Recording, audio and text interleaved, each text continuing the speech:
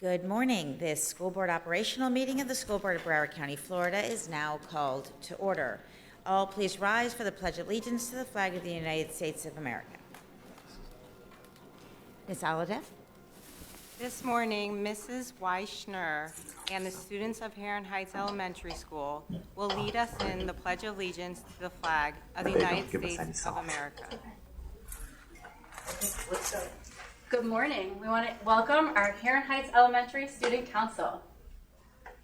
I pledge allegiance to the flag of the United States of America and to the republic for which it stands, one nation, under God, indivisible, with liberty and justice for all.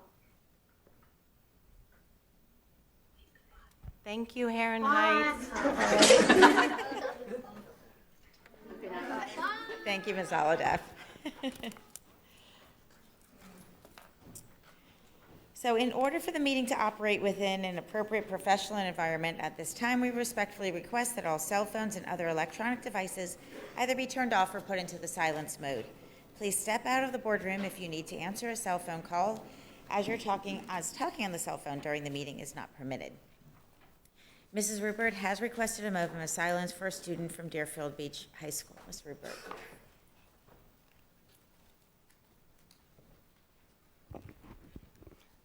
Thank you, Madam Chair.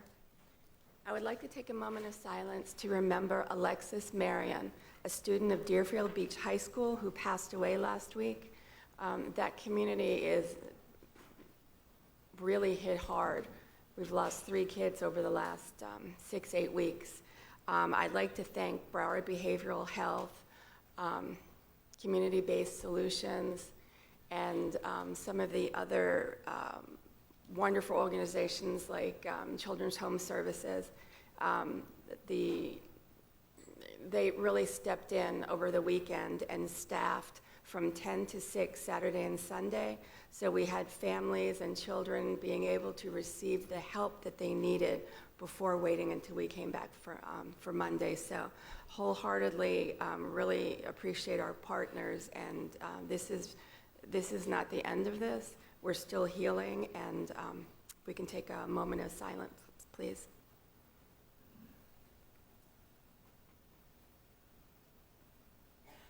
Thank you. And Mrs. Brinkworth has requested a moment of silence. Thank you, Madam Chair. This morning, I would ask that we take a moment of silence for Mayor Justin Flippin, who was a friend to many. He dedicated his life to the city of Wilton Manors and to the LGBTQ community, and his presence will be greatly missed by all who knew him and worked with him. So in honor of him, let's take a moment of silence, please.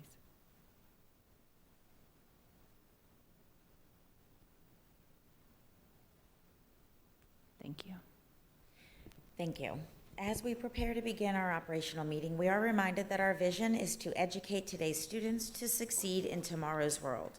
Our purpose today and every day is to achieve this goal.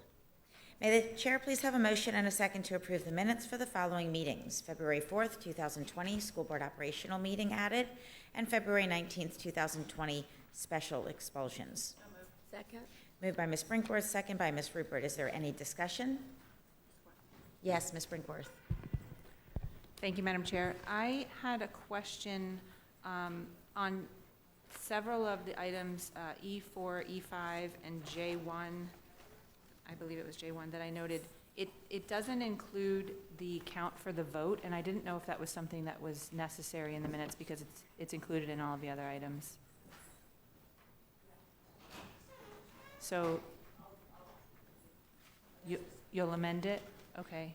Do we need to have a motion to amend it, or is that more considered a Scribner's error and just informational? Ms. Myrick? I think that's informational, but since we do it, I think it should be amended. I think she can just amend it and republish it. Thank you. And were the votes not E4 and E5? E4 and E5 and J1 that I noted. We'll just have staff review all of them to make sure that it appropriately reflects the vote. Okay, thank you. Thank you, Madam Chair. So we need a motion. I move it. Second. All right, it's moved by Ms. Brinkworth, second by Ms. Rupert. Any discussion on the amendment? Audience input? Seeing none, all those in favor of the amendment, please indicate by saying aye. Aye. Those opposed say no. The amendment passes. So back to the meeting minutes. All those in favor, please indicate by saying aye. Aye. Those opposed say no. The minutes of February 4th and February 19th are approved. Are there any changes to the agenda? Mr. Moquin. Yes, Madam Chair, I have the following proposed changes. For minutes, the minutes from the February 4th School Board operational meeting were added. Speakers, Carmen Jimenez and Allison Levine were added. On items G3, personnel recommendations for non-instructional appointments and leaves for the 2019-20 school year, that item was revised. E4, recommendation to approve First Amendment and First Renewal to Agreement 17-048N, senior portraits, that item was withdrawn. HH1, authorization for general counsel to request legal opinion from the Attorney General of the State of Florida, that item was added. And J4, the program manager RFQ and authorization to advertise to award one or more program managers, RFQ FY 20-192, that item was withdrawn. No further recommended changes, Madam Chair. Thank you. These specific items that have been revised were actually discussed specifically at the agenda planning session. They've been reviewed and accepted by the chair after being determined that the good cause has been established for said changes. May the chair please have a motion and a second to close the agenda? Second? Moved by Ms. Brinkworth, second by Ms. Rupert. All in favor, please indicate by saying aye. Aye. Those opposed say no. The school board will now consider agenda items in the following order. The school board will first identify any consent items, those are our single letter items that are on the agenda that will be pulled for separate discussion. All the remaining consent items that were not pulled for separate discussion will then be approved by consent. The school board will consider G3, followed by any other G items that were pulled from the agenda for discussion. After the G items are considered, the school board will proceed in accordance with the agenda's lettering system. The school board will consider any consent items, which are single letter items, that are pulled for discussion for a given letter, and then consider any open letter items, those are our double letter items, for the same letter. The meeting agenda has been modified to correspond to this order. So our next order of business is the consent agenda. This is the time the board members advise the chair of those items they wish to address. Subsequent to this, the chair will ask if any members of the public would like to have an item pulled which has not already been pulled by a board member. All those items not pulled for separate consideration will then be considered approved under the consent agenda. For the following consent items, are there any board members that would like to discuss G3, which is automatically pulled? Is there any discussion on G3? Yes, okay, thank you. Any other G items? Yes, Just to be clear, my comment is after the vote. your comment is after the vote, thank you.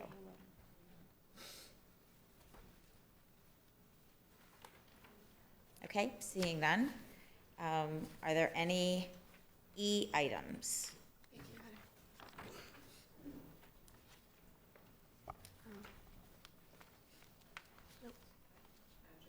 Yes, Ms. Brinkworth? E5. We're on D's? E. E. E5? I have E. E. Okay, which one? Yes. For me? Ms. Corn? Yes, Ms. Oh, I'm Bartleman? sorry. E6. E6?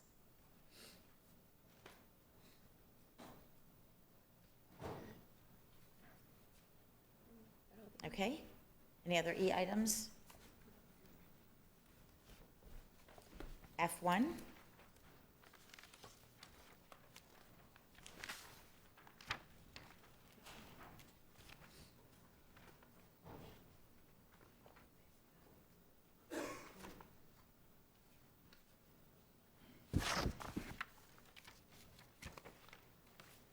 I items? Yes, Ms. Olive? I2.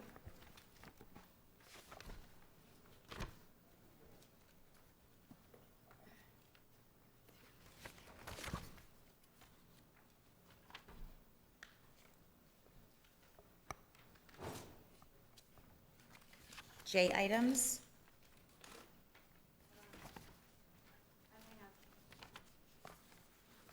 J4 has been withdrawn. I lumped all my J's together. Hold on. Yes. Can I see your Correct? hand? Yes, Sure. with J4 was withdrawn.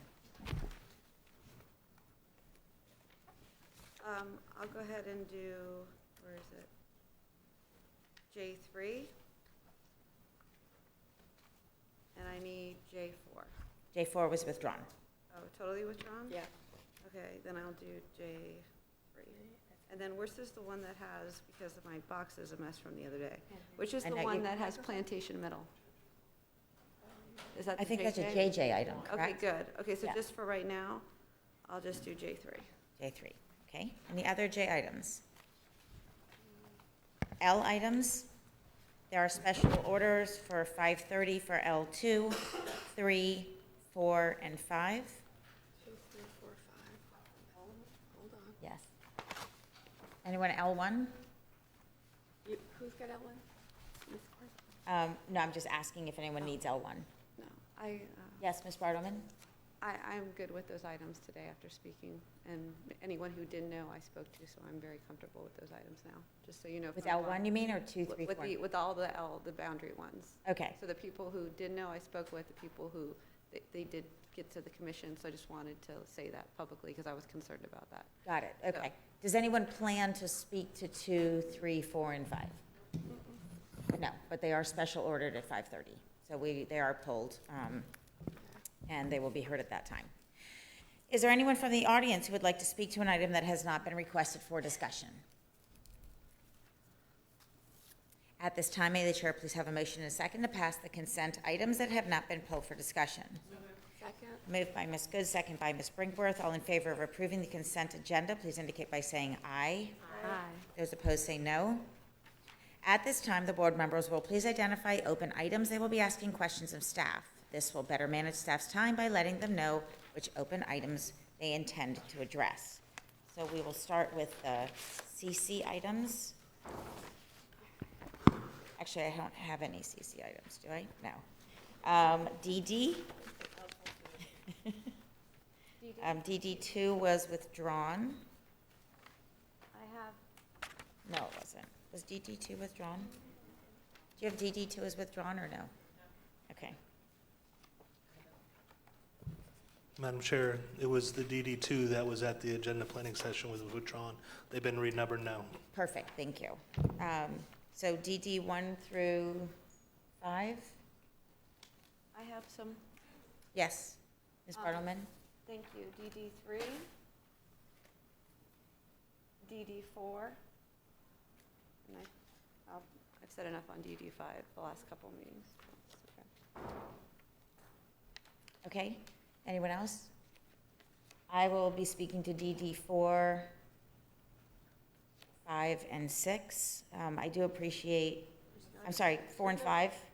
I do appreciate staff's response, unfortunately, which is why I delayed starting the meeting.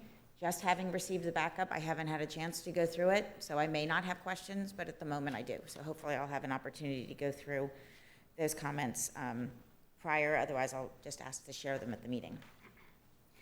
Any EE items? Yes, Ms. Holodeff. EE9 and EE10. Okay.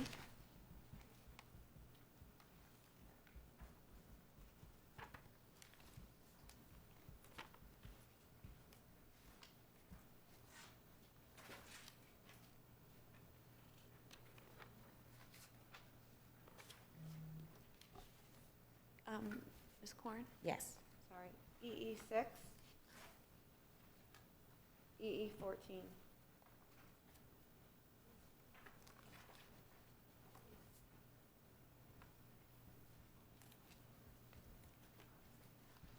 Okay, and I will be speaking to EE 15 and 16.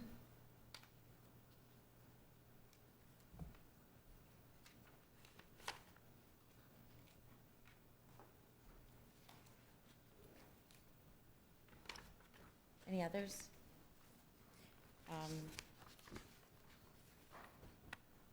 FF1.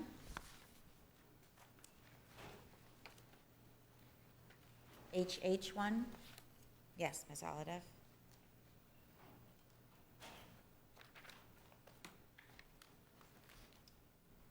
And JJ items? Yes, Ms. Bartleman. JJ1,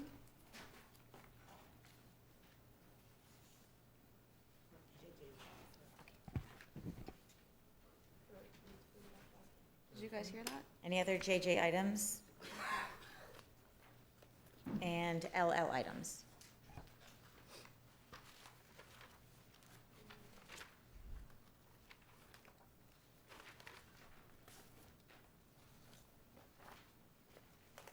As we begin taking items for the operational meeting, and the public will have the opportunity to speak to these items as well. I also remind the public that speakers are advised to refrain from obscene or vulgar conduct, slanderous remarks, and statements that may incite violence or breach of the peace. Speakers are reminded to demonstrate proper decorum and model the district's 8 character traits: cooperation, responsibility, citizenship, kindness, respect, honesty, self-control, and tolerance. May the chair please have a motion and a second to consider G3. Second. Moved by Ms. Good, second by Dr. Osgood. Is there audience input on G3? Seeing none, to my colleagues, any conversation on G3?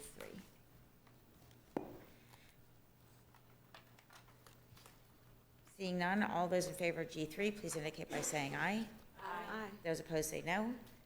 G3 passes unanimously. And with that, Ms. Bartleman? Oh, yes. I would like to congratulate Vivian Enriquez. She's a registered nurse for school health. Are you here? Vivian, you stand up. Yay. Congratulations and thank you. And I know, Ms. Brinkworth, you're going to say something at the end, so we'll make the announcements. And then our new Auditor 3, Reza Lugo.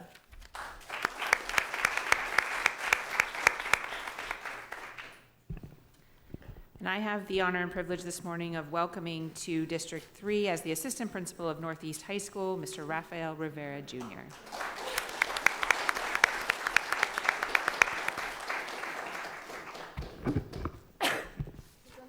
Thank you. And on behalf of Ms. Murray, our new Assistant Principal at Colbert Museum Magnet, Ivanda Cooper-Moy.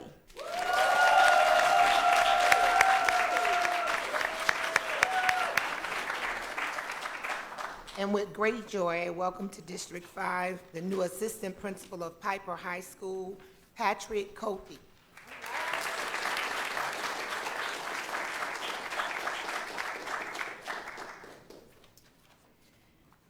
So, Ms. Brinkworth, sorry. That's okay. Thank you, Madam Chair. So I just wanted to take the opportunity this morning to congratulate Mr. Kothi. He was my daughter's ACE General Paper teacher at Fort Lauderdale High School. He is an amazing educator, and he is dedicated to our students, and I know he will do great things for Piper High School. And I also wanted to take the opportunity to personally congratulate Mr. Rivera. I've heard many wonderful things about your journey to this point, and so I look forward to all the opportunities you will bring to the students at Northeast High School. Thank you both for your dedication.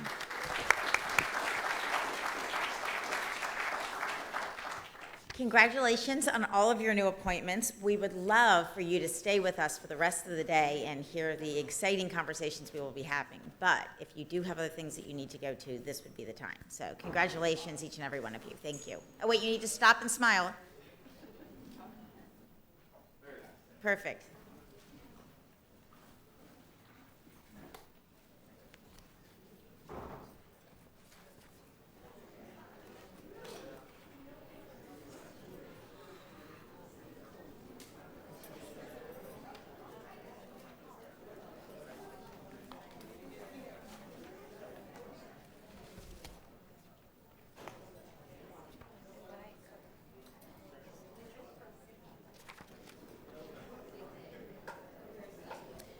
So we have committee reports in a moment, but I think I'd like to, all of the G items are now done. If I could please have a motion and a second on E1 through 3. So move. Second. Moved by Dr. Osgood, second by Ms. Good. Audience input on E1, E2, and E3. Oh, yeah, it's that pass on some. Sorry, E5. Can I have a motion on E5, please? Second? Moved by Ms. Good, second by Ms. Rupert. Any audience input on E5? Seeing none, Ms. Brinkworth? I believe so. Yeah, expired. Unfortunately, I think it's one of those mornings. So E5, and I'm working off of 2 pink agendas, so I apologize if it Right. seems like I don't know what I'm doing, but I'm really just trying to make sure I ask the questions that I had identified. For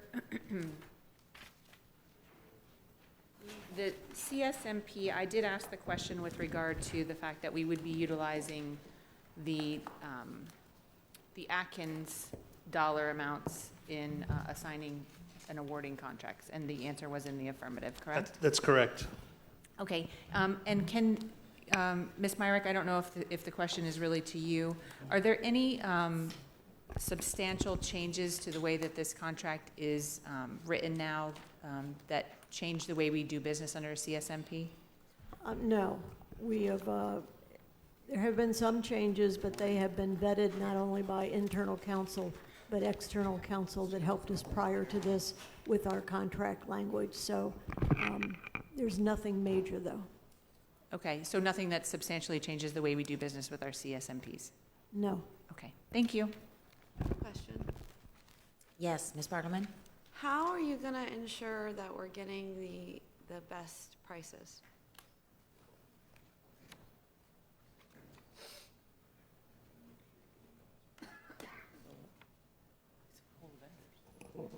Good morning, Mary Coker, Director, Procurement and Warehousing Services. Thank you for your question, Ms. Bartleman. I wasn't able to prepare since the item came up so fast. I have more information in my computer as to specifics that were changed from the previous. I can tell you that we made some enhancements to ensure further inclusion of small businesses, minority businesses. And the way that CSMPs work is a pool of vendors, and then there's a multiplier by which these vendors, at the time of the need from the business unit, we go out and we get quotes from them based on the pricing that they have given us, and we will use the lowest, we always use the lowest bidder in place. But if everyone is bidding high, are we really getting the lowest bids? Well, I'm not sure why Well, you're I saying was- everyone is bidding high. Everyone Might be bidding let me on just market give the board conditions. context, because I went to a meeting that they didn't go to this morning with the roofers. And it was said that because it is so difficult to get paid and do business, that they actually bid up 30% when they're bidding on a job, and they don't care if they get the job or not, because they can't keep their company afloat, putting out money and not getting paid. So two contractors said that this morning. Two. So- Yeah, Mr. Runcie was in the meeting. Well, No, but if you're going to they put were me in the a ones who meeting, would I'm going admit to it. give you what my view of what was said, and it's a whole different context than what this item is. That was related to the fact that folks weren't getting paid on a timely basis, some Right. people for months and months. That's very different than these smaller scale items that we have, which are not necessarily related to I the understand that, roofing. but here's the point. You heard the same thing I did, that people have not been paid since August. Specifically related to some roofing contract. That's because they were the only ones in the room talking. But if people think it's cost prohibitive to do business with us, which came out of that meeting this morning, both of us had the same interpretation, and that they are bidding, how do we not know that that doesn't generalize to everything we do? Well, number one is there are a number of factors that could impact that, but at the end of the day, you go out to the marketplace and you get competitive bids. If the bids are higher than they may be somewhere else, then there's probably something we need to look at in terms of how the things are actually spec'd, how we actually do business. But at the end of the day, notwithstanding whether we're paying more because our specs are different or our processes are different, it's a competitive, market-driven process. So that's how we do business. It's a separate issue in terms of, are the prices we're getting relative to some general market? Are they higher because we do something different? That's a different question. That's my question. Right, but And that's my question. How are you gonna make sure that we're not getting different prices because of something unique to us? Well, I guess part of the pricing that we do here, we actually do market regional analysis as part of the work that Atkins does for our construction-related projects. So that's why we have them here. They do our pricing. One of the reasons why we had the meeting this morning, and we're going off into some other topic now, the reason why we had the meeting was a follow-up to the workshop that we had, which we clearly identified that there were some challenges in the whole roofing area, right? So that's a whole topic in of itself. That's why we had the workshop. That's why we're following up. We're trying to make some changes to address concerns that are raised there, and I'll leave it at that for now. Okay.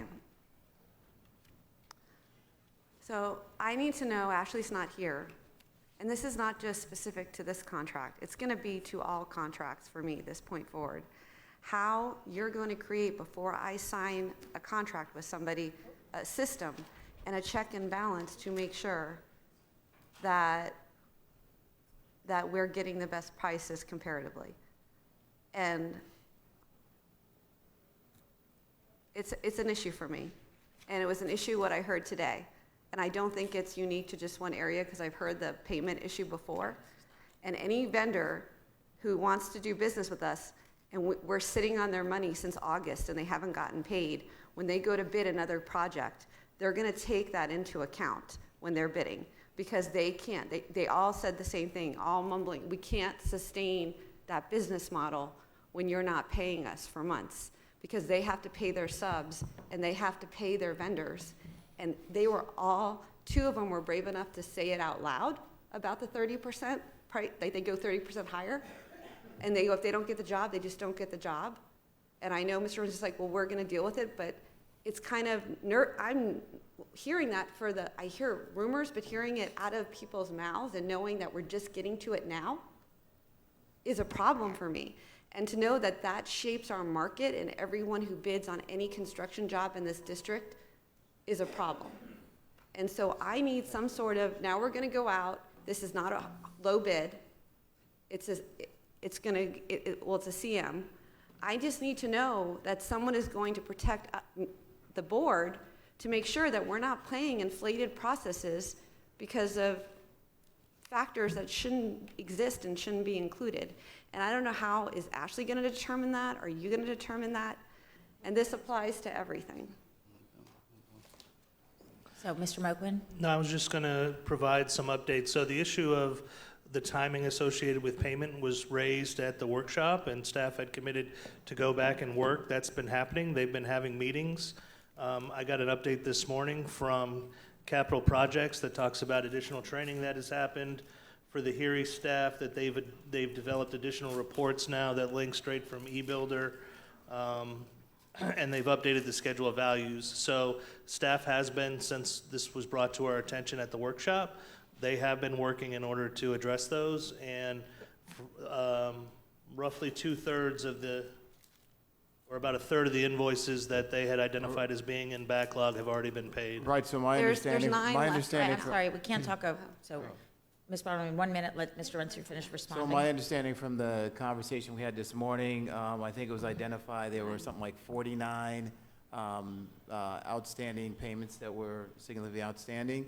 Ashley indicated that I think they were down to somewhere around 9 or 10 of them that they were trying to actually work through. So they have instituted changes, and they've brought many of those items up to date in terms of payment. And they're continuing to work and refine our process. That's what was communicated this morning, and I checked with the vendors there, and I seem to get some acknowledgement that they've started to receive payments. So when we left that workshop, we committed to working to improve our processes around payments, and I can tell you those things are happening, and we'll continue to work to improve them.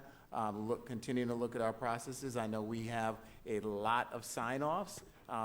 There could be as many as a dozen of them in order to get something paid, and I think that's just due to all the safeguards we put in place we're going to look to see if there are ways that we can even streamline some of that while maintaining the integrity of the oversight process around payments. But that's where we are relative to it. That's a discussion we had. That's a major issue for vendors, and we're working to address that with them. Thank you, Ms. Bartleman. There are 9 people left, but they got their August payments. They haven't gotten their October payments. They're talking, no, they fixed the August payments. There's now October payments. Right. So it's not, they're not, I want to just make it clear. Also, one of the vendors actually showed, did you take his color-coded chart of how to But Ms. get- Bartleman, on the item, I need Okay, us to try to all stay right. focused So here. I will just say to this board that what I heard today was very alarming to me.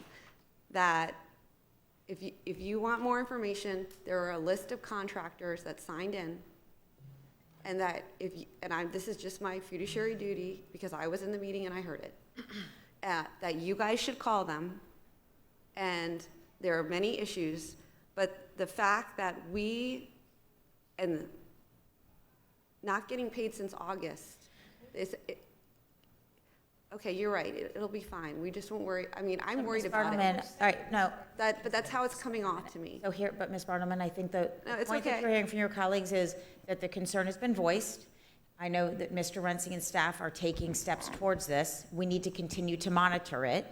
And your question was around the impact on pricing. So I think those things are what we need to identify and address. And I think the concern is going into the conversation about this morning's meeting, because that isn't the topic of the agenda item. Right. So we can come back and have a discussion about that. You can either with Mr. Runcie, or we can follow up with that at a workshop, or we can have further conversations about this. Did you have anything further there to add, Ms. Bartleman? Okay, Mr. Runcie? No, I'm just saying that the whole point of the meeting was to follow up on a commitment we Okay, made at Mr. the Runcie, as much workshop. as I Yeah. asked her to stop Yeah. the conversation, I'm going to ask that we do as well. So we've identified that the meeting occurred. We have follow-up from what happened at the meeting. And if you'd like additional follow-up, Ms. Bartleman, absolutely, we can ask for that, and we'll address it again, because I believe we're going to have another follow-up from staff regarding the construction process. So, yes, Ms. Gooden? So the issue I have is that conversation has been brought up regarding a said meeting that took place.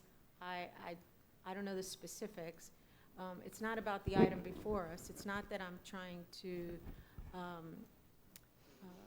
I'm not taking seriously what Ms. Bartleman is saying. She said it several times. But now those points have been made and made public.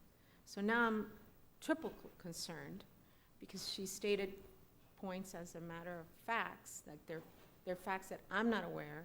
So I just need to understand, the meeting was set up, all I need to know is, was the meeting set up by the superintendent? That's just all I need to know. That's correct. That was a meeting that I set up with Mr. Girardi to go to meet with the roofing contractors as a follow-up to the workshop. As a superintendent, I committed to doing that. I wanted to get information. I went through a series of questions to focus on what issues, impediments they saw, also to deal with the issue of what do we need to do to help build capacity and how can we work in partnership with them. That was the purpose of And that was meeting. due to the follow-up of conversations that we had, because At the we've all had workshop, that is concerns about correct. payments. Right, we- and so I okay. didn't expect to see any board members there. It was a staff meeting to work with the vendors to actually address this, and as we indicated, we would report back to the school board. So it's Thank something that we're working through. Thank you. Ms. Bartleman, did you need to follow up from that? No? Dr. Osgood? And thank you, Ms. Good. That's my sentiments as well. And I'll just add, because a board member is not present at a meeting, it does not mean that they're not doing their job and they're not talking to vendors. We had a workshop, and people got up and made points, and I know, I personally followed up with several of them myself, but it puts me as a board member in a bad position when one of you go to a meeting or something and just assume that I'm not doing my job because I'm not at that meeting. So I'm going to ask, as we move forward, if we could just talk about ourselves and focus and say what we got to say, and not throw out comments like that are injurious to other board members who are working really hard to move this district forward and to take care of our responsibilities as it relates to every area of this board. Ms. Corn? Okay, thank you. Ms. Bartleman? My intention was not to do that, and I apologize, my problem is that I'm governed by sunshine. And so and I only caught wind of this meeting last second. And I didn't expect everyone to be there, nor if somebody didn't tell you, you wouldn't have known because the superintendent didn't tell us. But my point is, let me finish. My point is, I went and sat as an observer. I heard information that I found alarming to me as a board member. If we were not governed by the sunshine, I would call you all and say, you need to talk to somebody about this. You need to, because you may already know. I don't know what you know. I don't know what you don't know. I don't know what you're working on. I don't know what information is in your head because we have the sunshine law. I just know that I have all this information now, and all I want to do, and maybe it's coming off wrong, is just let you know that this is what I'm hearing so that when we have conversations, and you may be hearing the exact same things, and some of you may already be fixing them, and I have no idea. I'm just trying to operate within the constraints of the sunshine law. Through the And so- chair, if I may, I would like to just clarify publicly.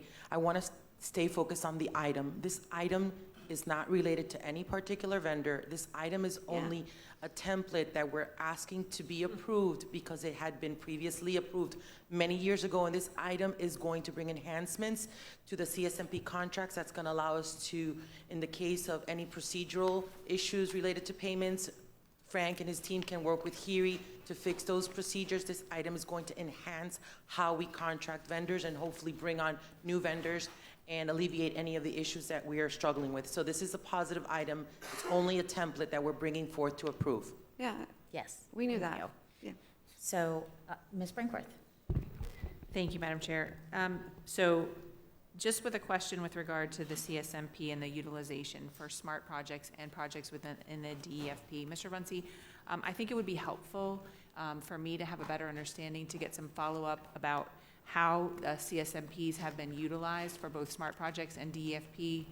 I don't know if you want to do it over the last 2 years. I don't know how you want to do it, but also looking at maybe to assuage some of the concerns that have been raised by my colleagues, the budgeted, not the budgeted amount, the amount that was cost estimated if it's a SMART project through Atkins, and then the price that was agreed upon through the CSMP process. I think having a better understanding of how it's being utilized, where it's being utilized, why it's being utilized, and the difference in the prices might help alleviate some of the concerns or identify some concerns that we need to address. But I think it's good for us to have that information. Thank you. Thank you.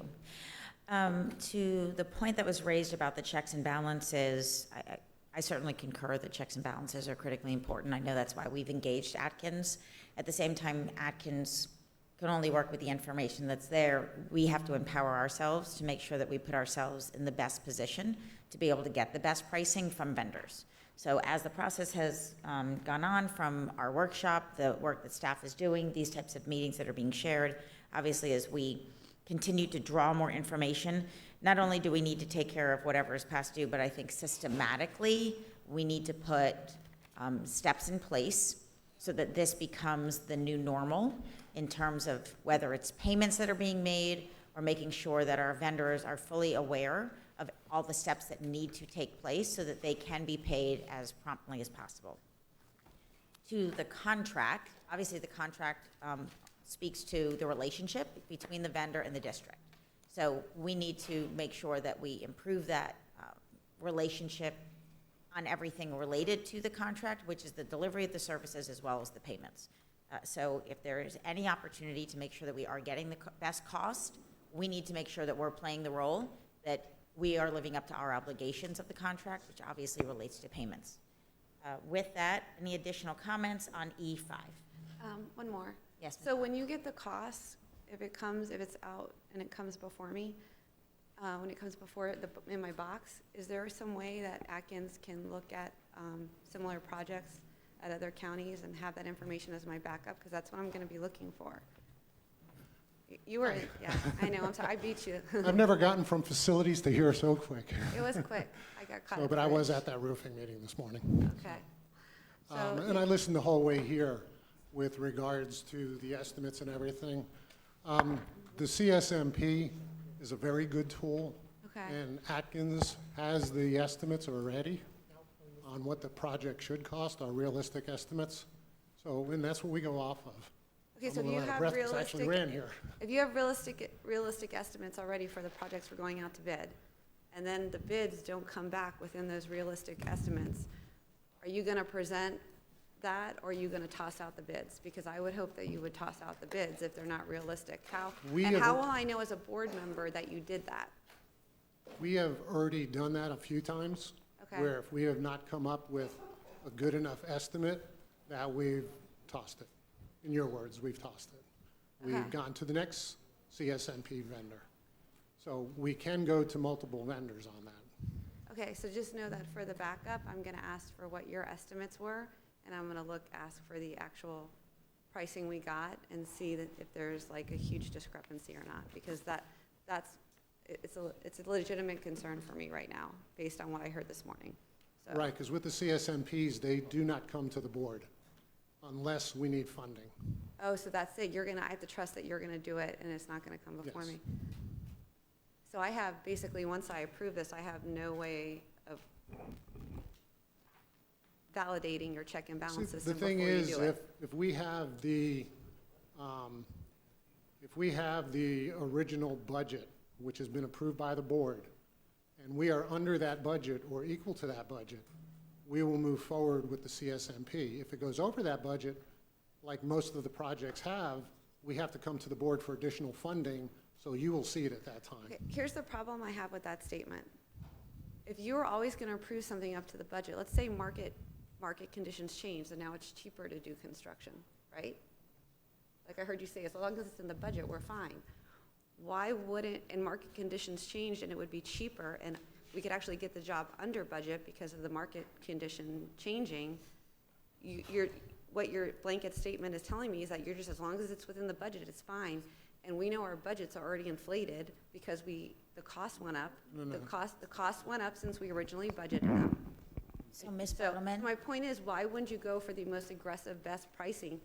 It's like, what I'm hearing from you is maybe someone could go under the budget. If you're always gonna say we're gonna approve whatever the budget says, if I'm a builder listening to this, I'm just always But gonna Ms. make Farman, sure that it's in the isn't, okay, budget. so I'm gonna stop you, because he didn't That's what I say, heard. no, what he said is that they have the opportunity to approve it if it's within the budget. The Atkins check and balance is still in place. Okay. We're always responsible staff is always responsible to get the best price available. Just because it's within the budget doesn't mean that we no longer do the Atkins. So that process still occurs, if you could, Mr. Girardi. So I just don't want to confuse the issue of, Okay. because it's within the budget, that means we accept Okay, anything. so I took it that way, and I'm Yes. glad you clarified that for me. Yeah, I was going to clarify that when you were done. Okay, well, I just didn't, that's how I took it. The other question I have is, what's the check and balance system for Atkins? To make sure Atkins is doing everything right? Let's just hear me out. We have Heron that you hear there are issues with sometimes. You hear there's issues with Atkins. Everyone's pointing fingers at each other. So my question is, what is our check and balance system at this point? The first check and balance is Heron gets the bid and puts it together, and then Atkins reviews it, which is check and balance number one. We could sit here and check and balance, hire 10 more people to check and balance. So what it's got to do is, at some point, there's got to be some trust in what we're doing. So when Heron puts the number together, Atkins reviews it, they'll say it's reasonable, it's not reasonable. Our staff also looks at it, the school board staff, our construction department. So we've got a lot of eyes looking on it, but looking at it, if it doesn't seem reasonable, we're not going to move forward with it. And we've done it before. We have stopped CSMPs before. Now, one thing I will say is this is a tool we have, but we have not much of a need for it now, but we still need that tool. We're really looking at the changes that were made in the 0 to 200,000 range. That's what this whole change was about. So we can get contractors that do small projects to do those 0 to 200. The problem with the ones that are 0 to 1 million or million to 2 million is we have a hard time getting a good price because they don't want to do small projects. So this whole change is not for the 200 to 1 million or the million to 2 million. The change is for that 0 to 200,000 to get small contractors that don't need to be bonded because it's below the $200,000 threshold, to get them involved in doing our work. And Ms. Bartleman, to your point of a further check and balance for Atkins, at the agenda planning session, when we had the conversation, because in the JJ items, it does refer to how far above or below is Atkins' estimate. And we discussed that we want Atkins, so the next check and balance was this board, was we told Atkins to pick a threshold, and if it is below or above that threshold, that they are to then do an additional research step to go over with staff. So we actually just implemented this at the last meeting Right. to make sure that Atkins is checking itself and going to staff with that. And to that point, I guess it's only my issue, because it is a personal issue, whether or not you feel that that's actually going to occur and how you check to make sure that's occurring. And that's, I guess, my issue, because there are things that we have asked for in the past that were not done. And because this isn't going to come back before us, we will never really know if it's done unless it somehow comes forward in an item. But that's an issue that I have with my perception of how things get done. So it may not be the board's, so thank you. Well, if we could just reiterate, and again, I haven't gone through all the follow-up from the agenda planning session, but one of the things we did ask is that Atkins establish what those percentage thresholds would be, and that they stipulate what they are. So if you could follow up, please, to the board. So it is in a memo stated from Atkins that these are the thresholds above or below, that they will then take the additional review and go over with staff. Will do. So, Ms. Bartleman, hopefully that provides you with something else in terms of. Yeah, and I'm going to approve it based on you following everything you said. Okay, all those in favor of E5, please indicate by, I'm sorry. Yes, I'm sorry, Ms. Rupert. Thank you. Excuse me, I am supporting this item. Thank you, staff. But I wanted to tell Ms. Bartleman thank you for attending a meeting that she knew about. Every one of us has gone to meetings before, and every single person up here wants to have the ability for accountability, and we're all here, but I just wanted to say thank you to Ms. Bartleman. So, thank you. Okay, with that, all those in favor of E5, please indicate by saying aye. Aye. Those opposed say no. E5 passes unanimously. At this time, we will now hear our committee reports. I apologize, I thought that was going to be a brief discussion. But with that, our committee reports may have up to 5 minutes each. Are there any reports today? If we could reset the clock, thank you. Hello. My name is Terry Lopez-Preuss, and I am a community member for 3 decades, and I'm the vice president of the Broward Teachers Union. And I have a message today in my report from the Broward Teachers Union. If this report was about school performance or teachers' test scores, the media would be 10 deep in this room today. If this report was about the superintendent personally not knowing where to find 1,704 receipts, there would be media in here 10 deep. But because over 1,000 errors were made in the office of Chief Strategy and Operations Officer, but no student test scores were impacted, no school grades were changed, it was cleared up with a memo. And how many in this office of OSPA? Errors in the Office of School and Performance Accountability is the definition of irony, by the way.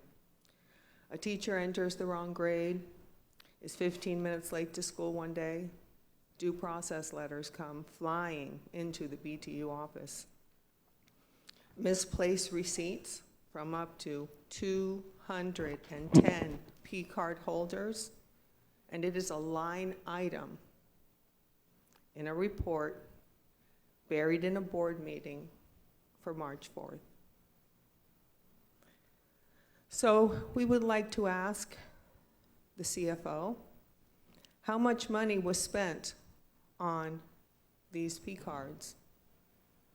And where did it go?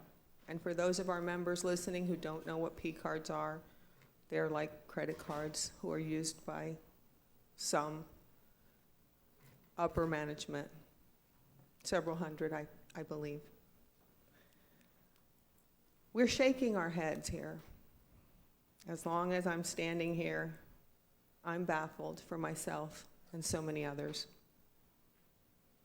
How could the district also accidentally pay $17,362.20 in sales tax errors? Who doesn't know that schools are tax exempt? Who buys things for schools and pays taxes? $17,362 in taxes. Do the math on the expenditures. I'm glad that I ran my classroom and that our teachers and our 18,000 members run their classrooms and their jobs with more accountability than we see here. The best thing that I see is on page 50, a PWS has a checklist that was implemented in September, and that it allows staff guidance previously given. Therefore, the magnitudes of these errors should not be seen, and certainly not seen next year. Now, in these audits gone wild, can we find just some money to pay our educators? Just some money? We have an impasse meeting, on another note. On March 10th at Plantation High School, we've invited many members of the community, teachers, students, and all others who care about these things. Our 18,000 bargaining unit members are expecting our board to do the right thing. So that is the message from BTU today. Please, just do the right thing. Thank you. Thank you. Are there any other committee reports?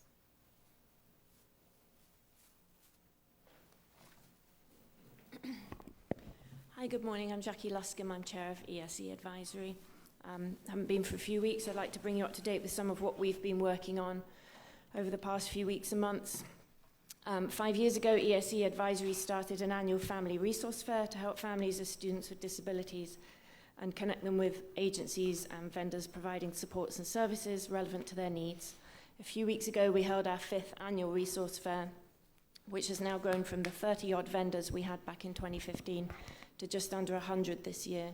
Providers represented there ranged from horse riding therapy to adaptive sports, arts and recreation programs, early learning services to post-secondary transition and work training programs, behavioural therapists, health and wellness support, specialist aftercare and summer camp, tutors and advocates. We've had really good feedback from both providers and families about the usefulness of the event. We also had with us a representative from Broward Sheriff's Office at that event to sign families up to their Persons with Disabilities Registry, which seeks to assist officers to better respond to and serve people with disabilities in their communities. On a separate note, and as a direct result of ESE Advisory's advocacy earlier this academic year, and Broward Sheriff's Office receptiveness to that advocacy, all school resource officers in Broward will be attending a one-day Disabilities Awareness Training Day seminar organised by BSO later this month. It's entitled Understanding All the Children We Protect and Serve, and it's also been extended out to guardians, and it encompasses all law enforcement agencies with whom the school board contracts. We assisted in guiding BSO towards speakers and presentations who we felt could be of benefit, and the result is a well-structured training featuring presentations by speakers from leading community agencies and the school district, who will share with SROs and SSOs important perspectives, data, case study scenarios, and guidance to help build understanding of students with disabilities and their unique needs and behaviours, with the goal of ensuring safe and positive interactions on school campuses. I'd like to thank those of you who reached out and put us in touch with BSO and them in touch with us and supported this. This is going to be an awesome day. While we celebrate all that folks do in this district to serve and support students with disabilities and all students, a common theme of the communications and dialogue we have with parents through discussion at our 4 committees so often links back to the under-resourcing and overstretching of exceptional student education, issues pertaining to communication, accountability, and shortfalls in recruitment and training of personnel.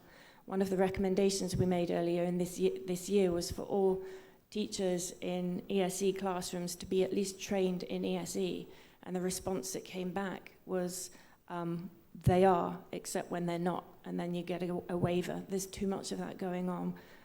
Teachers need that support of knowledge and training, and our students need the support of teachers who are trained and have the knowledge to be with them. And on all sides, there needs to be better attention focused on the numbers now teaching on waivers. We have 4 committees, and they work hard to feedback and advocate through their district liaisons to address various issues and concerns that come before us. Of particular concern at our last general meeting, which featured a presentation on discussion on behavioural supports, we were concerned to hear that the district has 1 behavioural specialist for every 10 to 14 schools. No matter how hard anyone works at that job, that is not enough. Also concerned to hear about the trial now getting underway in which students at certain schools will be receiving their speech and language therapy via video conference. That is not, well, we can appreciate that's a measure put in place to ensure that they get their speech sessions at all. It can't become the new normal. We envisage having some recommendations to bring before you at next time I come here. We're between meetings at the moment. We're also working through the school safety task force on which I sit, the ESLS roundtable, regular dialogue with the ESLS, and various committees that we sit on with the district. We're hoping that there can be some realignment of resources and attention to issues that can better serve our students with disabilities. Thank you. Thank you. Ms. Bartleman? This is a comment for Mr. Moquin and Mr. Runcie and Mr. Gall to follow up.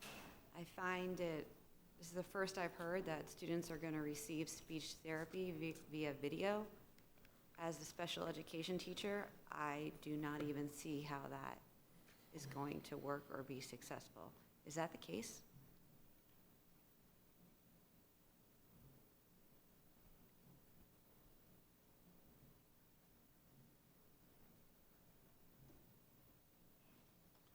Dan Gold, Chief Academic Officer. Due to the severe under-shortage of teachers who are certified for speech, we have deployed this as one of several approaches. It is not our intent for this to become a permanent feature, but it is a way for periodic to layer both in person and when necessary because of substitutes and the severe shortage of certified speech language pathologists, that this allows us to provide some degree of service for students. So who is going to supervise the student? Because usually a speech language therapist pulls the student out of class into an isolated area to give them their therapy, and sometimes it's group therapy.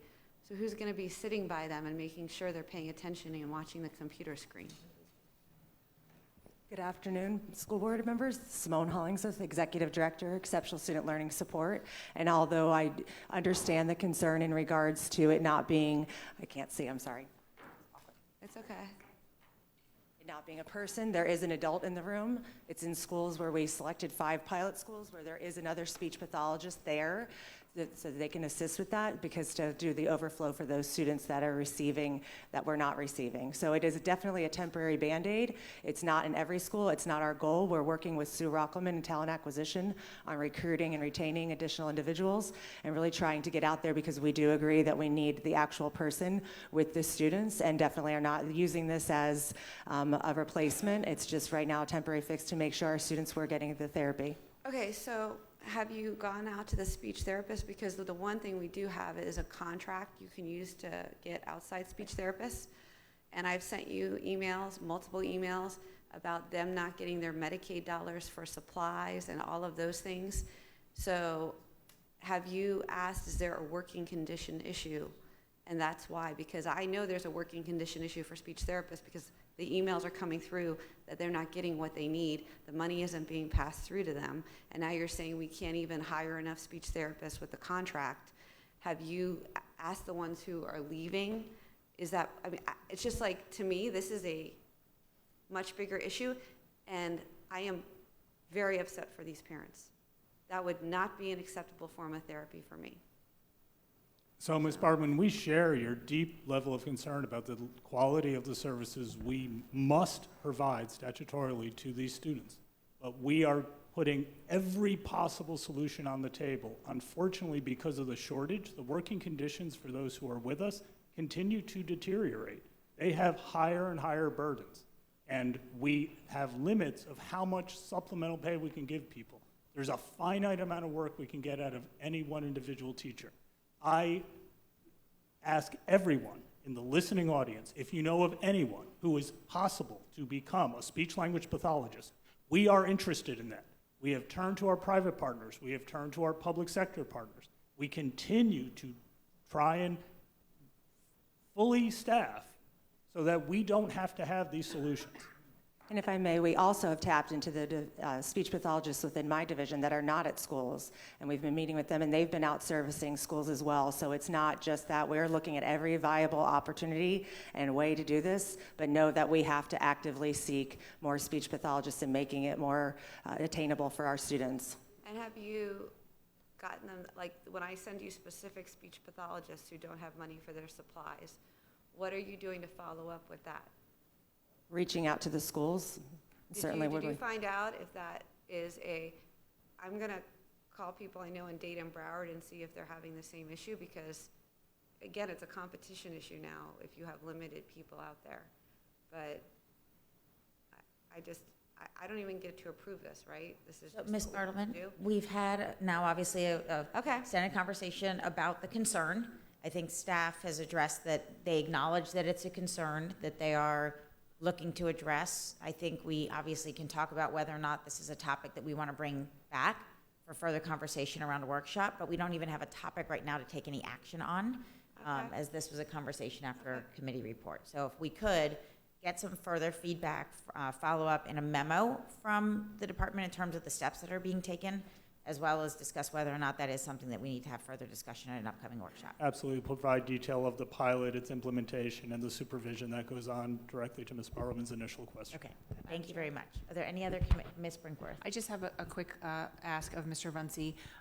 The opportunity for BSO to get training that was mentioned by Chair Liscum, and the extension of an invitation to the municipalities that serve as our SROs in addition to our guardians.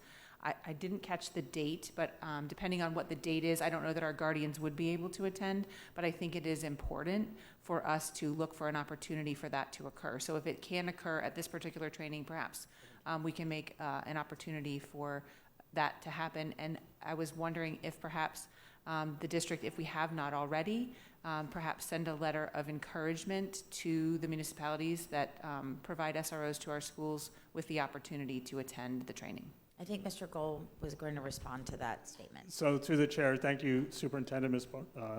Brinkworth, for the question. So the date is March 17th. It was scheduled for what is a primary day here in Florida, so students are not on campus, therefore guardians can attend. I want to give a great expression of gratitude to Chief Katz as well as BSO. We are aggressively recruiting the other municipalities to come. We'll follow up with more urgency from your piece, but we're trying to get everyone we can there because this is a tremendously important conversation, not just for in-school, but within the community as a whole. Yes, and so my idea was if it's an opportunity for the chair and or Mr. Runcie to issue a letter of encouragement to those municipalities to attend, if that would assist, I think that's something we should do. Thank you. Are there any other committee reports? What I would ask is, Dr. Neesmith, I think you're responsible for the chart that we're running on from all of our committees with the motions. I don't think we've seen that recently. Is the intention that we get that monthly or get it quarterly?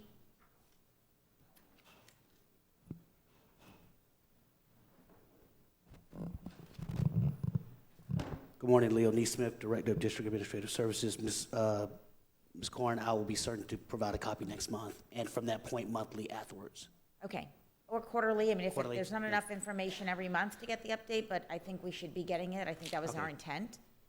So if, at a minimum quarterly, because I know everyone doesn't even meet every month, that would be Definitely. great. Thank you very much.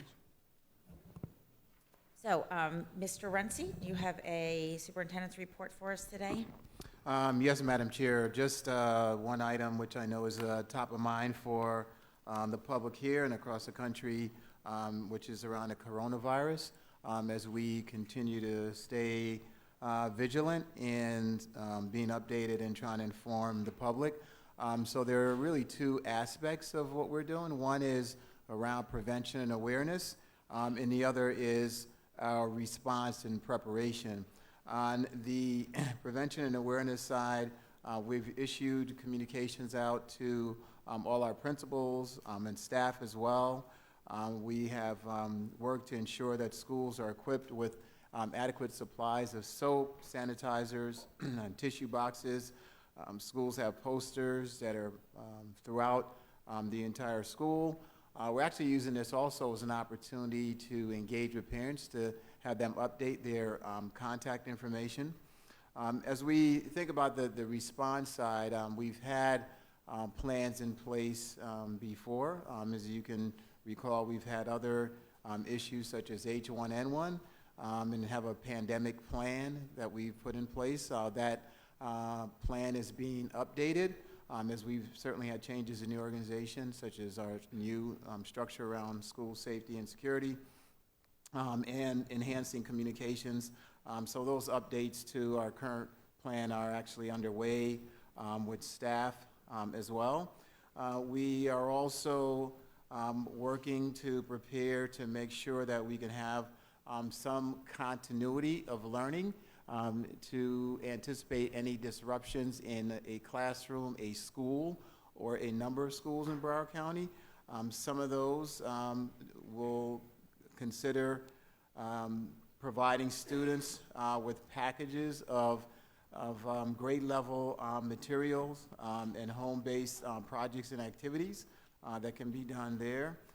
The second area of opportunities around digital resources, which we currently have and are already provisioned for student access. That includes everything from resources that are on our learning management system of Canvas to digital textbooks to other resources that we have with companies. It could be from vocabulary.com, Khan Academy, and others as well.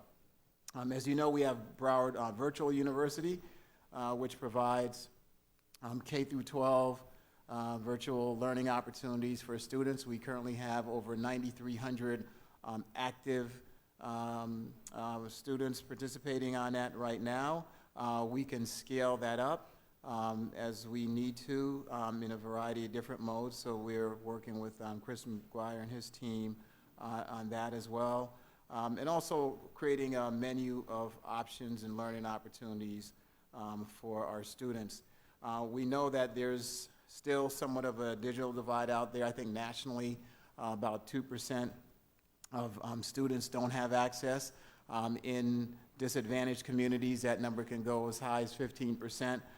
So I've been working with Mr. Dunn to come up with some protocols and some mean-tested criteria by which we may actually provide students with access to computing devices should that need arise. So I just wanted to give the board and the public an update that we are looking at this and working through this and communicating regularly with the Florida Department of Health, as well as getting information from the Centers of Disease Control to ensure that we're following best practices, again, on both the prevention and awareness side, as well as beefing up our infrastructure and resources so that we can have adequate response, so that we continue our mission as an education institution in providing continuity in learning for our students.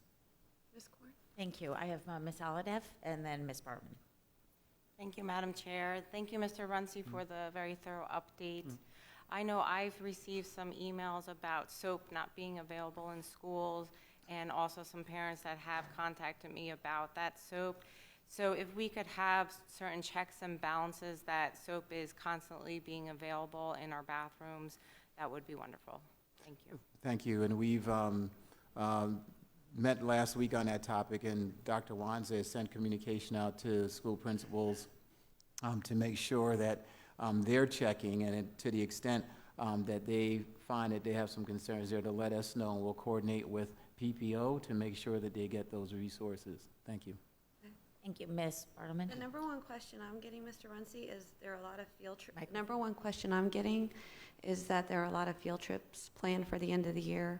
Disney, some people are going as far as New York, and people are concerned, and then can they, since they already paid all their deposits, can they cancel the trip? Are we canceling any trips? Yeah, And so. that's the number one question for me. Yeah, I'm so glad you, thank you for asking that. So as far from this moment forward, all future trips out of the country, international trips, have been canceled, and we've relayed that communication to staff. There are, I think there's 1 or 2 trips we're aware of, 1 trip that's actually in process right now. That one is going to move forward. But again, all future trips will have a moratorium on travel outside of the country at this time. Their question is for the inside the country. That's like one parent was like, can I get my money back? I don't want her going to Disney World with all the germs. And like, these are the questions I'm getting, and I don't know how to answer those. And it's well, until there's trips to New York, there's a yearbook conference, there's debate tournaments. That's what they want to hear about. Like, if there's will there be a point where there's a threshold of cases in the state that we're not going to let them travel? There may come a point. We are not at that point at this time. Okay. The only trips that we have put a prohibition on has been international trips. Okay. Again, we're monitoring the situation daily, and should we get information from the federal government, the Center of Disease Control, or the state of Florida that suggests that we cancel trips within the state or intrastate, we will abide by that and communicate that out to all the appropriate stakeholders. I appreciate that. Thank you. I just needed to get a formal answer. Thank you. Okay, so at this time, we will continue with the remainder of our agenda. If members from the audience who would like to speak to any of the items that have been pulled will be given 3 minutes to address the board. This will allow for each person to be heard and for the business before the board to be handled in the most expedient manner. May the chair please have a motion and a second on E6? So moved. Second. Moved by Ms. Brinkworth, second by Dr. Osgood. Audience input on E6. Seeing none, I have Ms. Bartleman. Okay, and I had a staff response to that. Where is it? The staff response was, you guys are going to, like, you gave me a general statement that you're gonna have a check and balance, but without a software program, without people able to buy things on their P cards. How are you gonna make sure? And you said you already took out the high ticket items. And then I asked about the very expensive items.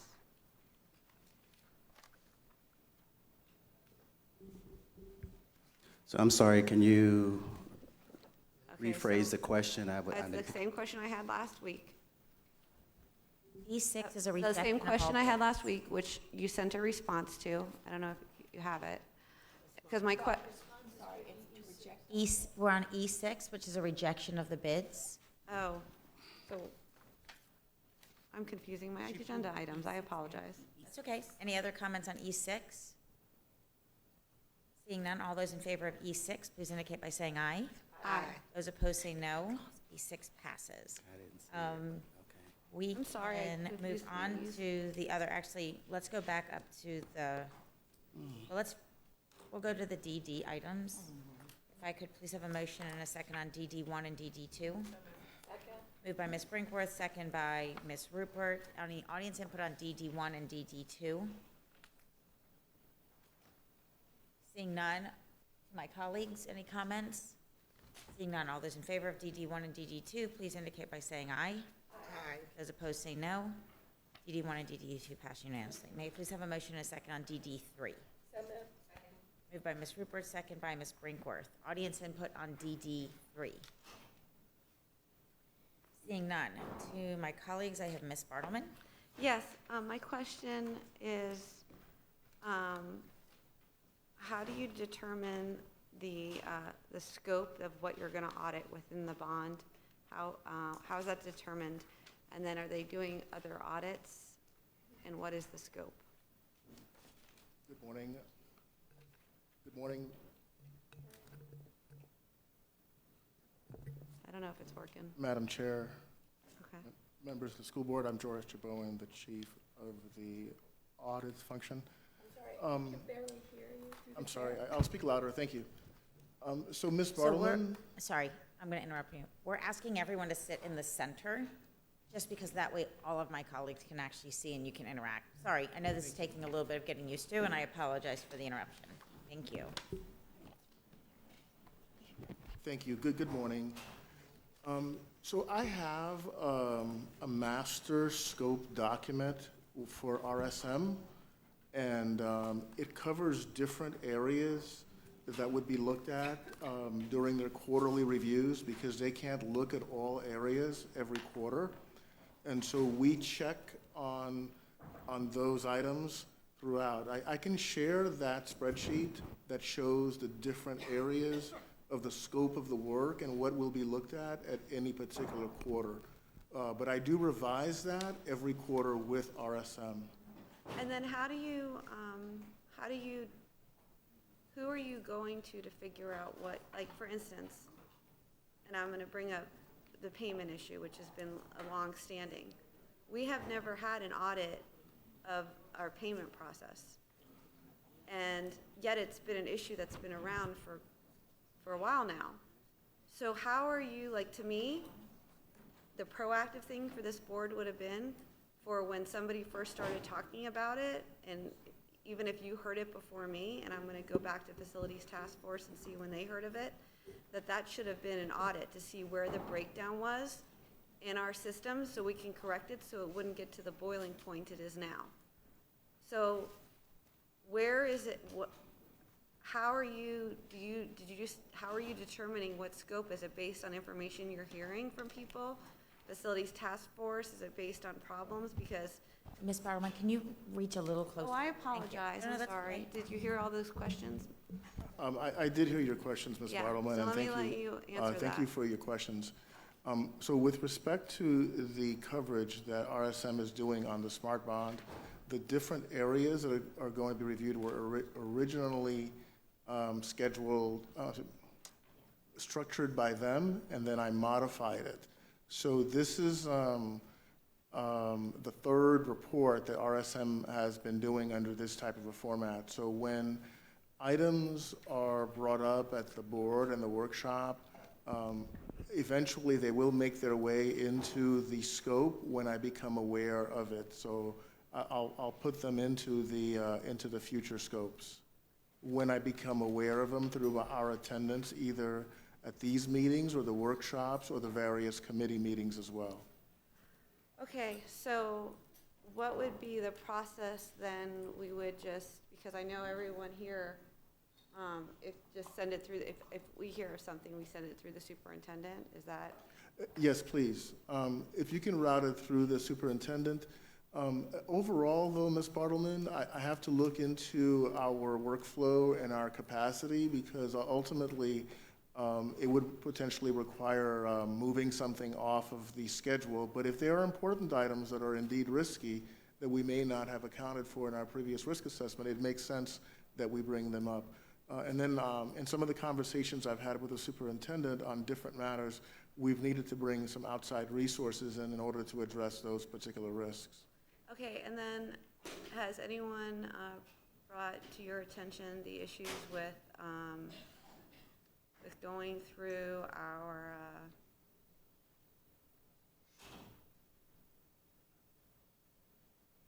building department and going through inspections, and maybe that process is a problem, and then is that something that you can look at?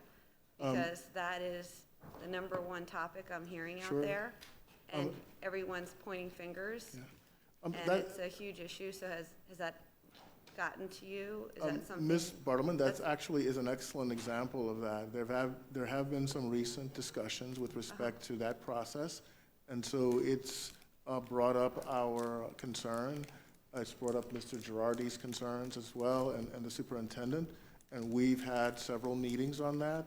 And so with respect to that matter, yesterday I had a very lengthy phone conversation with RSM to begin scoping what would be would be done on a review of the different processes, different components as to how we would compare them to different counties that are peers of us. So the process begins when we become aware of it and it becomes a risk matter, and then it's whether or not we reshuffle things that are in our plan, whether or not we bring resources to take a look at that. Okay, and Frank, did you have anything? You pulled up your chair.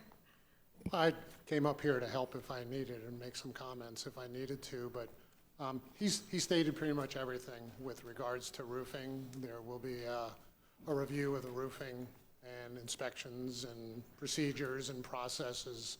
Since roofing is such a big part of this program, we are having that done. And can I ask another question? When you go through that process, the one thing I noticed today was that people were afraid to speak up when it came to this. Ms. Bartleman, The one thing I we're noticed. very off topic. Well, I just want to. ED3 I understand. I need us to You come back understand to this, please. Okay, so the point is, when you're doing audits, if you can speak to individual companies and things and not have it, because people are afraid sometimes to speak up.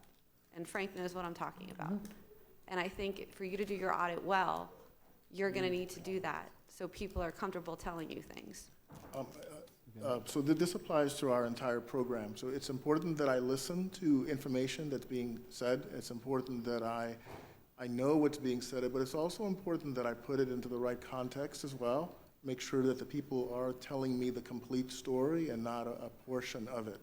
So in summary, yes, those matters that are being discussed, it's important to do a thorough audit, that I look into them and put them in the right context as well. Okay, then I just want to know that you're going to do that. Thank you, and I'm glad to know how this works. Thank you for this audit. Thank you. Any other comments on DD3? Seeing none, all those in favor of DD3, please indicate by saying aye. Aye. Those opposed say no. DD3 passes unanimously. Being on the prevailing side, I need to open DD2 again, please. So moved. Which one? Those in favor of reopening DD2, please indicate by saying aye. Aye. Those opposed say no. So DD2 is on the floor. I just wanted to clarify a comment that was shared. DD2 is on our internal audits, and the fact that we have principals who have now repetitively been found as having repeat internal audits issues of the same type they had either on the same campus or on a prior campus. And when I had asked, Mr. Runcie had shared that that would be addressed in the evaluation process. I expressed that I was not comfortable with that being the steps that we were to take. If Dr. Wanza, she was just here a second ago when I went to open this, she actually provided a little more clarification, and I just wanted that to be stated for the record because it was something that was not shared at the workshop, and it was an important response for me. So, Dr. Wanza, this is to the point, the internal audits, and that we've had repeat exceptions by principals and multiple times at different campuses. Could you just speak to the fact that this is not just being addressed at the evaluation stage? Good morning, Valerie Wanza, Chief School Performance and Accountability Officer. Yes, ma'am. There is a four-step process, if you will, when we start to review audit findings of schools.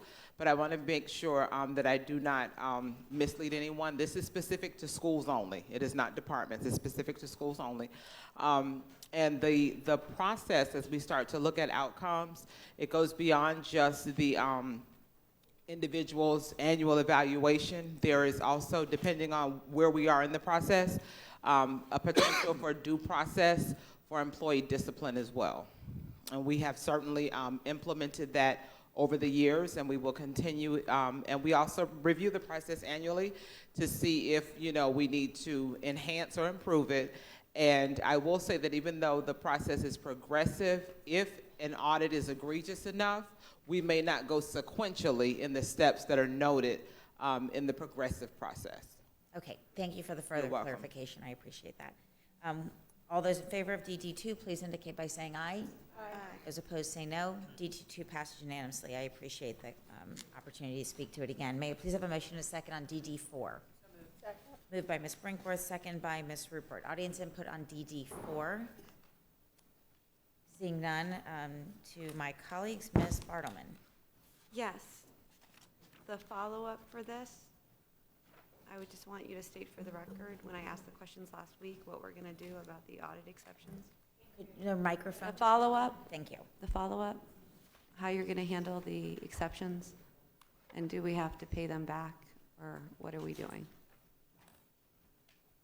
And then I also asked, if you're getting ready, Jeff, I also wanted did you get clarification that we definitely don't have to pay the charter schools back? Yes, and I made that response to the board. Right, you did, I just want to make sure, okay, good. There's nothing in statute that requires us to pay audit schools, the money that charter schools owes to the department, the FTE. There's nothing that in statute. Thank you. And the reason I did that is because I asked that question publicly, and there was a question, and the public doesn't have your email, so I just want to let you know that. Okay, so go ahead. Ms. Bartleman, are you referring to the findings on the charter schools? No, I'm referring to our findings. The number of findings in this report, if you were to add them up, there are 134 findings if you went page by page, and there's also 9 transportation findings. This volume is more than I had anticipated in my follow-up process, so what I've discussed with the superintendent is that I would bring in a consultant to assist me in the follow-up process. I wanted to mention that the district's response that's attached to the report did go through a diligence process from me before we published it. We've gotten responses from the different divisions that had findings, and I reviewed them to make sure that the action plan that is in the response is reasonable, and if there are due dates, those milestones are recorded, and that'll be part of my process to make sure that these issues are resolved before the state comes back in a couple of years. Okay, and then are these, because this is the first, we've had audits like this before, and so you're asking for a consultant to help you. Is this because this audit has more than we've had in the past, or is it just because you have so much other work? I'm just curious because I've never heard of a consultant coming in for the FTE audit. So it's a combination of all that. Right now, the emphasis that we have on responses and follow-up, I understand is higher than we've had in the past, and it requires a good amount of work. I have identified a person who has worked on these type of reports and these type of FTE findings that would be a good person to assist me with that, because we're enhancing our follow-up process, so it requires a good amount of legwork, and that would put us in a better position to succeed next time. Now, financially, though, most of the issues are with 2 charter schools, and we are in touch with them, and we're monitoring the appeal process with this, at least from a financial side it is.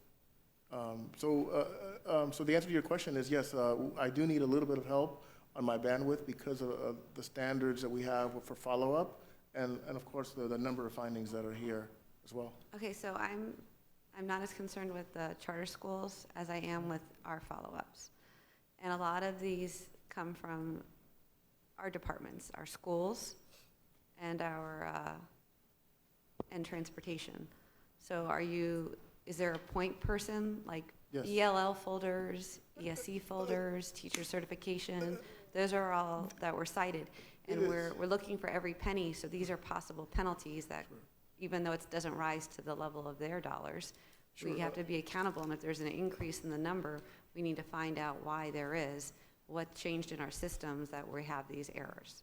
Of course, when we first received the report, it was important that we review it page by page, and we've been able to categorize where the findings are falling into, so we can focus the follow-up on there. Because we've received responses from each of the areas that are responsible, and now we want to make sure that, in addition to deeming that the plan is reasonable, that they're actually doing it. Will be part of the follow-up. That would be part of it. But the response was due on December 20th, and we do want to make sure that that we do have somebody in place that can follow up on that at a reasonable notice. Okay. Okay, thank you. Thank you. I don't see any additional comments from my colleagues. I'm sorry, Ms. Rupert? Sorry. Hi, Mr. Jaboan? Good, Did I say good that morning, right? Ms. Rupert. Pardon? Yes. Okay. I don't know if I heard you correctly, but you said the responses are due by? Oh, I'm sorry. The district received the preliminary report on November 20th, and we had to provide the responses to the state by December 20th. Yes.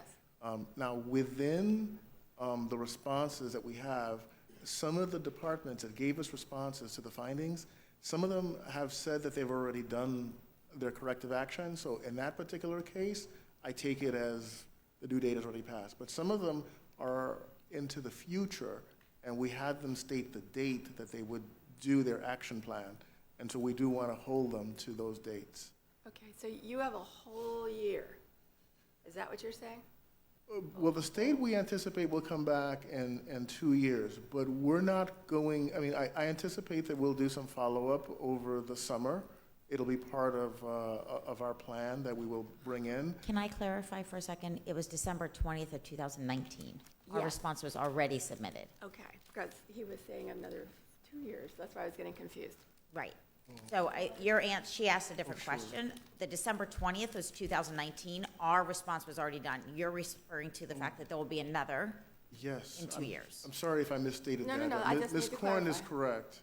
I apologize for misunderstanding. No, that. no, that's why I asked. Okay, thank you so much. Thanks, Ms. Korn. Okay. Any other questions from my colleagues? I appreciate the follow-up. I did have a chance to quickly go through it. Some of these from the technology responses, I'm talking specifically to the follow-up on my questions. And there was an outline provided. Some were procedural and some were from technology. I just wanted to make sure the technology aspect of it has been identified and already remedied, because one of them, I think, was in finding 4, was to occur in July. So I didn't know if that was because doing something now doesn't have any impact. So if you could maybe just expand on that further in again, either another follow-up, or if you have that response now. But I believe that referred to, that was the only one I had identified, it said we'll implement new controls effective July 1 of 2020. And if that was technology, I guess I was wondering what was the control that needed to wait until July for us to implement it? If I may work with Mr. Dunn on Perfect. providing a follow-up to Please. your question on finding number 4. Yes. Thank you. And then to the point in which you stated, one of the things I had spoken with you about, I know, and Mr. Runcie about before this, was the follow-up. One of the things that we have noted year after year, audit after audit, is that things do sometimes sit on the shelf, and then we don't know as a board where they go. And to be honest, many times I think even senior staff isn't sure whether or not everything has occurred until there's a follow-up audit. So as much as I appreciate that we do a follow-up audit, and that is something that you have undertaken and have committed to, for me, I need us to have an individual accountable for the delivery of whatever is the item that's being addressed, the finding and the resolution, as well as a date in which that's going to occur. And for me, that should be in the response. Yeah. So X individual is responsible for it, and that will occur by this date. So that person has to either flag their calendar or however they want to monitor the fact that if this is whatever that finding is and the resolution is, that resolution is responsible to some senior staff member by a certain date. So that senior staff member can say, yes, I confirm this occurred, or no, this did not occur. They can then follow up. And then ultimately, that would be the additional check and balance, is there to be a follow-up audit. But that way, we don't just say, yes, so-and-so is accountable for it. If it's never calendared, it's never assigned to someone very specific, then it has a tendency to, or the ability for it to get lost over time. So I think that the more accountable we are with an individual and a date associated with a resolution will allow us to make sure then when the audits do come back, that they're clean and we've addressed whatever that concern is in an expeditious way. And Mr. Runcie, if you could just speak to that, because I know we spoke to it previously. Yes, thank you. And so to support that, in addition to what our Chief Internal Auditor is doing, We'll have our chief of staff get that information on the items, and we'll create a timeline and tracking similar to what we do for board requests, and we'll review those regularly at cabinet meetings to make sure that those are moving along and that there's a status and reporting on that. Perfect. Thank you. Thank you very much. I appreciate that. Any other comments on DD4? Seeing none, all those in favor of DD4, please indicate by saying aye. Aye. Those opposed, say no. DD4 passes unanimously. May I please have a motion and a second on DD5? Second. Moved by Ms. Brinkworth, second by Dr. Osgood. Audience input on DD5. Seeing none, to my colleagues, I didn't have anyone signed up except for me, and the comment that I wanted to make was actually just that, on the accountability. I was just going to speak to it on DD5, but I had a chance to do it on DD4. So with that, all those in favor of DD5, please indicate by saying aye. Aye. Those opposed, say no. DD5 passes unanimously. At this time, we have, is it 12:45? Oh, it's only 11:45. We have lots of time left. Okay, so may I please have a motion and a second on EE 1, 2, 3, 4, and 5. Second. Moved by Ms. Brinkworth, second by Dr. Osgood. Is there any audience input on E1 through 5? Seeing none. To my colleagues, any discussion on EE5? Seeing none, all those in favor of EE 1, 2, 3, 4, and 5, please indicate by saying aye. Aye. Those opposed, say no. EE 1 through 5 passes unanimously. May I please have a motion and a second on EE 6? So move. Moved by Dr. Osgood, second by Ms. Brinkworth. Audience input on EE 6? Seeing none, to Ms. Bartleman.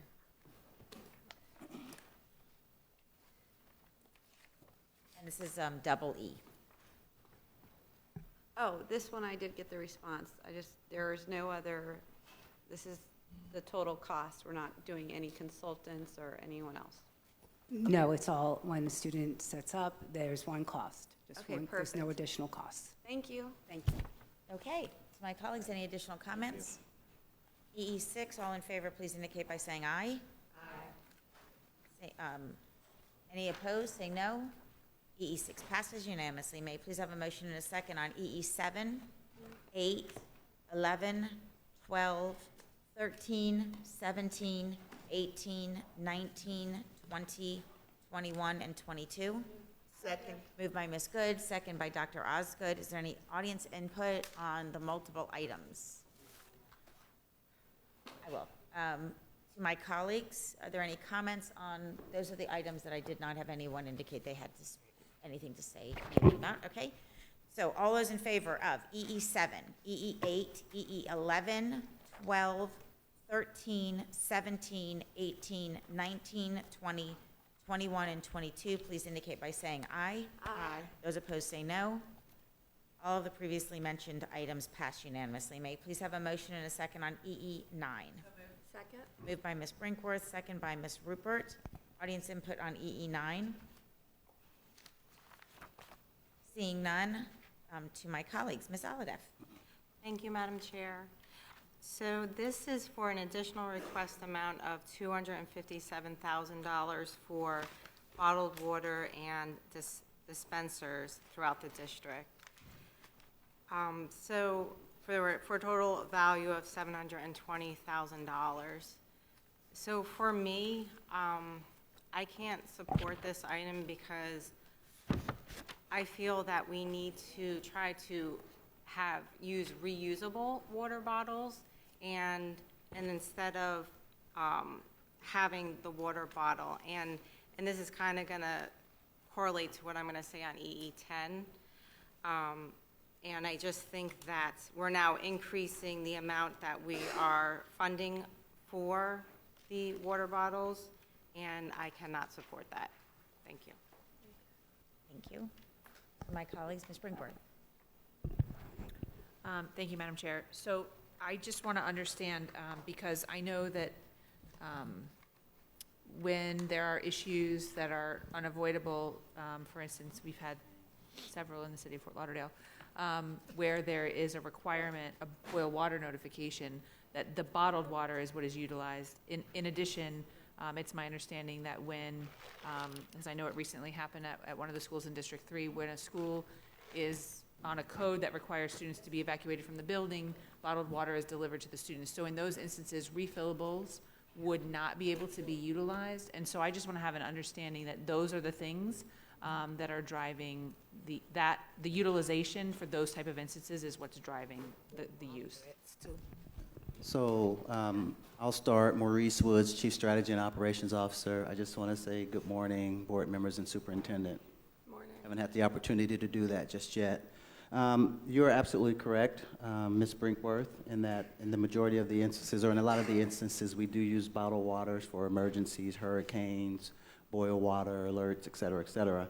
But I also believe that Aladef's point about reusable bottled water or reusable water bottles is something that we should take away from this conversation, and I believe from a procurement perspective, we'll go out and research that. I think it's a good idea.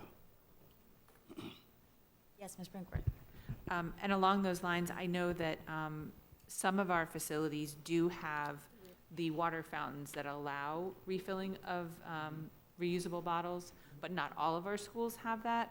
And I know there is a cost associated with that, but I think one of the things we probably need to look at, Mr. Runcie, is what does it look like as we were replacing those items to replace with a refillable station, what the cost is, and whether or not that could be something that could help with both of the issues that I think my colleague is trying to address through her comments.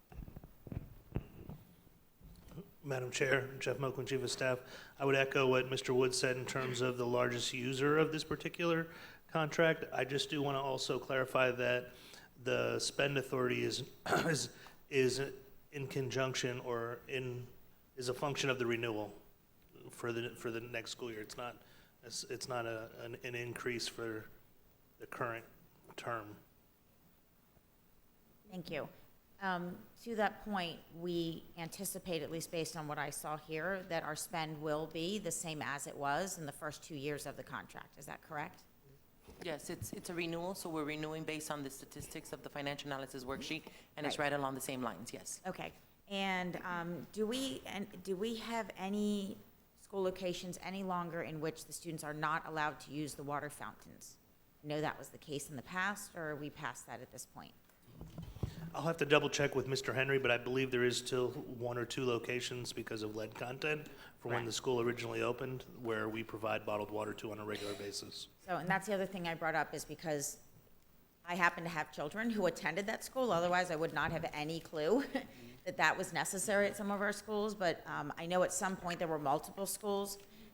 We have to have bottled water for those schools in which we are not able to provide any water fountains. Yeah, and I do want to point out that we have had interventions at those locations in terms of changing out of water fountains, and then sometimes that has worked. So we've been able to bring some of them online, as well as doing recurring testing. So it's not just that, you know, we've decided to provide that solution in a perpetuity. We're constantly trying to, or on a regular basis, not constantly, but on a regular basis, retesting and looking for other interventions that will address the issue.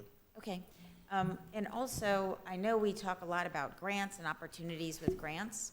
I think it would be great, to the point Ms. Aladef brought up about the reusables, anything that we might be able to go out to the market and look for, any grants that might be available to assist us in helping to promote the use of reusables and the benefit. I know there's a lot of those types of grants that are out there. I think that would be a great thing for us to approach and research. To Ms. Aladef's point, allowing us through a transition to try to approach more of that in the future. So, thank you. Yes, Ms. Aladef, and then Ms. Rupert. Thank you, Madam Chair, and thank you, Ms. Brinkworth. Those are really great points.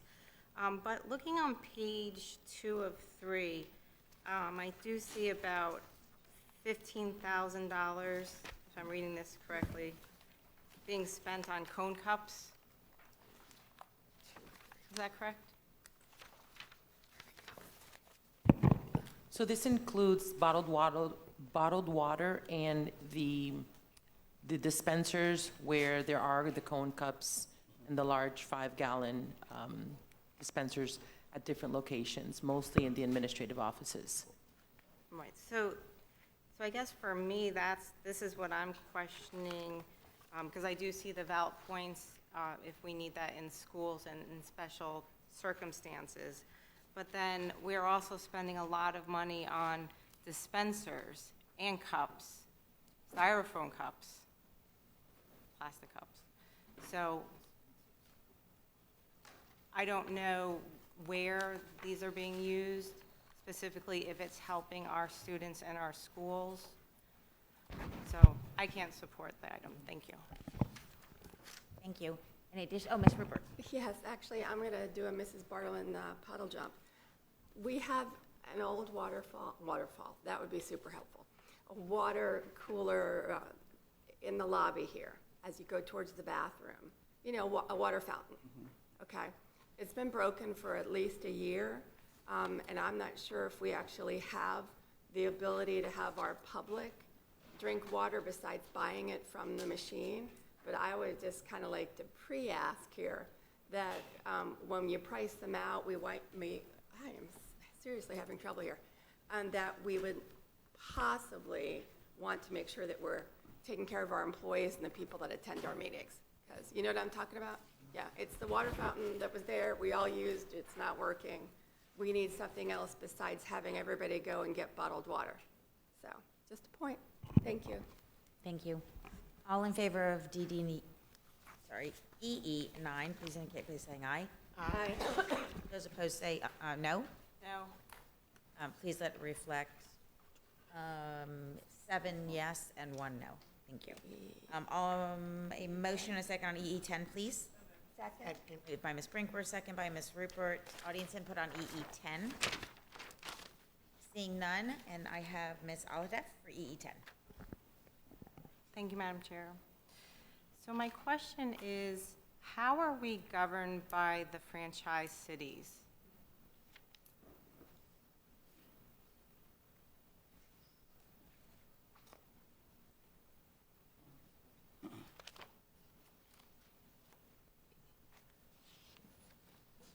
So I can, Ms. Aladev, thank you for your questions. You did ask the question, and Roger and the environmental department was on the walk around, and I believe they gave you an explanation of the differences between franchised and open markets. And I'm not a subject matter expert, but I can maybe share with what was talked about yesterday. The franchise markets basically are controlled by the cities, and the open market which gives you an opportunity to go out to bid. And in this case, the franchise market is dominated by the city, the municipality.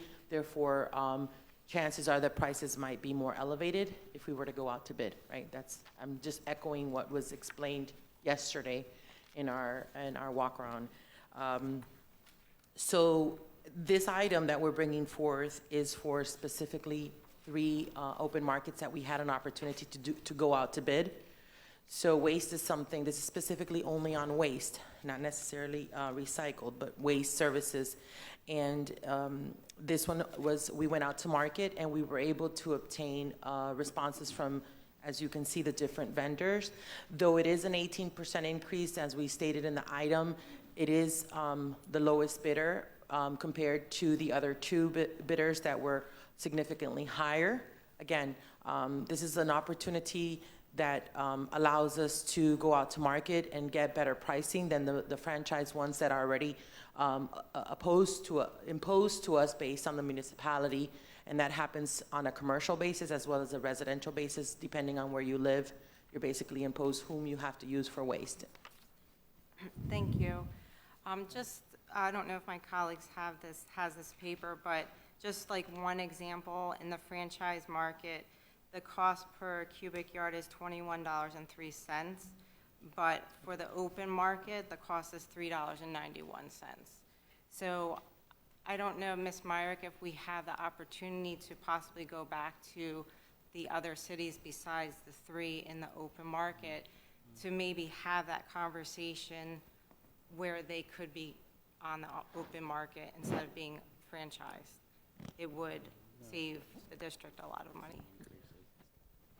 It would, but I believe that the cities make those contracts, and because they make the contracts, we have to adhere to them because our schools are located within their cities. You're not allowed to pick up, have other waste refuge folks pick up in those cities because of the contract, the exclusive contract they have in their own city. And we're not exempt from that. Okay, thank you. Thank you. Any other comments on EE10? Ms. Good? Yes, thank you to my colleague's question, and also I had a question during the agenda planning session, so I appreciate the follow-up. I think in the future, when we have multiple vendors that participate, if we can list them in some fashion so we can see the big picture, because I think you had to go to multiple pages to find out the participants in the process. And to my colleague's question, I think, again, as the attorney already spoke, franchises are legislatively mandated by the individual cities. So anyone who's within that jurisdiction has to utilize that particular hauler. And waste in this county is a big to-do, I can tell you, and very competitive. And it's one of those things that individual groups wish they could use multiple vendors, but it's just not allowed. And as Ms. Myrick already indicated, we're subject to that same situation. And when I first came, I asked this very similar question, so I wanted to applaud you for noticing it. I wish it was different, but unfortunately it's not. So thank you. Thank you. Yes, Ms. Holliday. And then just my biggest takeaway from this conversation is that as a district, though, the one opportunity we have is to teach and encourage our students and staff to reuse, to not incur waste in our schools. Thank you. So in the past, I've had other waste management, which I'm not referring to the company, I'm talking about different procedural ways of addressing and dealing with waste beyond typical recycling. And I guess my question is, have we looked into some other potentially, not for this, but going forward, some other creative ways of addressing waste? And I know that they exist because I've had different individuals, approach me and share that. So I guess what I would ask is, before we go out and do this in the future, I would really love to know that we've explored what some of those are, so that, if there are some alternatives, we would consider, and it may be something where we do a little bit of both, but there should potentially be some cost savings as well as some environmental impacts. So we appreciate that feedback, and we will circle back with the end user. Okay. And have those conversations as we move forward. Perfect. Thank you very much. All those in favor of EE10, please indicate by saying aye. Aye. Those opposed say no. EE10 passes unanimously. May I please have a motion and a second on EE14? So moved. Moved by Ms. Rupert, second by Ms. Brinkworth. Audience input on EE14. Seeing none, to my colleagues, I have Ms. Bartleman. Yes, are there going to be any costs associated with this management software solution that are not included in this agenda item, including third-party consultants and trainers? Through the chair, Judith Marte, Chief Financial Officer. Ms. Barton, when we answered that in the follow-up, there are no additional costs not included in this item. Okay, thank you very much. Just so you know, if I think it's an important question that somebody in the community asked me, and I asked it out at the workshop, if I've gotten to that person, I'll ask. If not, I'm asking, because I have all your follow-ups here, but the problem is we discussed this twice, and board members ask a question, and we don't give the public those answers. So, just for all of you that, like I told, the charter school question actually came from outside people. People are like, are you sure we're not going to have to pay that back? So when I do that, I just want you to understand why I'm doing it, because there are people who do watch these meetings, and I don't have time to sit there and forward all of your responses to them. So it just cleans it up for me. So thank you. Perfect, thank you. Are there any other comments on EE14? All in favor of EE14 indicate by saying aye. Aye. Any opposed? Okay, thank you. Next on the agenda is EE 15. May I have a motion to move EE 15? Excuse me, Madam Vice Chair. I believe Ms. Corn is speaking to 15 and 16. Can we pull them together? Okay, we can. Can we move EE 15 and 16 to the floor, please? Is there a motion? Second. It's been motioned by Ms. Springworth and second by Ms. Rupert, and Ms. Corn is here to speak to EE 15 and 16. Thank you. Thank you, Ms. Rupert. Sir.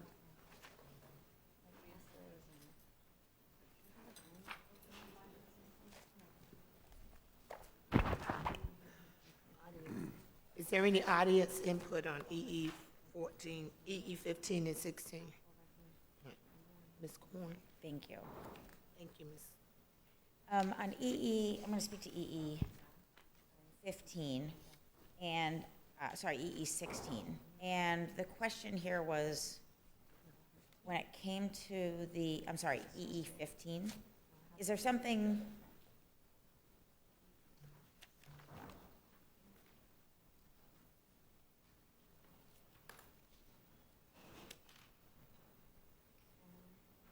We discussed this already in the agenda planning session, so I think I got what I needed on that item. And on EE 16, I spoke to this as well. This was the investment that we were making, so I don't have any other questions. Sorry, thank you. All those in favor of EE 15 and 16, please indicate by saying aye. Aye. Those opposed say no.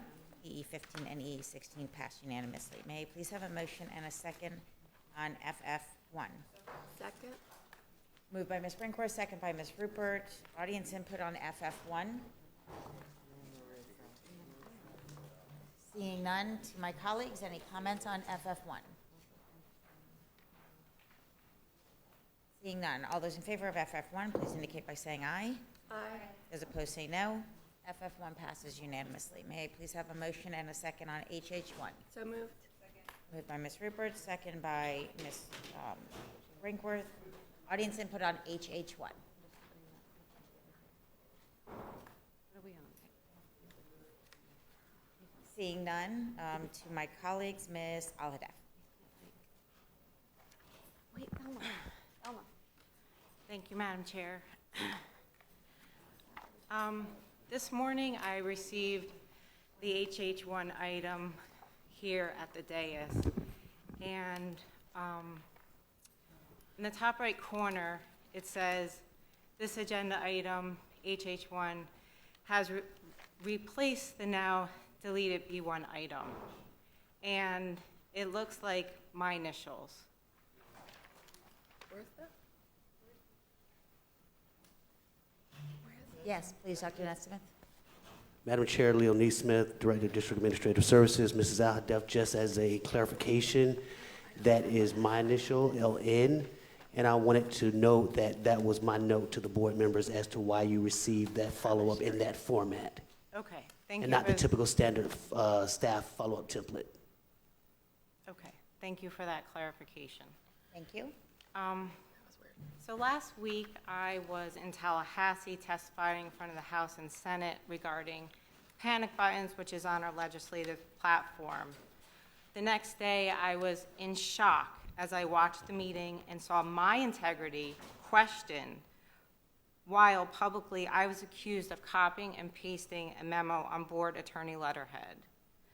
Some of the comments Ms. Myrick stated were, she wrote the whole thing, I never reviewed it until I got my box, even though it's put under my name, which it has to come under my name, but she prepared the entire document. I did not see it prior to preparation. Last year, after the organizational chart vote and after Ms. Myrick's evaluation, surprisingly, Ms. Myrick verbally told me that she was going to help me prepare the B1 item to have the letter go to the Attorney General's opinion to then be presented to the board for their vote and approval.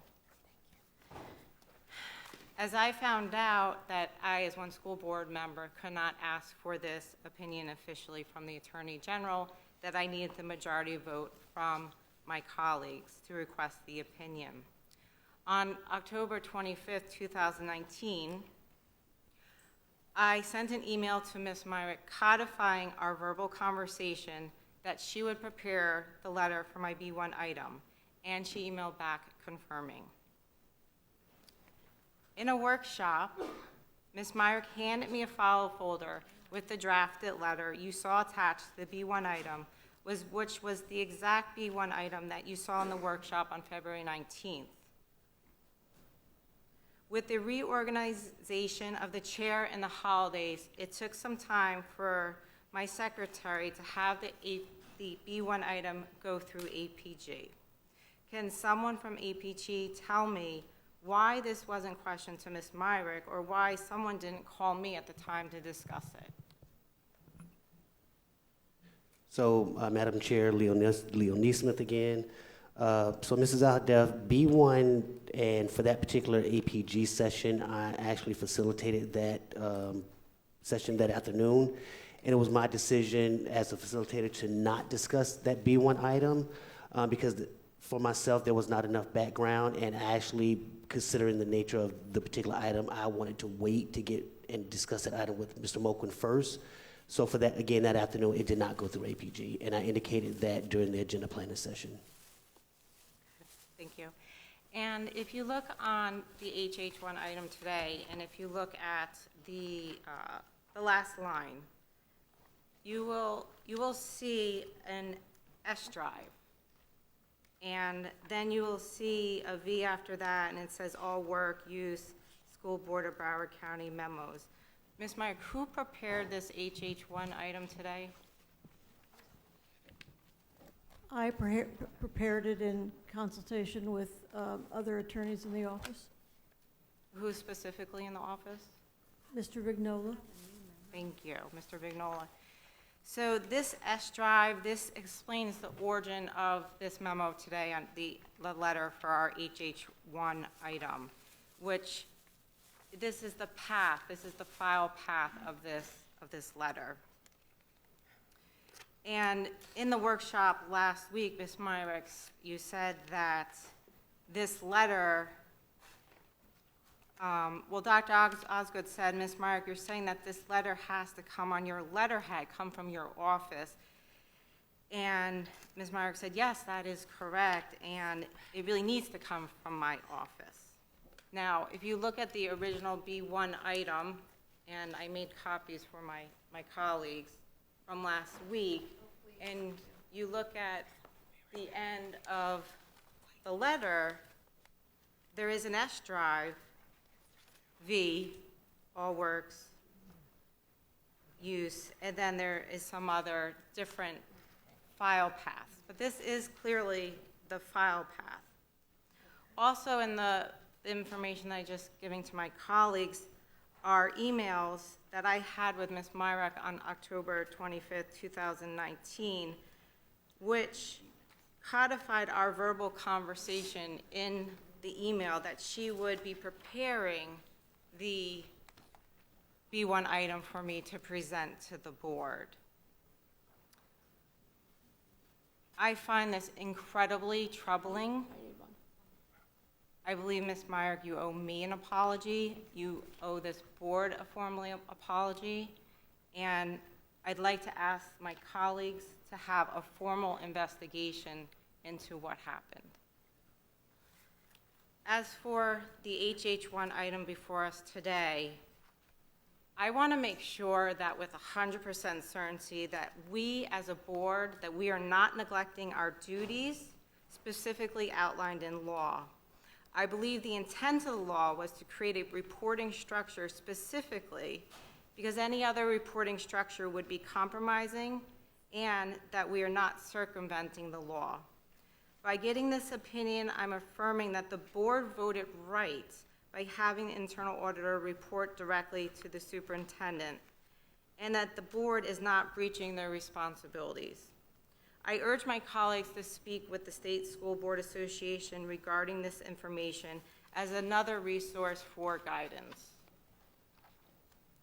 And I would like to make a motion for an amendment of the question of law on page 1 to also ask, is the Broward County School Board meeting their legal responsibilities by following the intent of the law by having the chief auditor report directly to the superintendent. I'll second it. Is there any audience input on the amendment proposed? Can you restate it, please? It was a full sentence, I'm just trying to Is write the it down. Broward County School Board meeting their legal responsibilities by following the intent of the law by having the chief auditor report directly to the superintendent? So that is to replace the question of law? No, in addition. Okay. Yes. Hi, good morning. Dr. Natalie Lynch Walsh. I missed amendment. the main motion, so I'll have to get caught up on the amendment here. It never hurts to have an Attorney General opinion when something is unclear and everyone seems divided. Pat Riley once said it didn't matter to him who he reported to. He either has 9 bosses or 1. But if you think about it, the chief internal auditor is responsible for auditing all operations. So it would seem counterintuitive to have that person report to the person in charge of all operations. In contrast, the board is the person in charge of the superintendent. And so to me, it makes more logical sense to have the chief auditor report to the board. But right now you guys have a dotted line and a solid line to the superintendent. There's also coincidentally a dotted line to the audit committee, and that's something we seem to struggle with. On the issue of who prepared the document, I can tell you that file path was very familiar to me because it came up during a discussion at the audit committee regarding the advisory's acknowledgement of responsibilities form. And at that meeting, which is possibly on tape because it was fairly recent. So, but I'm going to interrupt if you can stop the time for Bob 1 second. Vignola was the author amendment, of that document. But we're actually speaking to the amendment, not the overall item. We already had time to speak to the overall item. So if you could just stay to the amendment, please. And You you're so start the quick, time. I Thank can you. never get in the door when you do that. But anyway, bottom line, that's Bob Vignola's signature on that form. Same signature. Thank you. My colleagues, Ms. Murray? Yes, I'd like to go back to 2010, when we had our original org chart, when there was a very deep discussion in regards to the responsibility of the auditor and who he reports to, whether it be the superintendent or the board. And at that time, we recognized that bypassing the superintendent reporting directly to the board, then that leaves us vulnerable if we make an omission or a mistake, and that would bring us directly under the governance of the governor.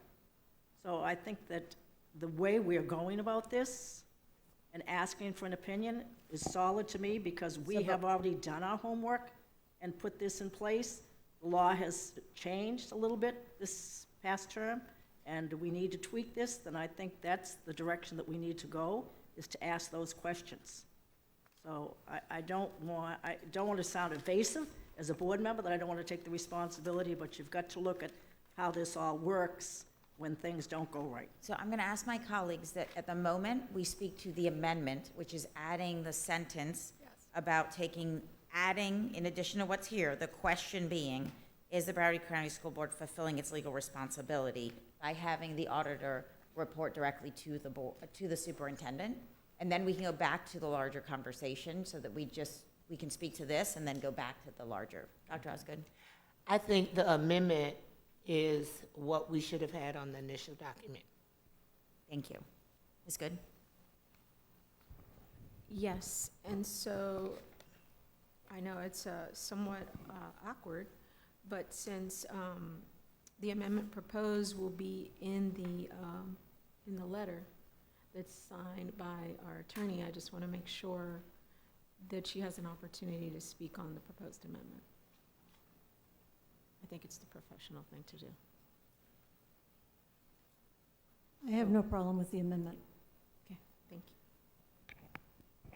you. Yes, Ms. Robert? I support the amendment. Okay.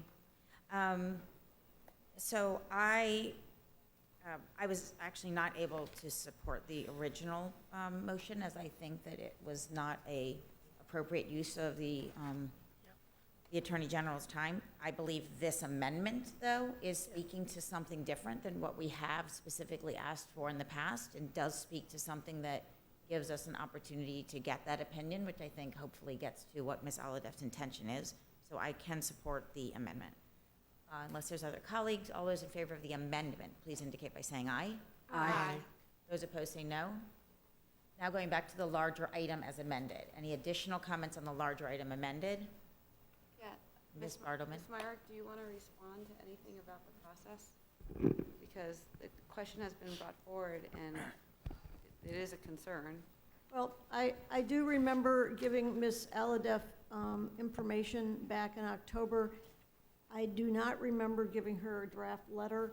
I believe that I had given her the documents that were on the Attorney General's website about how to do it, and I thought that I said to her at that point that I would be glad to assist her. Obviously, this looks differently, and so I do apologize to you, Ms. Aladeff. If this letter was in, which I guess it was in that information, I probably got that from Bob, and I was not aware of that, which is my fault, and so I do apologize to you. Any additional comments?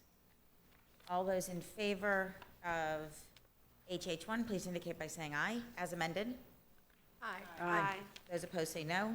HH1 passes unanimously. May I please have a motion and a second on I2? So moved. Second. Moved by Ms. Brinkworth, second by Dr. Osgood. Audience input on I2? Seeing none, to my colleagues, I have Ms. Aladeff. Thank you, Madam Chair. So I wanted to take this opportunity just to have as a learning opportunity. This teacher said that he made a mistake, and I wanted to make sure that we have used this as a learning opportunity to make sure that we have training opportunities, that the teachers are fully aware that if someone says they want to shoot up a school or a class, that they know how to respond. Good afternoon. Valerie Wands, the Chief School Performance and Accountability Officer. To your question, Mrs. Al-Hadef, yes, ma'am. One of the things that we constantly have conversations with school leaders on is when events happen on your campus, and so we ask them in their faculty meetings, department meetings, things of that nature, to continuously remind and educate all staff members on the proper protocols to report incidents of any kind on campus. So, yes, ma'am. Thank you. You're welcome. Any additional comments on I2? Seeing none, all those in favor of I2, please indicate by saying aye. Aye. Those opposed say no. I2 passes unanimously. May I please have a motion and a second on J3? So moved. Moved by Ms. Second. Ms. Rupert, second by Dr. Osgood. Audience input on J3.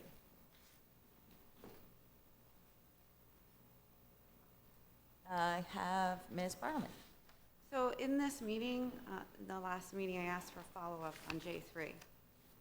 So I asked, this may be exactly how I asked it or not, there were some questions that were inaccurate, to make how the decision was made to carve out the culinary lab. And I know this has to do with with terminating the contract, but it goes to the bigger question of why we're terminating it now. And your response was that a principal committed to begin a culinary program in the fall of 2018. And I guess that's why it happened. That's your response. I'm quoting your response. I'm quoting the response from February 25th, 2020. Right. How but does something that's like staff's that response. happen? What? That's staff's response. Well, can someone You were looking explain to at me how a principal can say, I'm committed to doing a culinary program, and then a program who's out in later years gets pulled up because of that reasoning? Because that's the reasoning you gave me in writing. It's SBOM 030-320-26.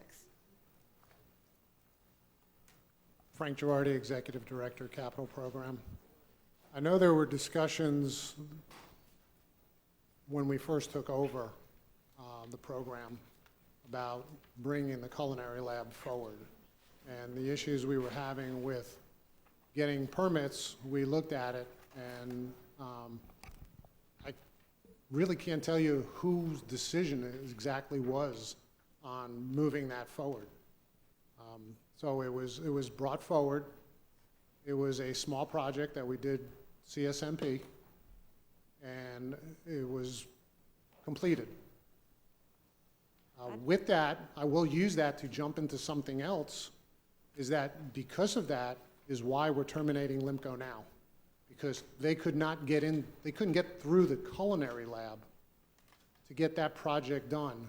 And when we do the main project, we felt that we had to terminate them now, get a new architect on board, so we could get the balance of the project finished. Okay, so this is my bigger, LIMCO should have been terminated when they were terminated with everyone else. If they were not doing their job, they should have been terminated just when you did all the other contracts. But because, I want to just quote you, in early 2018, the principal committed to begin the culinary program in the fall of 2018.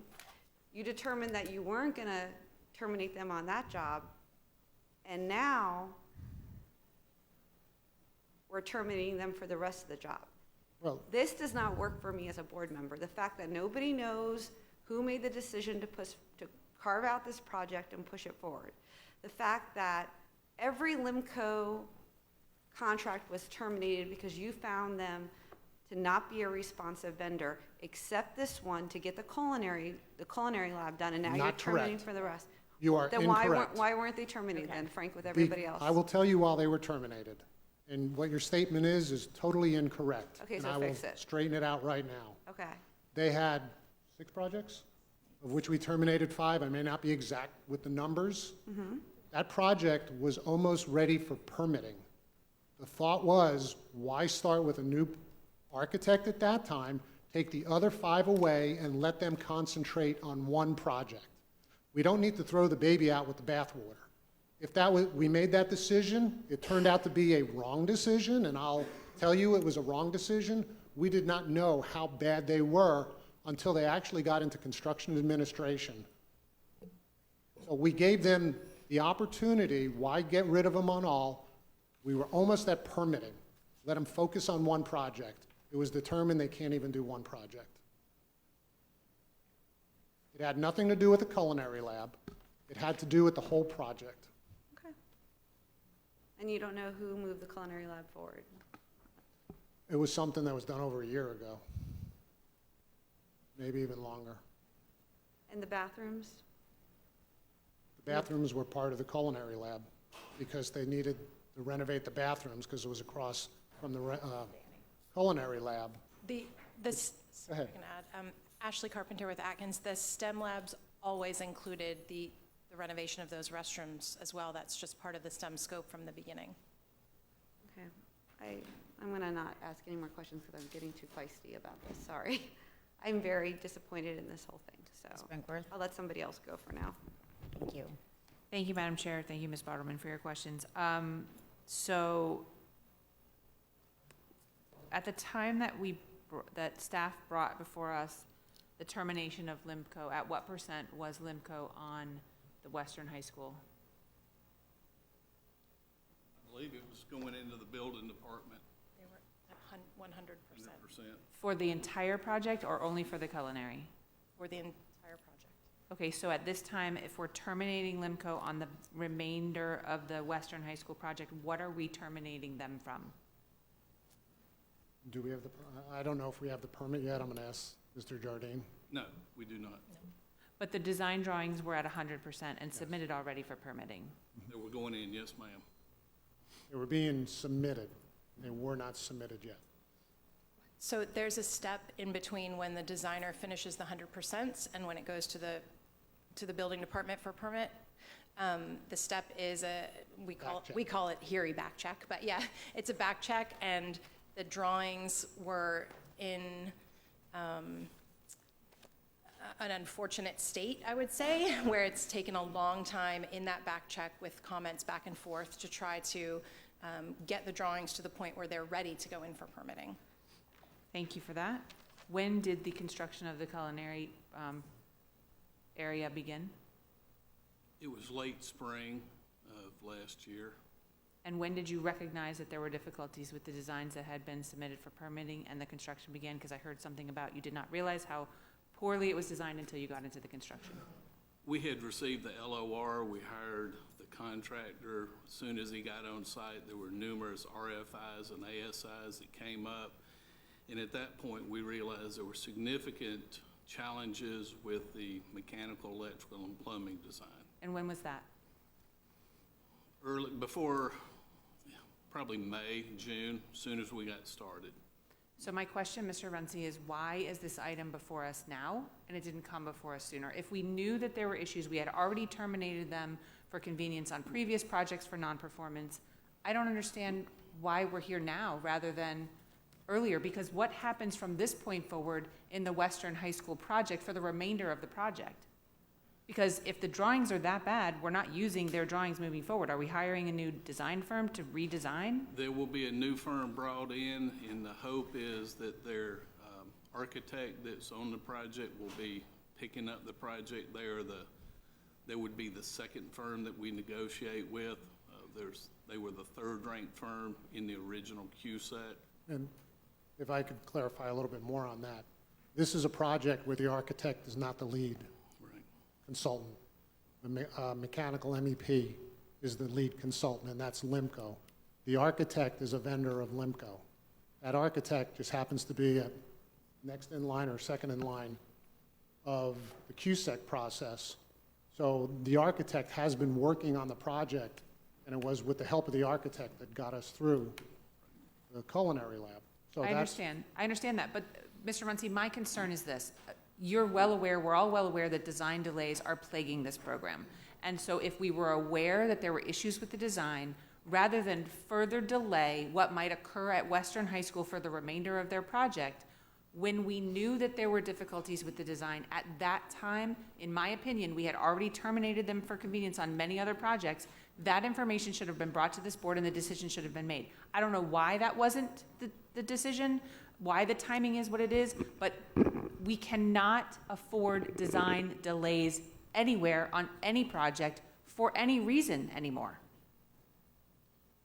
I would agree with that, and I mean, I know as much about that as the board. I wasn't aware of this. It wasn't brought to my attention that there was any other decision we need to make on it. So, I mean, unless there's any additional information staff has, you know, I don't. We started this process early last fall, and we've reached. To terminate them for convenience? Yes, ma'am. And we actually got the agreement signed there at the end of December, and it was, in the timing wise, that's, we were at the first board meeting we could get to after we'd signed the agreement.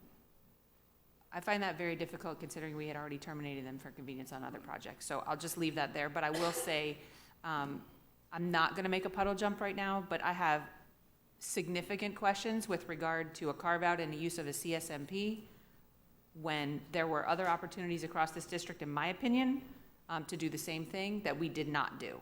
And so how we got to where we are, that is still a question that seems to not be able to be answered. And Mr. Runcie, I as one board member need to know the answer to that question. So how we got to where we are on the culinary project for Western High School is not a discussion that we can have right now because it's not this item. But I have no other way to bring that up, and we are here today talking about terminating for convenience. I need some answers, because the community is asking all of us to answer. All right, I'll review it in detail with staff and get something in writing to the board on it. Thank you. Ms. Bartleman. Mr. Runcie, do you read the responses your staff submits to us? Yes, the majority of them I do. Okay, some of because- them might even send them back and ask them to. Okay, because for the record, I asked the exact question that she just asked, and I read you the response I got from your staff. So if you approve that to go out, what's going to be any different? I don't approve the responses to go out. Staff sends those directly to Mr. Naismith, and those are then sent out to the board. So if this question has been previously asked, and the answer is, which is the most ridiculous answer I've seen in a long time, the principal promised the culinary program, basically, or I'll just give you the exact words so I don't get in trouble for paraphrasing. Where is it? Early 2018, the principal committed to begin the culinary program in the fall of 2018 to establish the culinary program for the upcoming academic school year. Western HS Smart Renovation Scope was phased to begin the culinary lab scope first. How, then, Leo, did you come up with this answer? And how can a principal saying a culinary program is set to start guide a whole SMART program? Right, so I just want to clarify the process, because Dr. Neesmith and myself do not prepare these answers. Who right? prepared this answer? It came from the facilities department. What? Frank, you prepared this answer. I did not. Someone on his team did. The team did. The team did while I was away. Team, you're the team? Harry, Atkins? How did we get this website. answer? So the answer is, the principal said I want to have a culinary program, so I'm going to jump this program and carve it out of everything else. How did you get this answer? How is it that? Before they even answer, what I will do is research this entire project and give you timelines and who made what decisions. I will track down whatever it was. We'll do that. This gives me great pause. Great pause. And there, we have tons of projects out there that I don't even know what's happening with them. Okay, so I have a couple of comments and questions just in terms of the follow-up that's provided.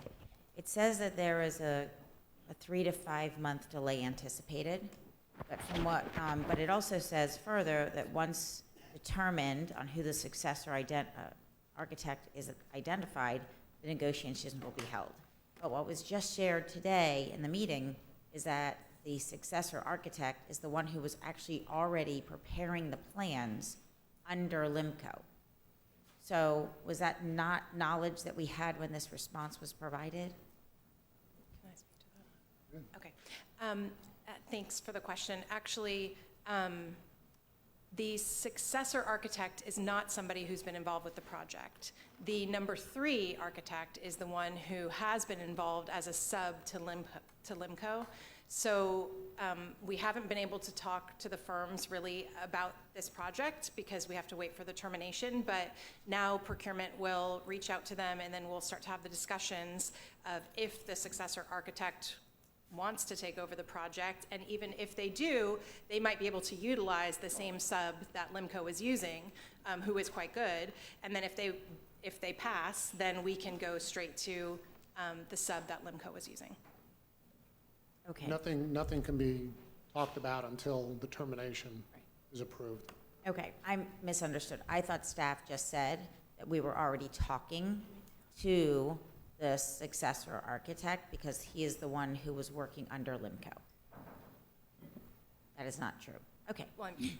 Perfect. We can't. And in terms of the separation of the project, was this originally a separate project or we carved it out?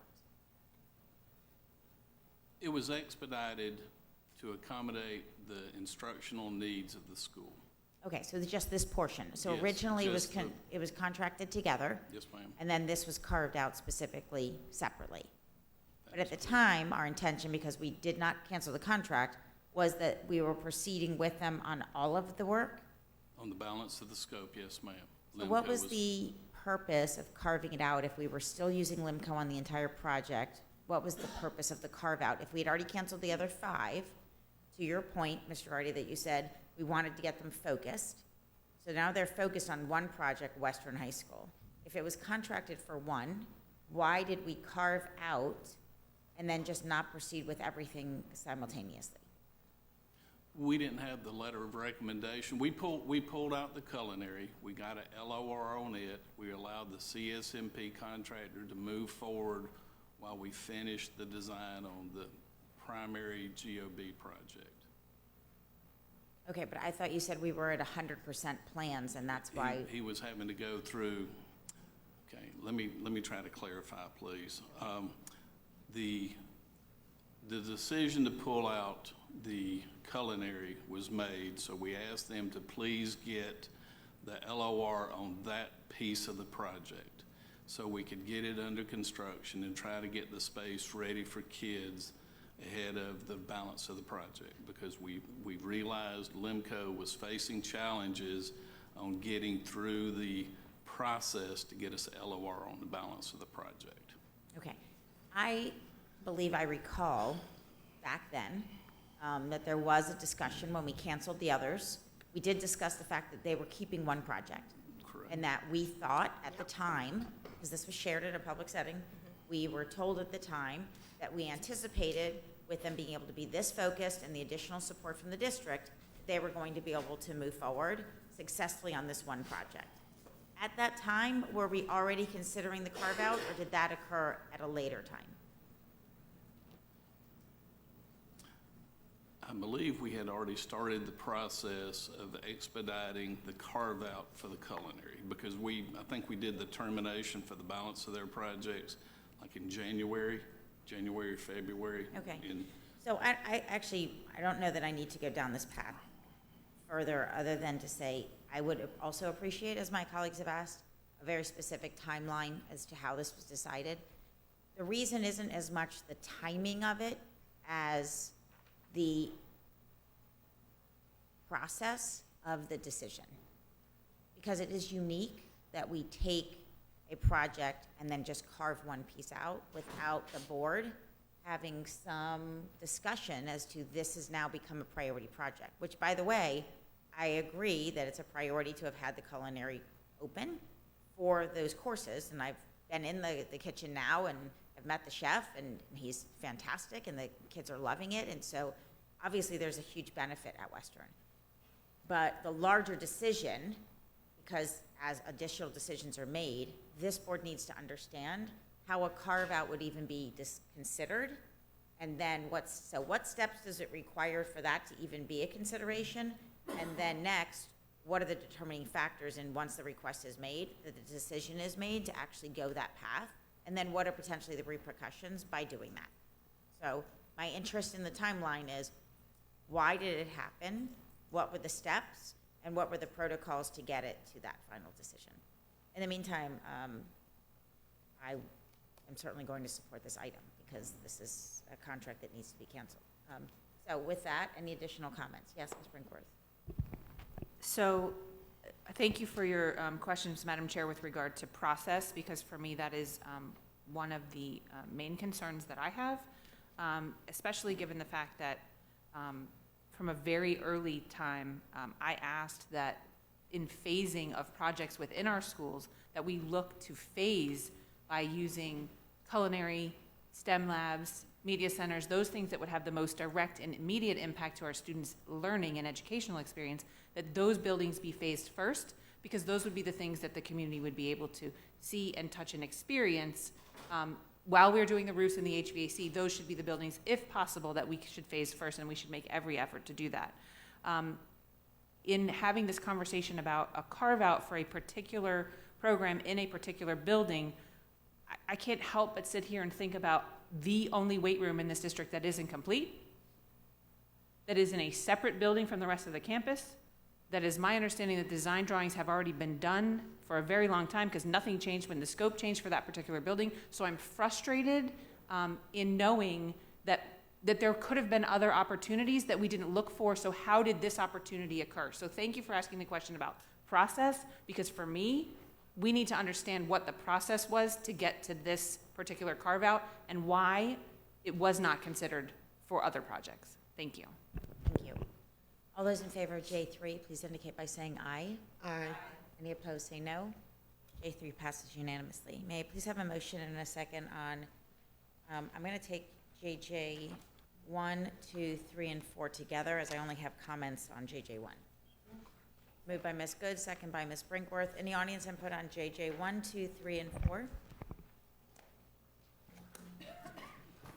Natalie Lynch-Walsh.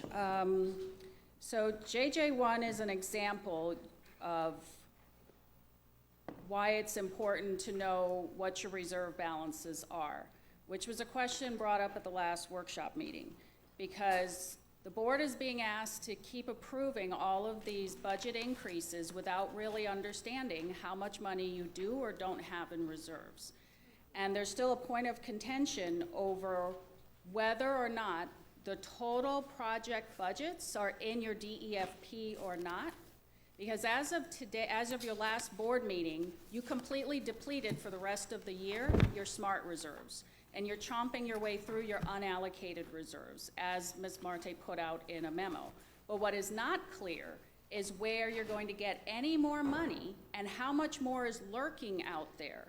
So the thing about Plantation Middle that makes it a little bit different is that it's one of those 30 schools on the list that may be repurposed, reconstituted, recombined, whatever we want to read it.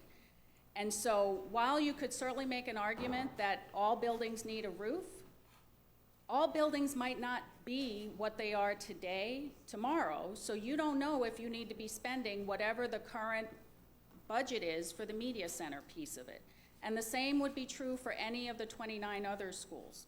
It's one thing to fix the roof, it's another thing to put in other fixes, other renovations that may or may not be necessary, especially if it suddenly becomes, I don't know, administrative offices, a community school, maybe you tear something down, and now you've spent money, you've just thrown money and set out the window and set fire to it. Because I don't know how much of this increase they're asking for today has to do with the roof and how much has to do with the media center. I have been in that media center. I know they have electrical issues, but I don't remember it being the world's shabbiest media center. And it already had a budget years ago of something like $500,000. So whether it's Plantation Middle today or any of the other ones tomorrow, it's important to understand what your reserves really look like for the rest of the program using the total project budgets, not just the construction and contingency costs, which seem to be what you have in your DEFP, with the soft costs being used for reserves and you're eating through them, effectively robbing Peter to pay Paul.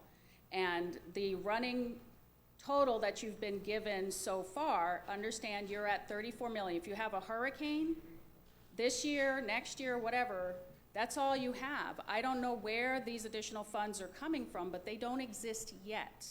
And you had 2 staff responses, one that went back historically to make you think that at the end you're gonna have 16 million in smart reserves. That's not until you approve the budget in September. We're a long ways from that. So there needs to be better clarity. Honestly, before you approve anything else that's a budget increase, make sure they're clear on where the money is coming from to pay for it. Thank you. To my colleagues, I have Dr. Osgood.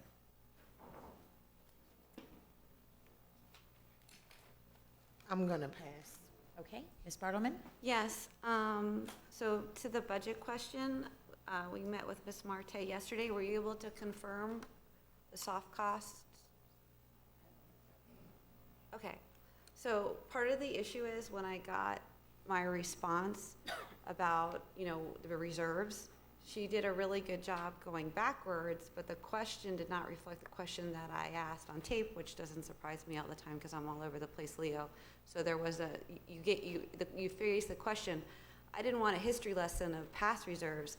I wanted future reserves, which is what I'm always talking to, and that's what she responded to accurately. So the question we had is when you look at future reserves, and Ms. Marte is going to revise the answer now based on the conversations we had yesterday, is the biggest question we had, because there's a discrepancy in the numbers, is whether or not soft costs are part of the reserve numbers. She did not, she's looking into that answer now, I guess. But I'm asking for a written response, because if soft costs are not part of the reserve number, that's a problem. This is why I'm gonna talk to this item. So I'm gonna link it, so don't worry, okay? Did he know the answer, or you're gonna wait to give it in writing? Okay. Oh, okay, no problem. That's fine. Okay. So for me as a board member, we have to look at all of our projects now, because we have not taken all of the new budget and aligned it with what our projections are going to be for the reserves, and how that's going to look in the future and how that's going to happen. And so because we don't have that information yet, which she's going to prepare for us, and mind you, the reserves are, in past, I went back and looked at other forecasts. We had more money in the reserves than we had now that we currently have. That was forecasted to be in there. So I'm not comfortable with our reserve, what they're saying our reserves are. So based on that, every time, and we have to, I know we're not supposed to, we didn't do this for other projects, but as new information comes forward, as we continue to have roofing conversations, and the roofs keep coming back higher and higher, and we haven't even started like the big three and all of those things, there is no way you can't stop and pause with every project and make sure that we have the future dollars to cover the money we're binding this institution into when we sign those contracts. Like we're signing, this contract right here is change order for roofs, and Natalie already discussed this, the media center. If we don't know we're gonna keep this as a media center, and we know that our money is tight, and we know that we don't know how we don't have a projection of how the reserves are gonna pan out all the way through based on the new numbers, and we still don't even know if soft costs are included in those numbers because we don't have an answer for that yet. How do we not pause and say, what's the cost breakdown? Is this something we should look at? Should we just be doing the roof and not the media center at this point? How do you not pause and ask those questions? And that's my question. Like if we're gonna go back and look at all the schools that possibly, which is a good idea and a smart idea to use the money wisely, we're about to go in, we're about to approve something here. So how much of this is the media center? What are we doing to the media center? Should we wait and have the discussion on the media center and just get the roof done? Tell me, because I don't want to waste money, and I'm very nervous about moving forward with all of these projects based on not having the actual reserves. Okay.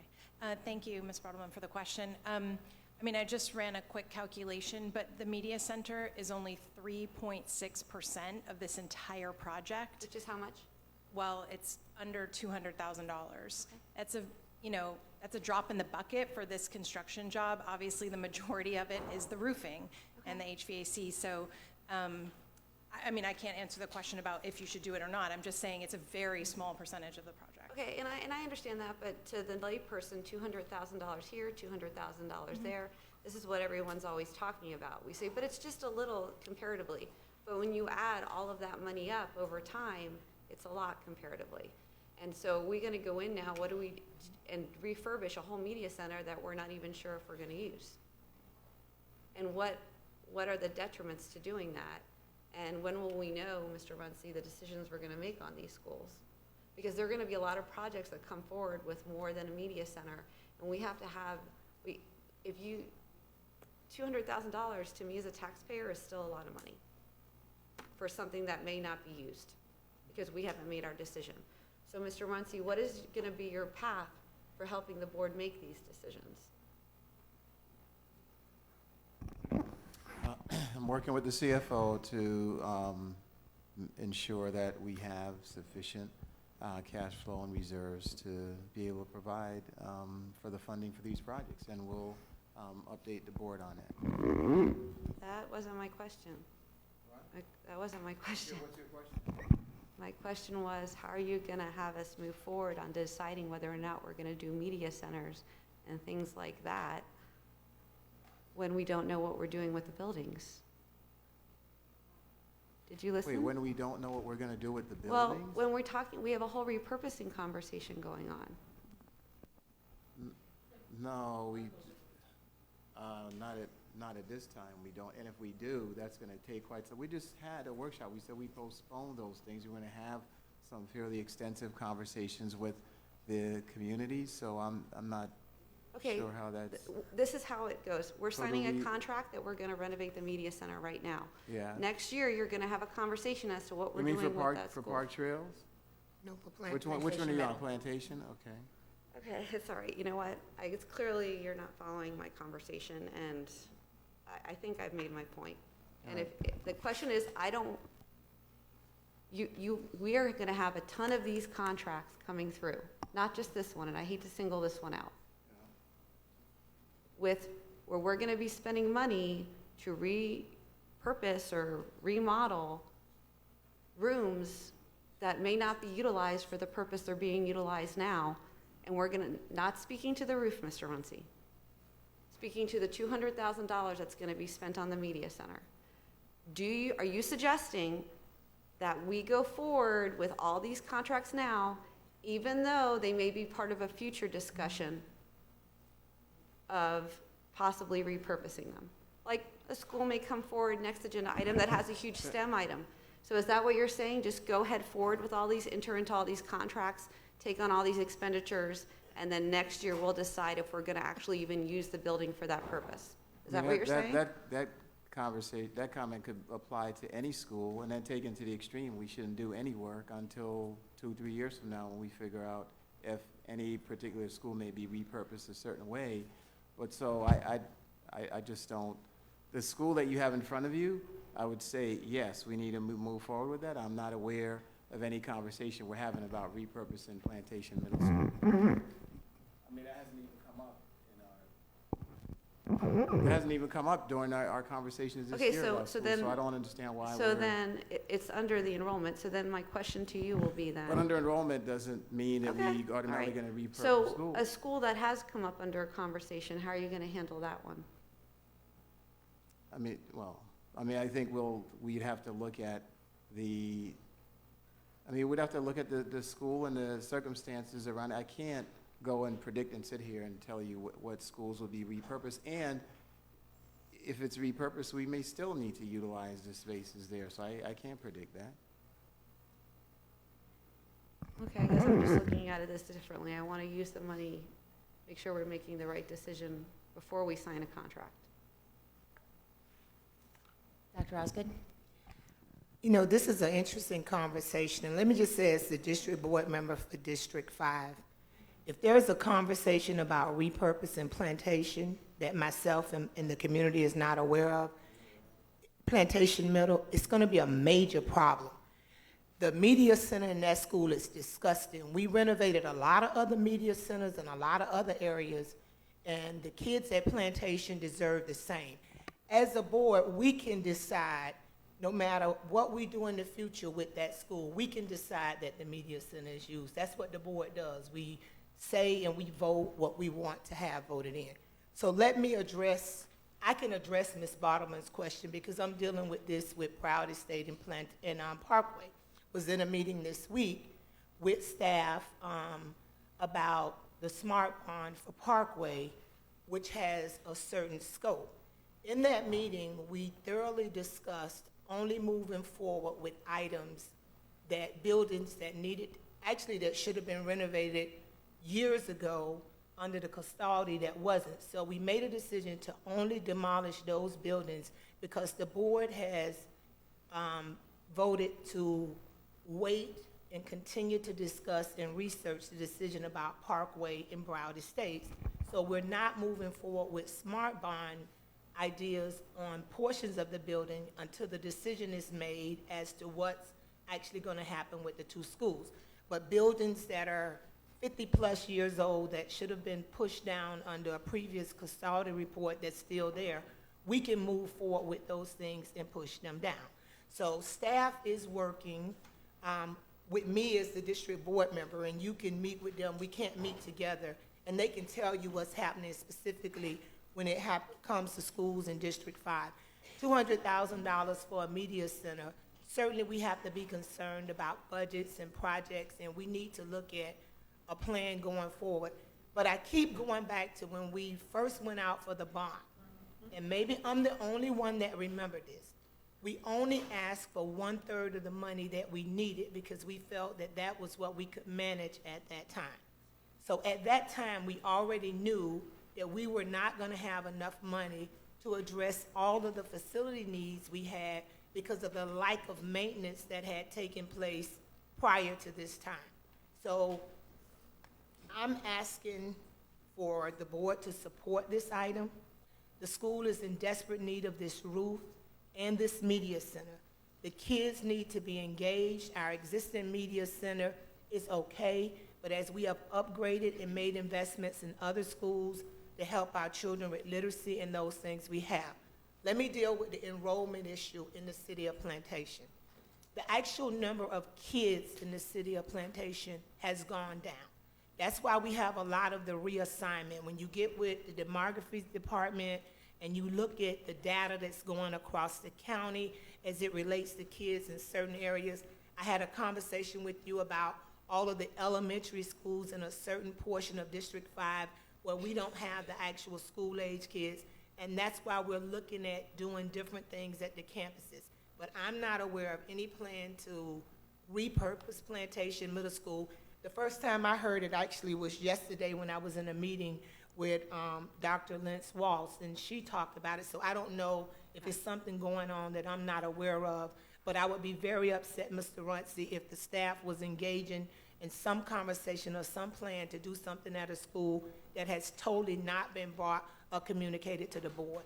So there is no, from my understanding, there is no discussion about doing something at Plantation Middle School today. Am I correct? Correct. I haven't had no conversations with staff. That includes Ms. Brown or any of her staff about Plantation. The only schools that we talked about are the ones that we have brought to the workshop in recent months. So, through the chair, then, I'm trying to understand this whole conversation about doing something different at that school. Do you want me to? You know, can somebody tell me I can- where that comes from? Somebody on the staff. Oh, but I'm the one who brought it up. I didn't talk to staff about it. Because if you talking to somebody else about it, they can't make it happen. Only the staff and this board can make it happen. So if it's a conversation you having with your committee, I'm not interested in it. But if it's a conversation that the staff and the superintendent is having that the board is not aware of, then I'm concerned about it.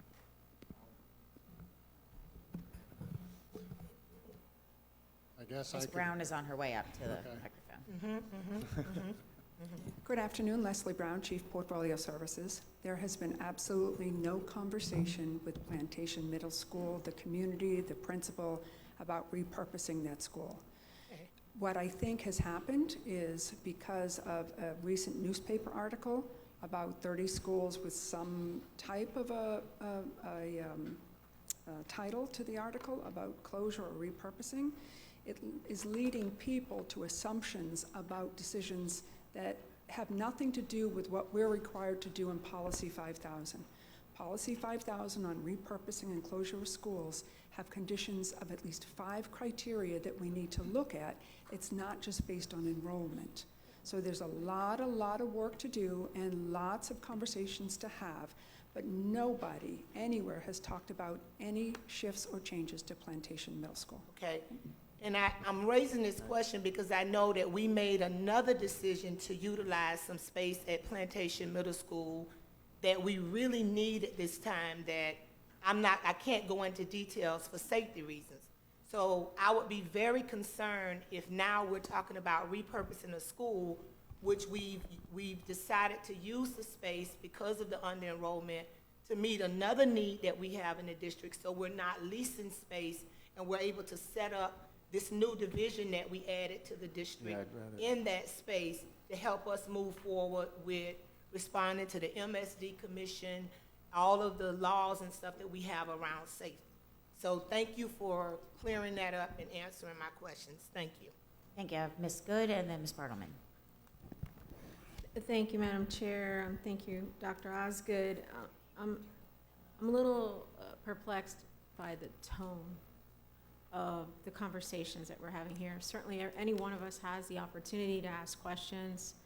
I know that at the workshop I had called in, there was reference again by my colleague, Ms. Bartleman, regarding the pursuit of these projects, especially some that were delineated as being under-enrolled and included in a recent article. But were not part of our greater conversation recently as to the under-enrollment at these schools. And I can't say, and I mentioned it there at the meeting, that to now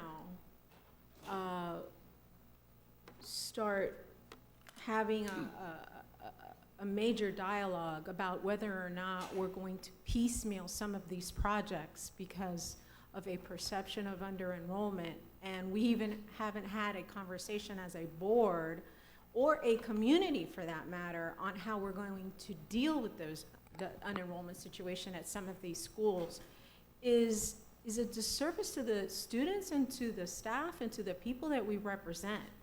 And I think everyone on this board is very conscientious about the spending, the allocation of funds available for these projects.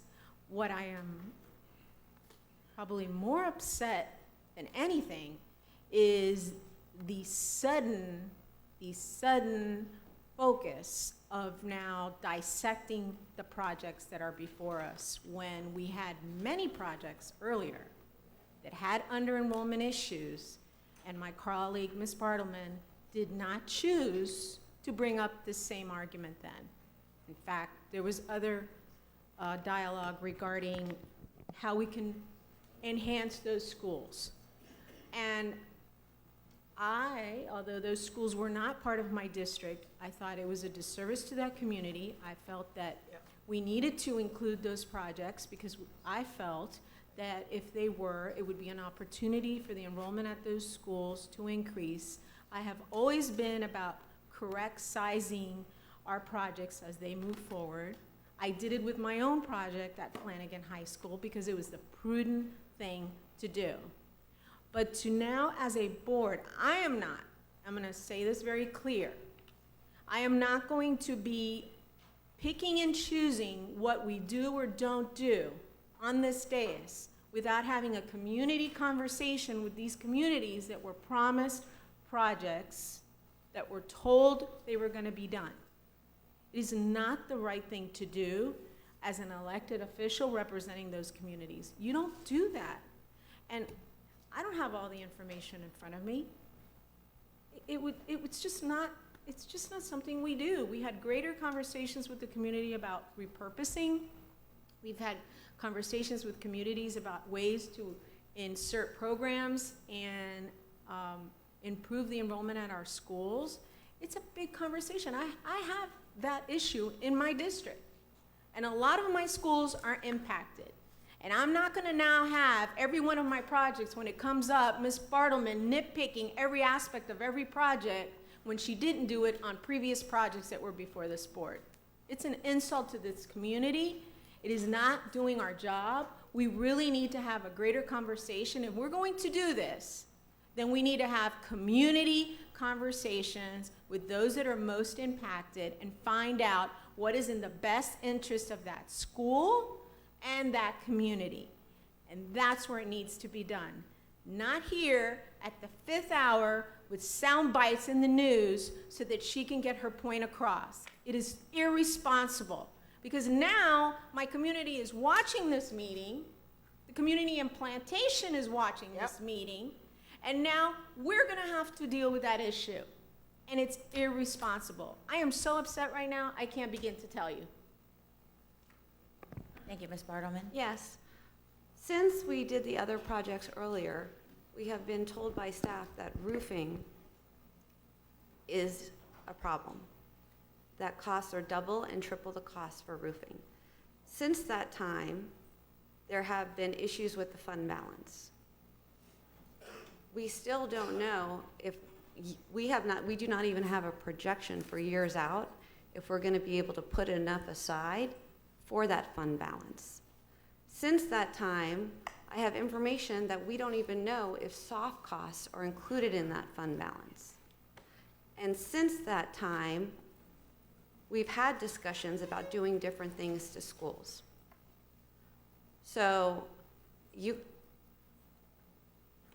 I'm sorry you're upset, but I think exactly what Dr. Osgood is doing in her Parkway Middle School community is what should be being done every time we have this. Her method of meeting with the community, you just heard her say that they're going to change some things in the SMART. That's what they're going to do.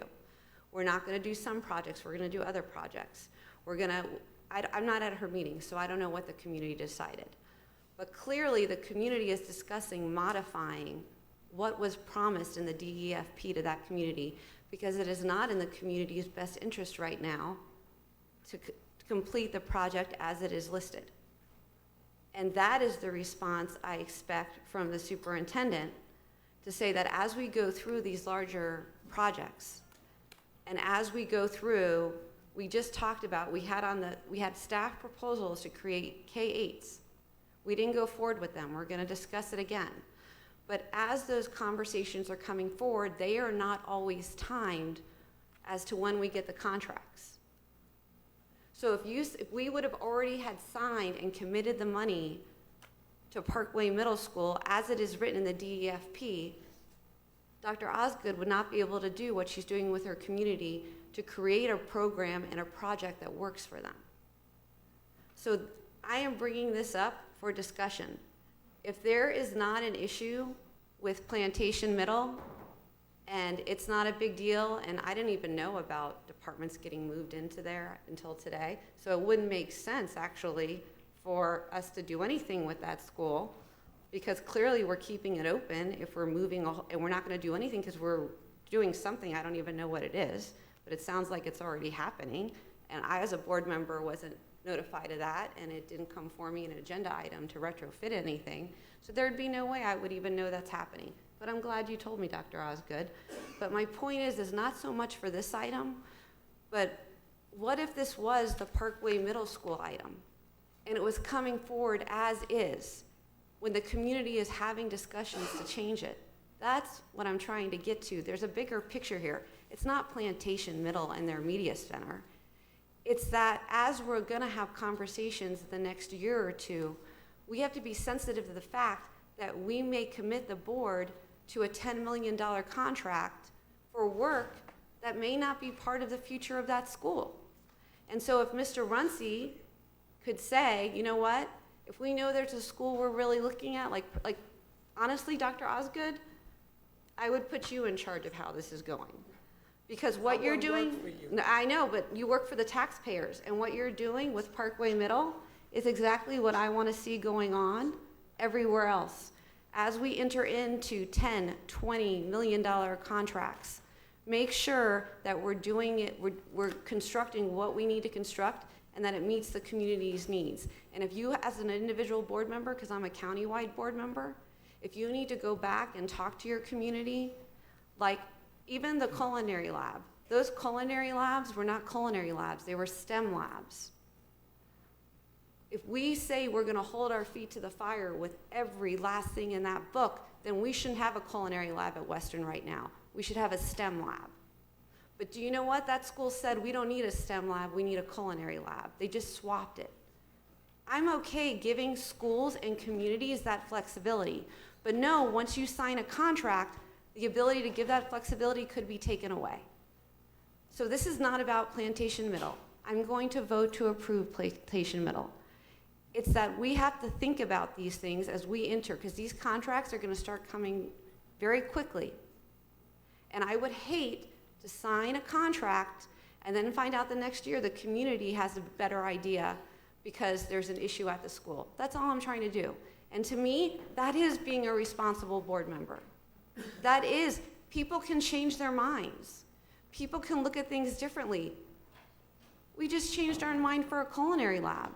Nobody argued about that. The book said STEM lab. Nobody said that was a problem. We're about to change our mind for Parkway Middle. I'm all for it. If that community wants to do that and change the scope of the work because they have different ideas now of what's needed in that community, I'm gonna entertain that discussion and I'm gonna approve that. But I'm not gonna sit here and rubber stamp every contract because we said in 2014 we were gonna do it this way. Because things have changed. Market conditions have changed, our reserve balance has changed, how much roofs are costing us has changed, and it would be irresponsible for me to say to the public, I'm gonna do every last thing that's in that book as is, even if it's something we don't need, even if the community wants something different. So I don't mind being the target of the conversation because I think these are the tough conversations we have to have. So I'm going to approve Plantation Middle's Media Center. I had no idea what was going on at Parkway Middle until Dr. Osgood told me that. And I am so happy, and that's the kind of response I expect from the superintendent on every single one of these projects. And that's what the taxpayers should expect. Thank you, Ms. Marie. I'm really upset that we've put such a spin on Plantation Middle.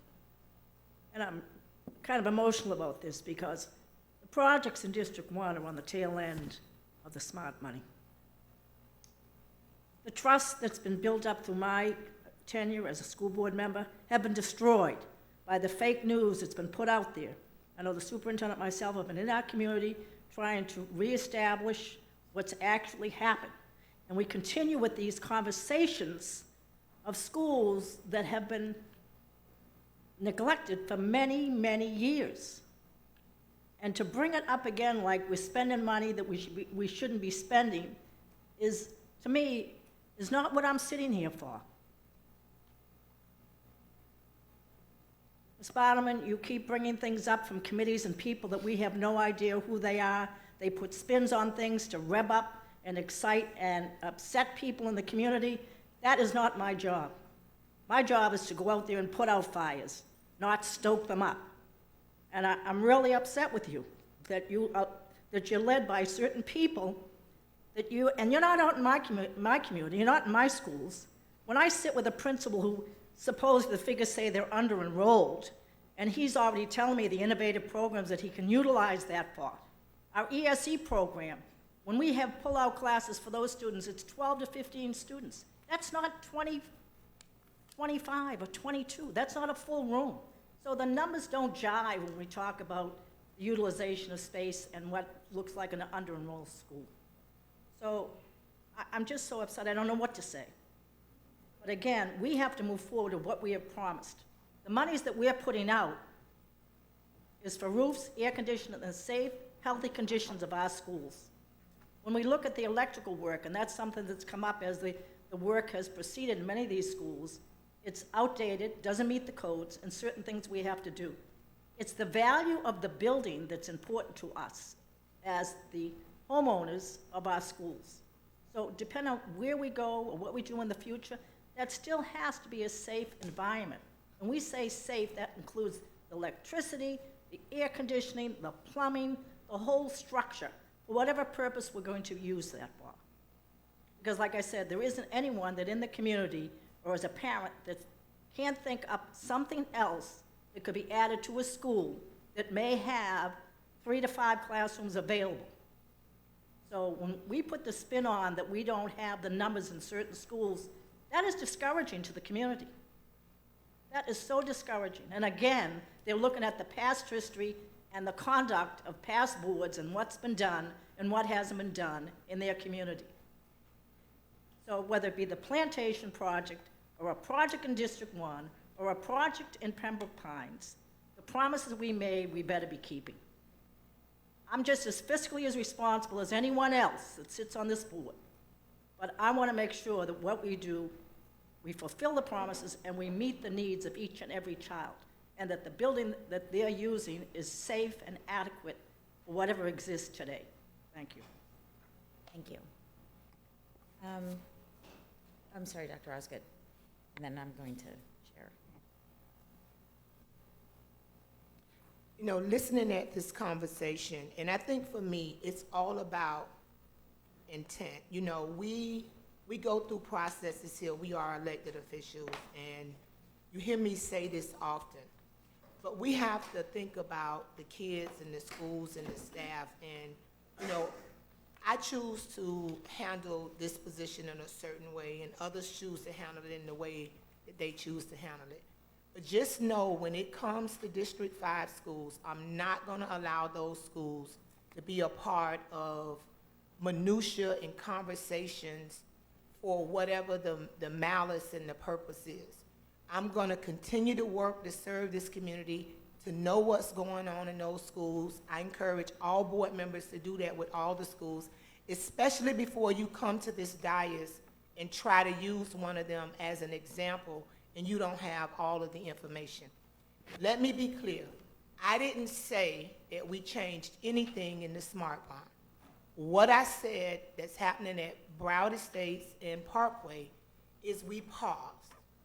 We chose to bring an item to the board that's only going to deal with demolitions of buildings that were in a 2004 custodial report until the board makes a decision about Broward Estates and Parkway. Once that decision is made, then facilities can go forth with the SMART bond initiatives, however we choose to at that time. So nothing has been changed, but we did pause, and we're pulling out the things that should be addressed, that should have been addressed since 2004, that was not addressed, and we're bringing, because no matter what we do, we're gonna have to push down those buildings. I guess I have faith in the experts that we employ to work here, to look at these things, to make sure that we are moving forward in the right way.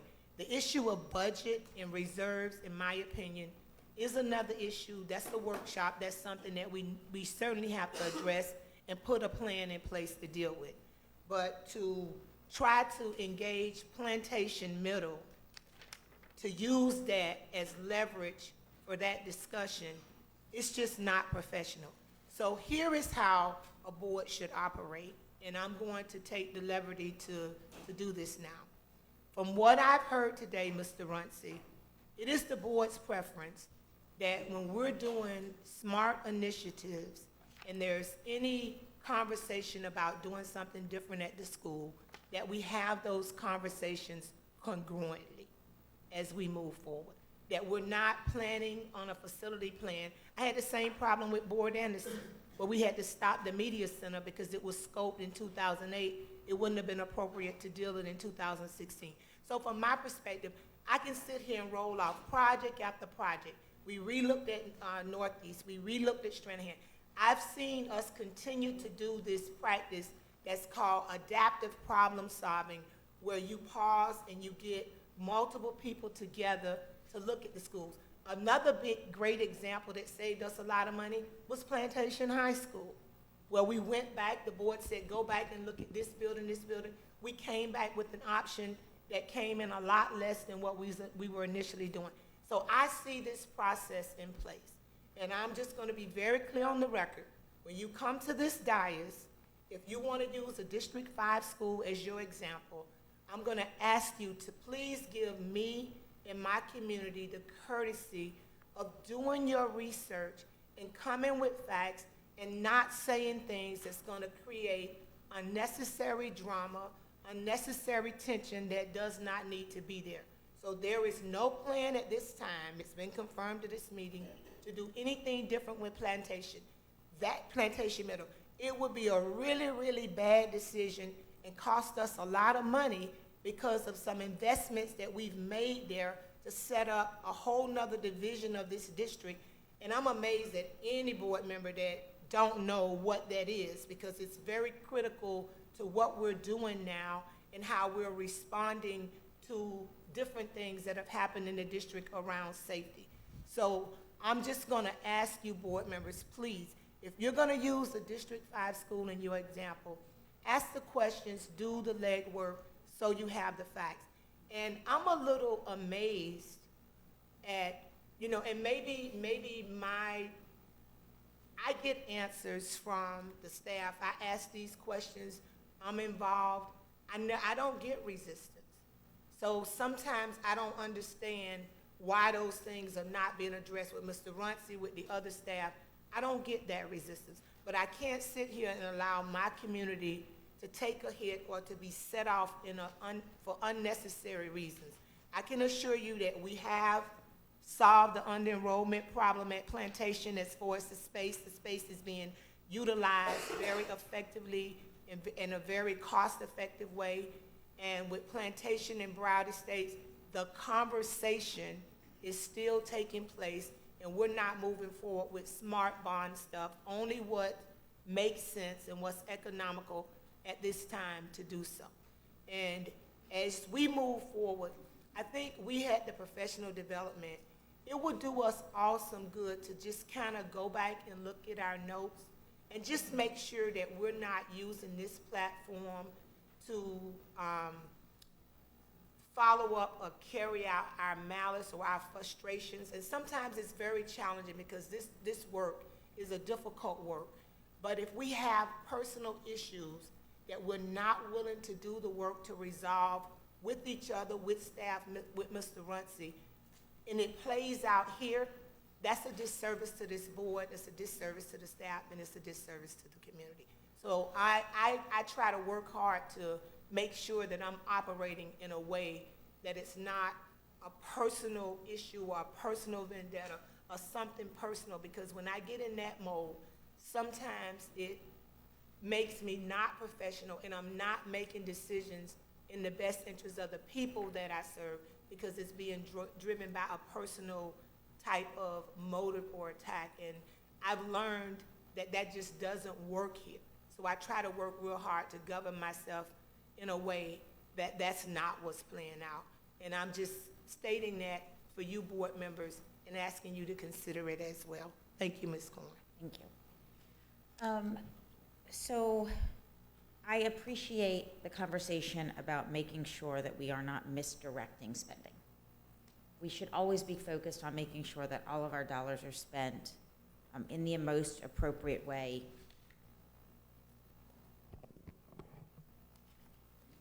And when we know there are projects that are imminently changing the direction in which we had anticipated them at the time of the bond, we absolutely should not move forward with keeping the initial goals of those projects if we know that we are changing the scope of what those projects are going to be providing to our schools and to our students and our staff.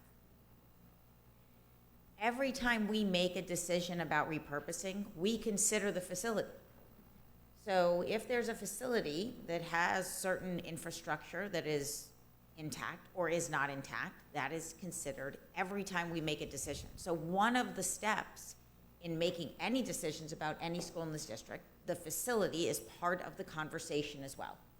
So if we've made an investment 3 or 4 or 5 years before, that's something that's considered as we make additional decisions going forward. It's a concern when there are conversations outside of staff and the board around things that could be coming because of a policy that we review every single year. The reality for us is that we look at under-enrolled schools every year. We did before the bond and every year since the bond. And yet it has never come up in the conversation to this point. There is actually nothing changed other than the fact that now all of a sudden we're talking about it in a way as if it is imminently about to happen. And I think that is where the fear is coming from, because something that has been in place, it's a process we've gone through every year and has not changed the entire time we considered the bond, went out for the bond, and now have the bond. And yet now we're acting as if we're treating it differently. And that's a fear that has been created even though we haven't done anything differently. And we have, through staff coming forward, looked at projects differently after they came forward to us. So I think to Ms. Bartleman's point that, well, if something's changing, staff needs to come to us. They have. And I would say through Mr. Runcie, they have to continue to. And if there's a place to pause, we need to discuss the pause, the implementation of that pause, the implications of the pause, as well as how we communicate it with the community. I do not see us being at a place where we need to look at the overall bond and reconsider everything. But if we're going to reconsider one project at a time, because it happened to be part of a conversation that's out in the community, all we are doing is making that conversation more hurtful. And I think we need to make sure that we stay on point with what we are doing. And again, constantly challenge ourselves to make sure we are spending the money in the most efficient way and on the projects that we have promised the community, but are projects that we continue to need to support. So far, unless you all are bringing something to us, like Dr. Osgood had said, there has been a pause on a couple of projects. As others are in that situation, they need to come forward to us. I am concerned that we have now spent a couple of board meetings addressing this, as well as a workshop, around kind of that same conversation, because some information was shared out with the public, that there was fear. I feel like we're continuing to build on the fear rather than trying to approach this in a way and making sure that everyone understands where we are. And I've said this before, how we communicate is just as important as what we communicate. My colleague, Ms. Bartleman, when you first brought this up, you didn't tie it to the idea of, well, the community is voicing these things. Your second comment's tied to that. Initially, it was based on, at least as I heard it, it was based on, well, we may be doing something different. There are unknowns about these projects. That's very different than the community part of the conversation that was had afterwards. If we communicate in a way where we're being thoughtful of the impact of what we're saying, along with understanding that we are accountable for all of the dollars that we're spending, we have to balance this. So with that, I certainly support this item, and I want us to just be cautious as we're going forward when we bring up pause for any of these items, that we are clear as to what our intention is and what the impact of it is as we have each of these conversations. That's good? Thank you, Madam Chair. Appreciate the comments, and I would just say that within those projects, looking ahead, that if they were to be considered a pause or a relook of those projects, that we must have community conversations with those projects. And that's what I said when I made my comments. We certainly, as a board, have a responsibility to use every dollar the best way possible, and certainly back into our schools and for our students. But I just need to make sure that the greater conversation is not just done at a workshop or at a school board meeting over a JJ item. Those kind of conversations are impactful, and they need to also occur within the school and that community so that they can better understand and be a part of that process. Because just like when we're having conversations of under-enrollment with our schools, we have those conversations with parents, we have those conversations with staff, with the school leaders, and great things happen when we have that kind of communication. So I would look forward to that continuing to happen when we look at these projects moving forward. But we need to make sure that it happens in a timely manner and not just when the item's brought before us. So thank you. Thank you. All of those in favor of JJ1, please indicate by saying, I'm sorry, JJ1, 2, 3, and 4, please indicate by saying aye. Aye. Those opposed say no. JJ1, 2, 3, and 4 pass unanimously. At this time, legal counsel, or general counsel, sorry, would like to request for a Ms. Corn? 2 attorney-client. Yes, I'm sorry. Aside from the items that have a time certain, there are only 2 items left on the agenda that there was no indication that the board Would you like members us had. to take those before? Yes, and Okay. then that way you can I would be happy recess to the do meeting so. until 5 o'clock. Thank you very much, Mr. Moquin, for calling that to my attention. So with that, may I please have a motion and a second on LL1 and LL2? Second. Moved by Ms. Good, second by Ms. Brinkworth. Audience input on LL1 and LL2? Seeing none, to my colleagues, any discussion? Ms. Rupert? Yes, no, yes. Okay, we just did one, I'm sorry. I'm debating myself. This is fun. LL1 and LL2. LL1 and 2, okay. I was just going to say the other ones were special order, but I got the wrong numbers. I'm good with it. Okay. No other comment? Ms. Murray? Just a remark on LL2. This is an example of what goes on when staff has the opportunity to reach out and pull partners into our program. If you look at our Gulfstream Early Learning Center, that staff started with an empty building and what's been built, and now we have the University of Miami coming in and taking up, they're going to occupy space there and enrich the programs that I have there. So again, I'm a positive person. Just give me some empty space and I'll show you what I can do with it. And this is a prime example. So for the staff that have worked on this, thank you very much. And we'll look forward to other growth in that area. Thank you. Thank you. All those in favor of LL1 and LL2, please indicate by saying aye. Aye. Those opposed say no. LL1 and LL2 passed unanimously. So the only remaining items on the agenda will be L2, 3, 4, and 5. Correct? And public speakers. I'm sorry? And speakers. And And public speakers, yes, speakers. I'm sorry, but on the items. Correct. Perfect. So with that, I am advised General Counsel would like to request 2 attorney-client sessions for approximately 45 minutes in total. At this time, I am requesting all those who are not attending this special attorney-client session to exit the room. And Ms. Myrick? Yes, thank you, Madam Chair. I would like to request the school board convene 2 attorney-client sessions in order to discuss settlement negotiations and/or strategy relative to the following pending litigation. The first session is Frederick Gutenberg et al. Versus the School Board of Broward County, case number SC 19-487 before the Supreme Court of Florida. The following persons will attend the attorney-client session.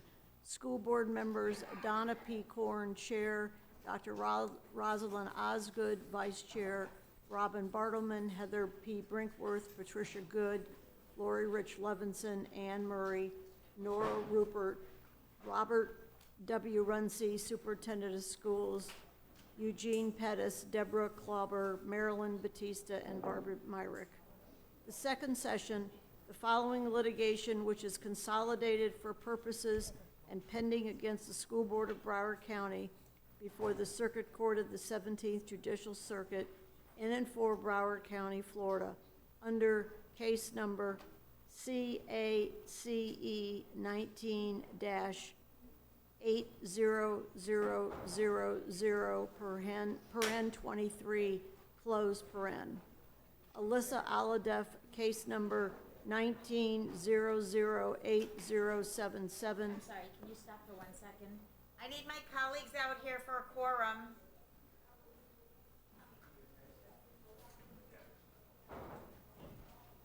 Hey, guys. Ladies, I don't have a quorum. You have a quorum. Thank you. Ashley Baez, case number 19-007722. Scott Beagle, case number 19-007939. Anthony Borges, case number 18-008568. Isabel Checker, case number 19-007725. Nicholas and Alexander Duarte, case number 19-007699. Samantha Fluentes, case number 19-007920. Samantha Grady, case number 19-008062. Jamie Gutenberg, case number 19-007720. Kyle Lehman, case number 19-007924. Stacy Lapel, case number 19-007784. Samantha Major, case number 19-008071. Gina Rose Montalto, case number 19-007737. Joaquin Oliver, case number 19-007802. William Olson, case number 19-007696. Graham/Janelle Perkovich on behalf of AP, case number 19-001507. Meadow Pollock, case number 18-009607. Helena Ramsey, case number 19-007727. Alex Schechter, case number 19-007723. Carmen Shentrip, case number 19-007736. Peter Wang, case number 19-007733. Benjamin Wickender, case number 19-007739. Tia Bell Williams on behalf of MW, case number 19-007272. Melissa Feiss as personal representative of the estate of Aaron Feiss, case number 20-002525. Deborah Hickson as personal representative of the estate of Christopher Hickson, case number 20-002527. and the following unconsolidated cases. Luke Hoyer, case number 19-019402. Daniela Minskow, case number 19-012884. And Helena Petty, case number 19-23307.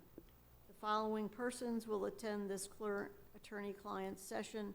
Board members Donna P. Corn, Chair, Dr. Rosalind Osgood, Vice Chair, Robin Bartleman, Heather P. Brinkworth, Patricia Good, Lori Rich Levinson, Ann Murray, Nora Rupert, Robert W. Runcie, Superintendent of Schools, Eugene K. Pettis, Esquire, Deborah P. Klobber, Esquire, Marilyn C. Batista, Esquire, and Barbara J. Myrick, Esquire. In anticipation of this request, the attorney-client sessions were properly advertised for today, March 3rd, 2020 at 12:45 p.m. in accordance with Section 286.011, closed paren of the Florida statutes. The purpose of the attorney-client session is to discuss settlement negotiations and/or litigation strategy for the litigation mentioned prior. A certified court reporter will record the sessions. Only those persons noted in the advertisement will be permitted to attend. Thank you, and we are adjourned until 5 p.m. today. Thank you.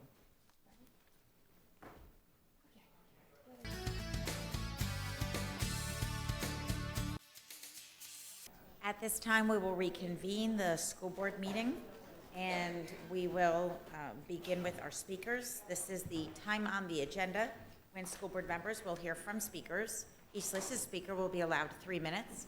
Our speakers are reminded to address matters of relevance to public education and to demonstrate proper decorum. No heckling, shouting, comments from the audience, verbal outbursts, or other disruptive behavior shall be permitted. No signs or placards shall be allowed in the board meeting. No derogatory comments using the person's proper name shall be permitted, and persons exiting the board meeting shall please do so quietly. Further, at the conclusion of public speakers, the chair will provide an opportunity for the superintendent or his cabinet at his discretion to provide comments regarding any subject matter or issues raised by public speakers. Additionally, the superintendent may have members of his staff speak to an individual who is a public speaker in an effort to address his or her concerns and provide any additional follow-up to public speakers' concerns back to the board. So I will call our first speaker, Ms. Sandra Nunez.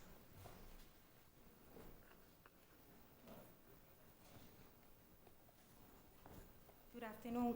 Elisha Miley would like to yield his time to me. Okay, if he could just come to the podium. Thank you.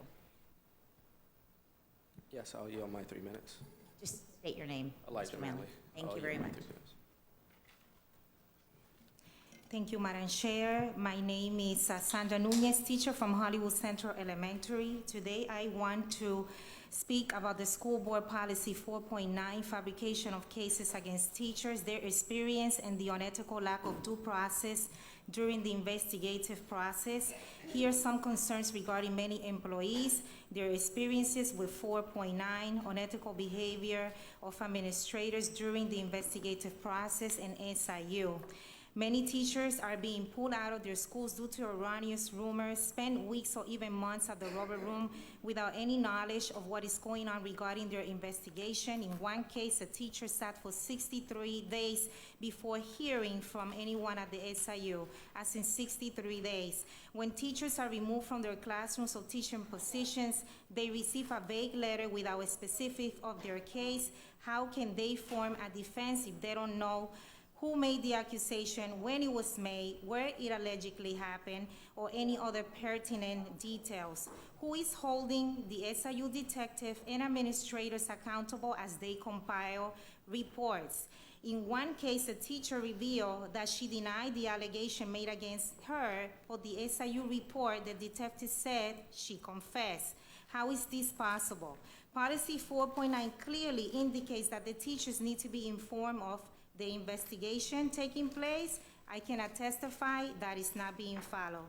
In another case, the teacher gave the detective names of people who can help getting the truth. Not once were, the names were followed, names were ignored, and the detective only spoke to individuals that barely knew the teacher or knew next to nothing about the situation. How is this justice? Is the goal of the SIU and administrators to fight guilt, or is the goal to find the truth? Currently, I don't think that is happening. There are also principals and AP conducting investigation, yet they lack training.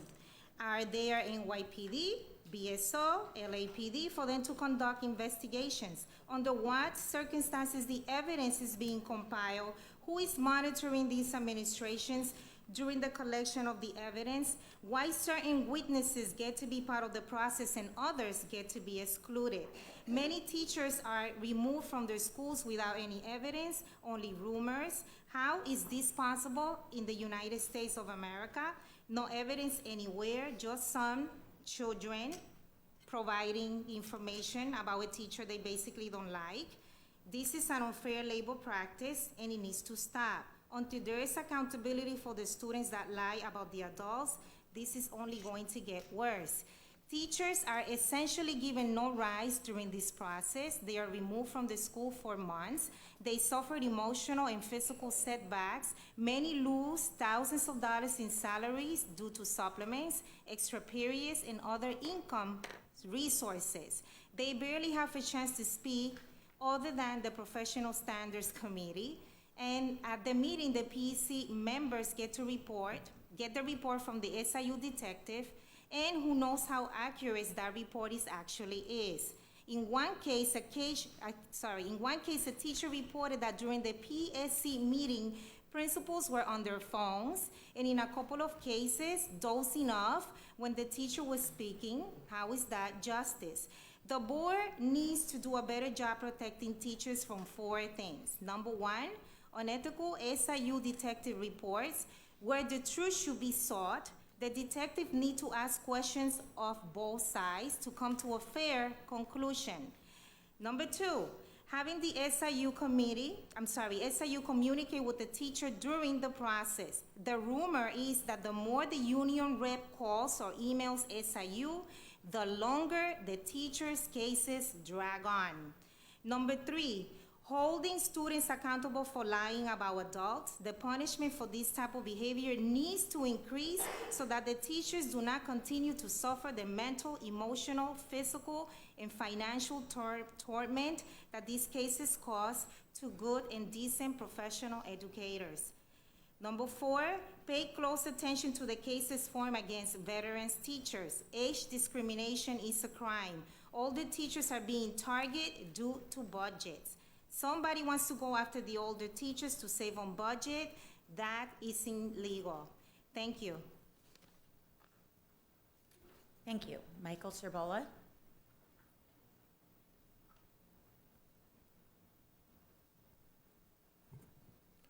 Yes, hello, Board. I kind of wanted to echo what the previous speaker was speaking to, only perhaps more generally.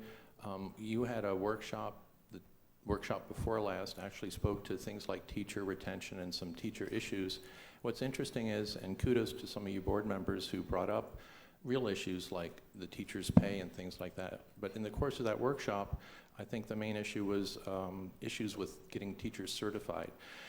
So the issue here is what's wrong with the organization that even when we have strategic planning, we can discuss things like diversity and inclusion, even though I think one of our strengths is supposedly tracking performance indicators according to the League of Cities and some others. But there were no statistics mentioned when we do our strategic planning as far as targets, where we're at now versus where we're going to be, and also not a whole lot of screaming out from board members. So it's a cultural thing. And I'm going to touch on that cultural thing because I think we're ready to make the change. We all start out from somewhere and we learn from growth. Earlier today, I hope your sense of humor is here because this is totally meant in a sense of fun. There was a discussion as far as what did or didn't happen in a meeting. And in the course of the discussion with one of the board members here, the superintendent went through a rather elaborate explanation of the question and then ended by saying, and you know, unless you meant to ask, and then you restated the question. It's a funny moment. It's meant totally in the sense of, you know, we've all done that. In fact, I wanted to talk to you about, I don't listen to, when I first spoke, I can't stand to listen to it. I say the most outrageous, ridiculous sounding things. I leave out subjects and verbs and don't say what I mean to. So it's all good. But it was a hilarious moment where you restated that, and the board member's response was, yeah, that was exactly the question which I wanted to ask. And the reason I'm bringing that up is because that initial response showed two things. Yeah, it showed a reactivity that is mimicked all the way down through the organization, but it also showed, because you reposted the question, an awareness and an ability to look at yourself and stand outside of that behavior, which means we're ready to transition beyond that reactive behavior that we all show, board members, superintendents, and the people underneath you. At one time we're reporting that zero bullying. They weren't bad people. They weren't trying to mislead the state. There aren't any bad actors here. This is all people trying to do the best they can, but they're operating under a wrong set of operating commands. We need to change, and it's as simple as saying zero punishment. Anytime you raise your hand or your voice, the child is going to focus on that. We need to treat kids differently than we do adults. The punishment model doesn't work. We have the Center for Disease Control and all of California right now to back this up. And we have children here demanding we make this change. I realize from the Deep South, this is the last place anyone expects that kind of action, but I know we can do it, and I know you're the man to do it because you have the ears of people on quote unquote both sides of the fence. Thank you. Thank you. Carmen Jimenez?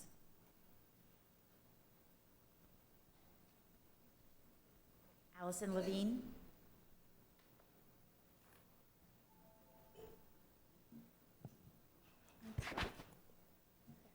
Thank you for having me. My name is Allison Levine. I am a teacher in the county, and my daughter is a senior at Stoneman Douglas High School.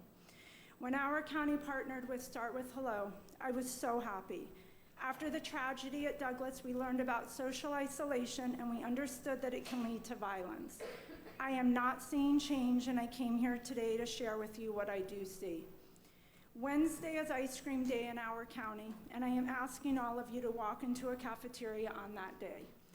Please notice the child who does not have money to buy ice cream. Look at the children sitting there without, while others have, and tell me that you think it is okay that this continues. How is this ending social isolation? I am a specials teacher, and the other day I had 5 students come to my class. They could not attend their class field trip because they did not turn in their signed permission slips. 1 girl, 4 boys, 1 black, 4 Hispanic. So instead of hanging up a banner that says Start With Hello, let us make a promise to no longer leave children back from field trips. This is not inclusive. At my school, gifted students got to go to St. Augustine, non-gifted students did not. This is social isolation. Where I work, classes tune into the television and listen as the names of students who made honor roll are called. We know that the students whose names are not called are not feeling included. We can assume that they are feeling sad, lonely, and isolated, and these are our at-risk students, the ones we should be worried about. A few weeks back, our school sold friendship grams for $1 to be delivered on February 14th. We are a Title I school. We did this on a day where everyone should have felt special and included. The media came to our school that day to videotape kids being kind. There was absolutely nothing kind about delivering candy grams to some kids and not to all kids. During Literacy Week, some kids came dressed up as their favorite characters, but I noticed the ones who did not dress up. They looked sad, they looked lonely. It broke my heart. Every December, our school celebrates Polar Express Day, and the movie Polar Express is shown throughout the school. This movie is about a white Santa Claus, and it does exclude students based on race and religion. There are children who believe in a black Santa Claus, and there are children who do not believe in Santa Claus at all. On February 26th, I had morning duty in a hallway where first graders were proudly showing off their posters made at home, celebrating the 120th day of school. I noticed a student sitting there looking sad. He did not have a poster. I know that when we assign elaborate projects at home, we are excluding kids and making them feel isolated and not connected. Social isolation is happening every day in our schools. As a teacher, I have heard the word fidelity used over and over, but this program was not implemented with fidelity. Maybe you can ask our children if they are happy at school. Thank you, Ms. Ask Levine. them. Thank you. Christina Brazil.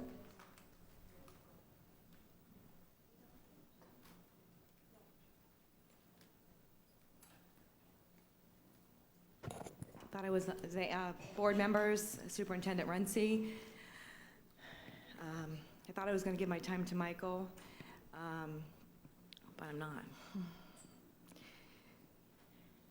When that program, you know, which is an amazing thing from Sandy Hook, and I remember when Sandy Hook first came to the board, and there was this big disgruntled thing about the fact that it hadn't been done appropriately for about who or what got to see the information. But they were coming to share from their tragedy so that we wouldn't. But we didn't hear. And then I remember when we had a meeting here and there was Say Hello was being presented and there was take the picture in green and everybody took the picture in green. I had a little bit of green in my shirt and I had it in my thing and I was so thrilled that you were doing it and I wasn't allowed to get in the picture because I wasn't part of one of the, and that was by the chair at the time, for whatever reason, and it's cool, you know, but what is inclusion? What shows that we care about each other? We have kids killing themselves, jumping in front of trains. Our community is broken. Our schools need healing and wholeness. I love the idea of saying, let's everybody adopt Deerfield Beach High and find a lunchtime that we can go in. You know, those that are cleared through the system, and let's make sure if there's people that are out there that care about kids that aren't cleared, that we have a fast process that we get them cleared and we get them in.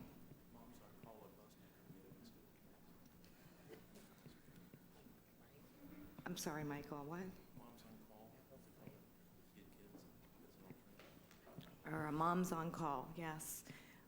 Whatever we can do to support, but we need the leadership to start those processes. You have all these committees that people sit on, and I've been to them, and I try to serve my best in them. I don't believe they produce the fruit that you need.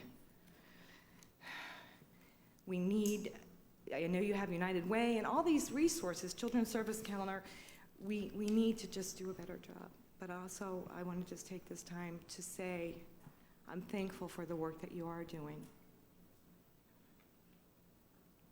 I am. I know that there's crazy things that you're seeing beyond what I've seen. And whatever's comical, I'm thankful that you have joy. Let's help our kids. Thank you for the time. Thank you. Jean Mason.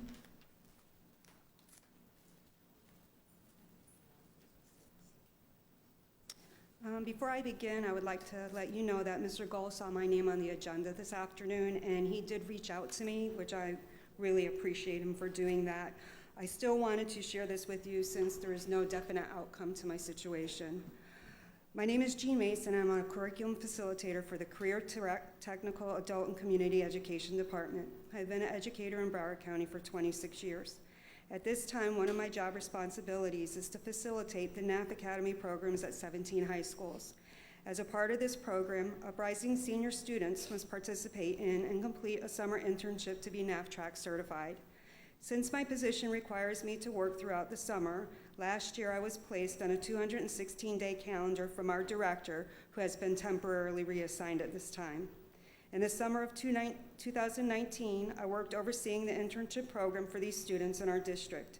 In September, I was made aware that the other two facilitators in our department, who were also placed on 216-day calendars, were paid. However, due to a clerical error, I was not. Since our director was no longer available, I spoke to the curriculum supervisors in our department. However, they were unable to help. I finally reached out to the union for support on November 4th. On Wednesday, December 11th, we met with Mr. Gold. During this meeting, documents were provided verifying that I worked the entire summer. The union steward and I were told by Mr. Gold that he believed I was due to be paid. However, he would need to verify the information with payroll first. In January, numerous emails went back and forth between the union and myself, as well as the union and the district. On January 22nd, I was made aware by the union that the information was with the CFO. I then received notification from my union steward stating that he received an email that I would be receiving payment in my check dated February 7th. It was still not there. While the union was continuing to track down my payment, they were told that it was with the CFO. After the union reached out again, they were then told that it was with Human Resources. My current understanding as of today from the union is that my documentation was sent to Mr. Runcie's office. In all honesty, the lack of responsibility as well as the lack of respect shown to me as a professional by the district refusing to pay for hours that I worked in the summer of 2019 is totally unacceptable. My contract states that in the event of an underpayment to an employee, the employee shall be compensated on or before the next paycheck following the discovery of the error. My error was verified on December 11th. The contract also states that if the district has not followed through with the approved grievance, the grievance shall be submitted to the superintendent within 12 working days, and the superintendent shall follow through within 5 of that meeting. After the acknowledgement of the error on December 11th, I should have received the payment due within my paycheck on December 20th, which I did not. As I continue to reach out to the union and as they reach out to the district on my behalf, there is a resistance to complete the process on my pay. So, Ms. Mason, I'm Thank you. going to ask you to wrap up, but Mr. Runcie? Yes, Ms. Mason, thank you for coming here today, and, my sincere apologies that you've had to go through all this and even show up here today. I was made aware of your situation last week. I forwarded that over to Mr. Strauss and told him to actually get this taken care of. Mr. Strauss is here.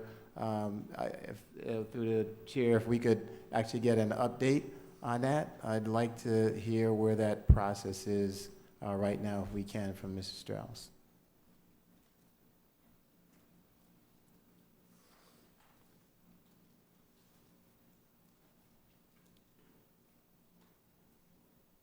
Alan Strauss, Chief HR Equity Officer.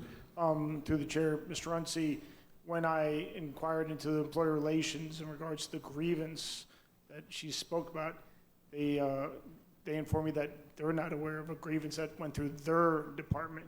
I believe in what they're talking about, there was discussion with Mr. Goal in regards to, as she just described, the conversation that's back and forth. But we will look and work with Mr. Goal and his CTAS department to ensure that the individual that worked the hours should get paid those hours. Okay, so, we're not going to ping-pong this around this week? No, I will. We need to get this resolved by the end of the week and make sure she gets paid. Thank you. Yes. So if I could, Mr. Runcie, please, this is not something that needs to go on since December for any employee. So what I would ask is, I'd like there to be a determination as to how this happened, so that we can ensure that we don't have any of our staff going through this process again.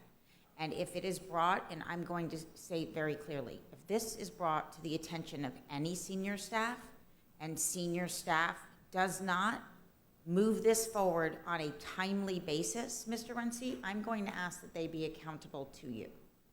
Okay, thank you. Thank you very much. Janine Snyder.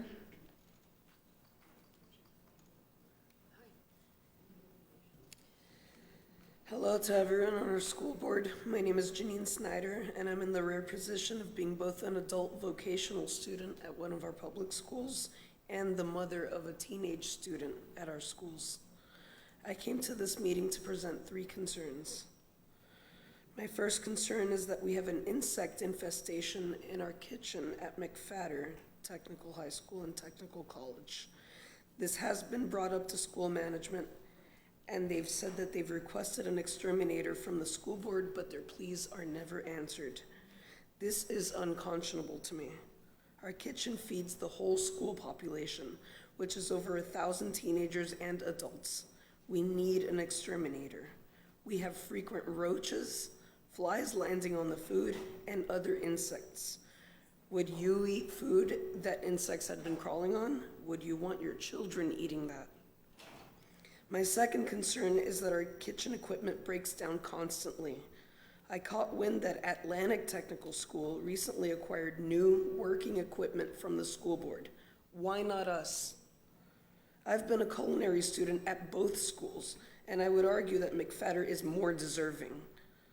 One of my adult classmates, for whom I'm speaking on this topic because she's too ill to come in today, keeps seriously threatening to leave school over the constantly malfunctioning equipment. Our chef instructors are very frustrated about the ongoing situation too. Please at least give us equipment similar to that which Atlantic has.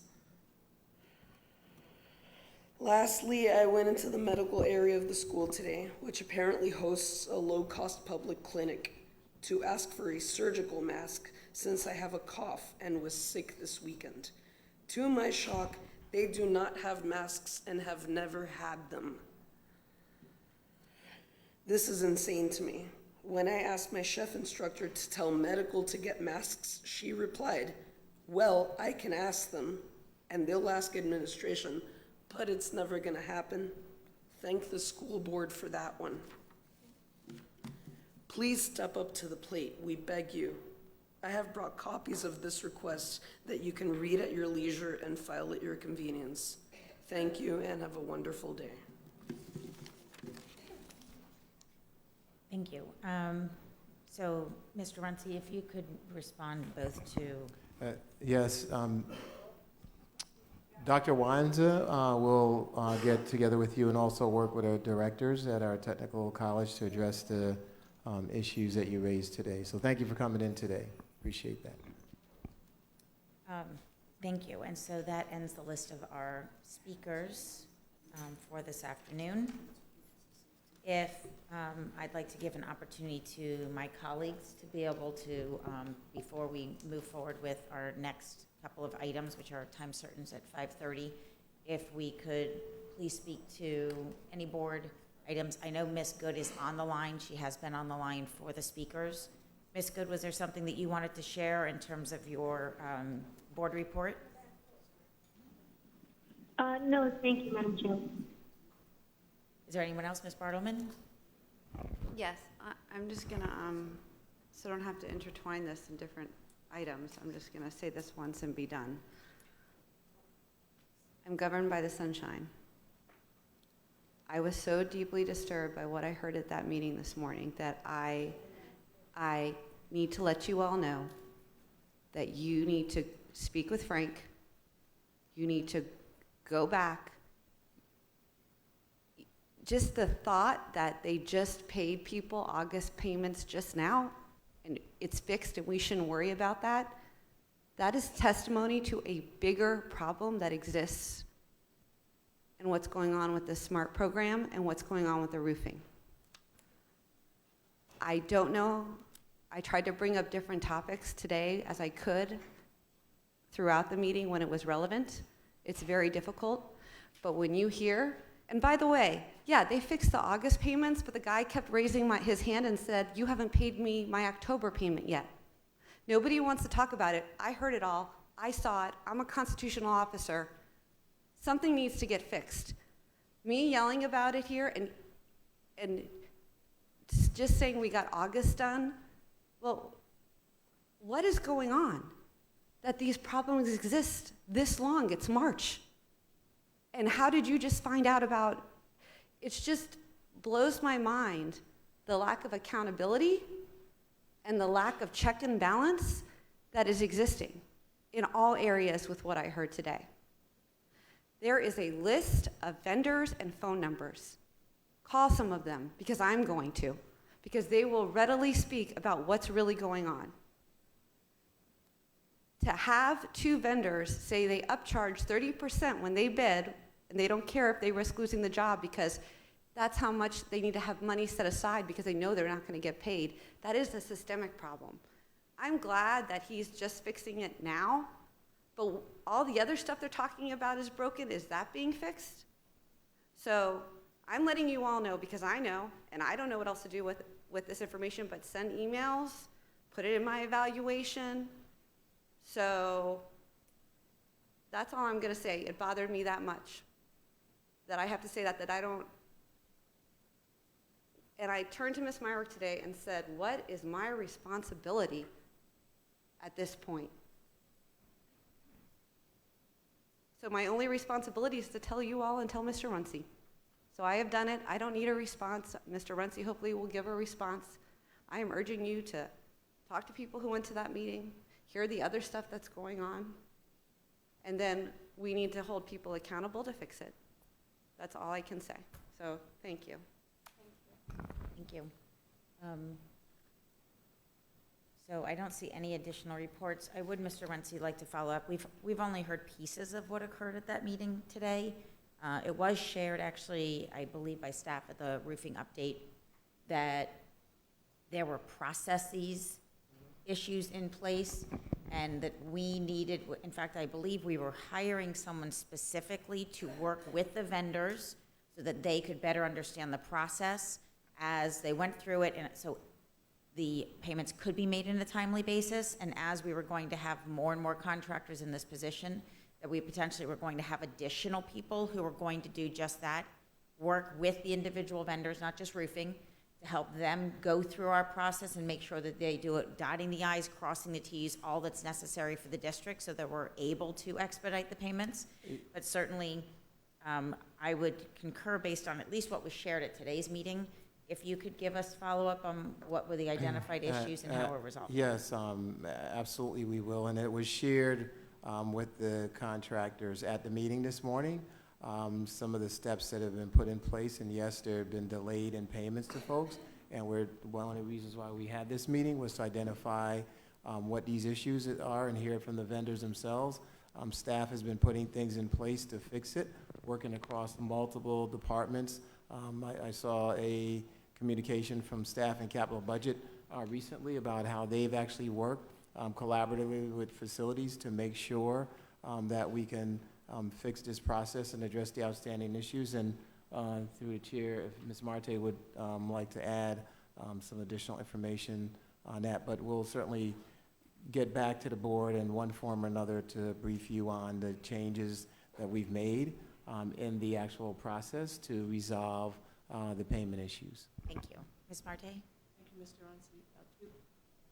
Through the chair. Judith Marte, Chief Financial Officer. So this might be a little bit longer answer than you wanted. I'll try to be as brief as I can. So this was not an issue of finance wasn't paying the bills on time. I get an aging of all accounts payable from our financial reporting director, Heron Montewala, any day I ask for it.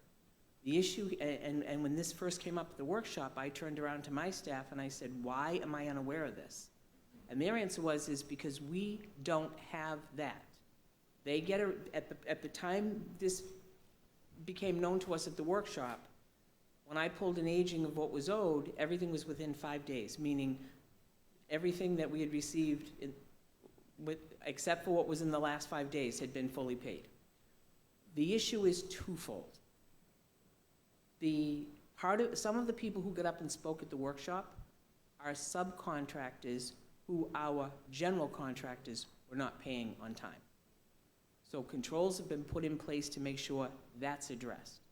The second issue was there were delays in processing and reviewing invoices by people in the construction team because they had questions, and sometimes they had problems. So, I mean, there are times that, yes, vendors are delayed being paid.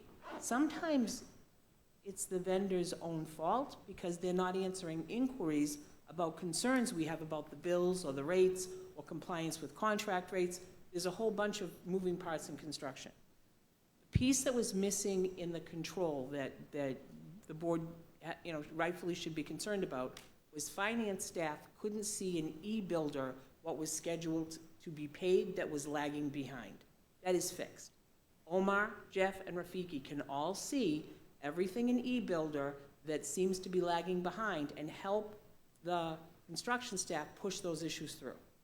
That's been a big part of the fix. So I, as your CFO, now know what is potentially not being paid to the board's standards and requirements. And yes, I believe you said this, Madam Chair, Kiri has hired an additional full-time staff member whose only responsibility it is to help the construction team and the finance team get these bills paid timely. I hope that answers the question. It does, although I will follow and up there- and say yeah. that there is a level of accountability for the individuals who are responsible to review those bills that have been issued. And so we need to make sure that on the construction side, that as much as there may be questions and so forth, that those are still expedited. So there are additional issues. One of the ones that was raised today, and Mr. Girardi spoke to it, around the project managers, right? And how they've been Yes, managing that's some what of I'm those. referring to. And some of those folks have been replaced. That was noted and acknowledged there by some of the contractors as well. So it's been a number of issues, not one specific thing, and it hasn't been for every vendor. But again, it's enough of an issue that we have focused everyone on getting this resolved and putting processes in place to make sure that we have visibility from the beginning all the way through. One of the things that finance didn't have visibility in is that the time when a requisition or invoice was initially submitted and then resubmitted, every time it's resubmitted, the clock's reset, so it could have really been out for 3 or 4 months, and it looks like it's 30 days. We're fixing that. Well, that has been fixed, but that's been part of the challenge in it as well. So anyway, we'll provide the board an update on how we fix these things going forward. Thank you. I appreciate the updates. And, you know, to Ms. Bartleman's point, it's frustrating because there is an impact to the district when these things occur. So as we are identifying and fixing and addressing these issues, it's just as important for the public to hear what we've identified and what we're doing as it is for us, because to be able to gain their confidence back, to bring more vendors in, and for them to feel like some of their risk has been mitigated, they need to understand what's being shared here. So I would ask that those who are in attendance at this meeting today, as well as those who are invited and may not have actually been able to attend, if there's a way of communicating follow-up to all of them, the more people we can get the message to, So the when better. I left the meeting, I indicated that we would meet at least maybe once a month or so with the vendors. So to check back to make sure what we've committed to fixing, that it would be, and that we would hear directly from them. So we have another scheduled meeting as part of our communication and collaboration efforts. At the meeting, we also committed to visiting a couple of the contractors to look at the processes and challenges from their end. So staff will be going over to their offices and seeing their perspective in terms of what's going on as well. So yes, we are heavily focused on it because we need to address these so that we can work on building capacity and making it more attractive for our roofing contractors to do business with Broward County. Thank you. I have Dr. Osgood and then Ms. Bartleman. Yeah, I remember when I came to the board in 2012, this was a major issue when we first went out for the bond, that construction companies didn't want to do business with us because they were not being paid. I remember us having hours and hours of conversation, fixing and putting things in place to make sure that that doesn't happen. People have changed. We've gotten e-builder, and I think that we have to find a way, Mr. Runcie, to be consistent and do our due diligence. I heard Ms. Marte explain, she mentioned that we put something in place. In my conversation, what has been communicated to me is more on the side of the contractor not paying the sub. And I know we talked about that, and we talked about even having a clause in our contract to make sure that takes place. But I'm not sure how we're following through with that to make sure. So I heard you mention it, so could you just elaborate a little bit of what we're doing from that aspect? Through the chair. I'm going to have to follow up with Omar. He sent me an email about the meeting that I read quickly this morning. What I've relayed to you is what I remembered. I know there's another process that I will get you a follow-up, but I know there's a system of check and balances. And I want to make clear, too, once an invoice comes in, you know, Mr. Runcie said sometimes they're reprocessed because there's errors and things like that. Once it comes in, now that we've linked e-builder into SAP and my reports, the clock starts at that moment, and my staff is bird dogging to push a resolution to make sure people are getting paid on that end. But I will get a follow-up for that. I don't want to answer you incorrectly. I'm not. Okay. I'm not the contractor language is gonna, be a problem. But I know we had discussed it before, and like I said, I had some conversations, and it was recently communicated to me again. And then I'm just gonna ask Mr. Runcie, since this whole meeting thing has come about now, I know you mentioned it in the workshop that staff was gonna be meeting. I'm gonna suggest that you just notice that meeting going forward. Thank you. Ms. Bartleman? I'm sorry. No, let the other people haven't talked, and I'm also. Yes, no, I have you, and then I'll have. No, Ms. that's okay, you can let the Okay, people haven't Ms. talked, Olive. calming down. Thank you, Madam Chair. So for the bond, it's been 5 years. Is this non-paying problem been just the last year, or has this been for the last 5 years and we're just learning about it now?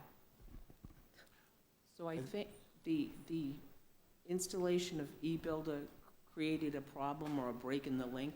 I'll get you a more thorough answer, but I think it's a more recent problem and not long-term. Yeah, it was mentioned at the workshop that it has changed, and we obviously need to go back and relook what in our processes actually had caused those delays It again. was the installation of eBuilder. There was a Yeah. disconnect with the installation of eBuilder and making sure it connected into the financial systems. And Ms. Olive, we were not using the full capacity of eBuilder. eBuilder actually should make the process better.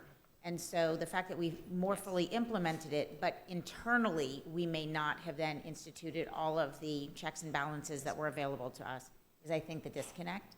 So we have obviously identified them, and we're taking the steps. So what year did eBuilder start? I'm gonna have to get back to you. Unless someone's here who can talk about eBuilder. I'd have to get Ashley to give the details on it. It was in phases. It wasn't, the version of it that we're using now has been more recent than the day it was actually implemented. And so they gave an overview of that before. I mean, I can have her sit down with you and walk you through that if you'd like. Okay, so before eBuilder started, whether it was the first time or the second time, did we have payment problems before eBuilder started? Not to the Not to my not knowledge, to the but again, extent I that wasn't we've here heard. 5 years, so I can get a follow-up, and I'll We did. talk to Omar and. We did, Yeah. just not as big. Thank you. You're very welcome. Thank you. I have Ms. Good. Yes, thank you, Madam Chair. And some of the issues, I guess, raised, certainly we've discussed the issue of the payments, and I know it's a concern to the entire board. My only concern, because as a couple of my colleagues bring up the issue, the reason I'm expressing a concern is I asked Mr. Runcie earlier today if the reference meeting was a staff meeting, a meeting that he had set up with the various vendors, and he indicated that it was. And I know that when we've met with professional development, and I know that through the Florida School Board Association, they really have mentioned that they do not want board members attending staff-related meetings. It's more of a day-to-day function, and we have to, separate ourselves from the function of the superintendent. And so if we're going to be moving forward with having these meetings advertised, then I think these meetings are going to turn into something different other than a workable session between superintendent, staff, and the vendors so they can have an honest conversation of what's going on.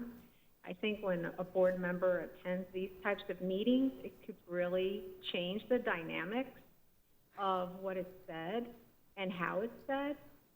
And I think in other years, there's been concerns raised about things like that. So, I know that the best intentions are there for individuals to want to attend, but I think if that's going to be the situation, then we should have it more in a workshop setting if we're going to have those types of discussions and have vendors come in and share some of the thought processes that they have. But to start involving ourselves as board members within staff meetings, I think is beyond the scope of what we're supposed to be involved with. And I will certainly be reaching out to the Florida School Board Association to see if my perception of what they've shared with us is in fact correct. So I just wanted to share my concerns with the group. Thank you. Thank you. Ms. Bartleman. Yes. This is not the first time me or other board members have attended staff meetings. I didn't participate in the staff meeting. I didn't talk. I sat in the back and listened. I cannot believe that another constitutional officer wants to limit a board member from attending anything and sitting and not participating.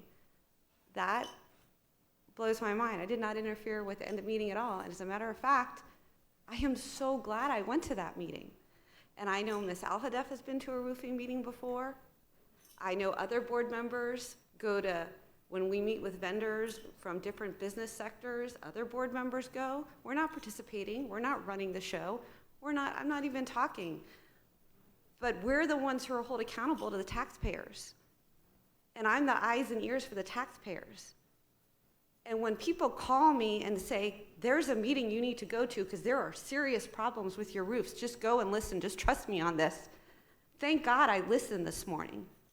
And you can go to the School Board Association, we can go anywhere with this, because how you don't want to be made aware of what is going on in this district and what is wrong is beyond me, because in the end, it's the 9 of us who are going to be held accountable for anything that goes wrong. We're the ones who are elected by the public. So if you all want to restrict yourself from sitting in the back of the room and participating in anything, be my guest. I will take that to whatever opinions I need to have. But I'm responsible for this. All of us are, as a board, non-payments. And the bigger question I have for the staff and Mr. Runcie is this has been going on since August, and we spent millions of dollars on eBuilder, and we have millions of dollars in consultants and people, and that was the comment the vendor said. How can we're the 6th largest district in the nation, the 2nd largest district in the state. They don't have this problem with any other district. As a matter of fact, a builder stood up and said, I got things done quicker and got paid when I dealt with the roofs for the hurricane quicker than the school district. And the reason they're going out to the offices is because a vendor stood up and said, you need to come to my office and hear he said a bad word, hear the stuff that we have to deal with on a daily basis dealing with the school district. If you don't want to hear that, there's a problem. We should want to hear that, and we should want to hold staff accountable for fixing things. It is beyond me to try to censor my ability to hear what's going on with my community. And this is not the first time. Board members attend meetings all over this county, whether it's construction, whether it's academics, and they even participate. So that notion that we're going to not let us as board members hear what's going on, when we're not getting involved, I didn't say one word at that meeting. Half the people didn't even know who I was. And I sat in the back. Thank you, Ms. Bartleman. Okay, so yes, Ms. Brinkforth, sorry. That's okay. Just really quickly, just a quick comment, Mr. Runcie, with regard to the speaker that came earlier about receiving her pay as is required by her contract and vendors not being paid. I have trouble understanding why it's taking members of the community to have a conversation at a board meeting or members of the vendor community to come together for these issues to be resolved. And so that's my comment. I want you to understand that I think the message from leadership, certainly from me as a board member, and I think from my colleagues as well, is if there is an issue that is brought to the attention of staff, that issue should be taken seriously, looked into, and addressed with some expediency. And so I'm hoping, Mr. Runcie, that you will give that directive to your staff to ensure that from this moment forward, there are no delays in getting these things taken care of. And then if you have something to say, that's fine. And then regarding the item, I just got that last week, and I immediately turned that over to staff. So it hasn't been a week, and maybe they should have gotten it done earlier before Ms. Mason showed up here. But I asked staff to act on it and address the item as quickly as they can. So I'll follow up with them again and continue to press that point up on them. And they've certainly heard from all of us here today. Right, and I'm not saying that the information had risen to your level on either one of those items yet. Whether it had or had not, I don't know. But what I'm saying to you is, if it's rising to senior staff level, no, they should be addressing it when it gets there. And that is correct. Okay, and then on a completely separate, very happy, celebratory note, I would like to congratulate Fort Lauderdale High School students for earning Best in Class for Cambridge exams. We have two special students, Best in the World for Ace General Paper, Jekaterina Purina. Now, Ace General Paper is taken by every Cambridge student across the globe, so Best in the World is a big deal. And then Best in the Country for Marine Science, Kai Botek. So congratulations to both those students. Awesome. Thank you very much, Ms. Brinkworth. Dr. Osgood. I have 2 points, and I'm sure Ms. Brinkworth probably forgot to mention it, but we know Ely girls won state championship, and Stranahan will be playing against Paxson on Thursday. My son-in-law coached for Paxson, so I can't go to the game. And Dillard will also be playing on Thursday, so congratulations to those teams. And I would like to just ask Mr. Runcie to spend a few moments. I know we've received memos and letters and updates, but it's very important for the public to understand all of the interventions and services and things that we have going on at Deerfield.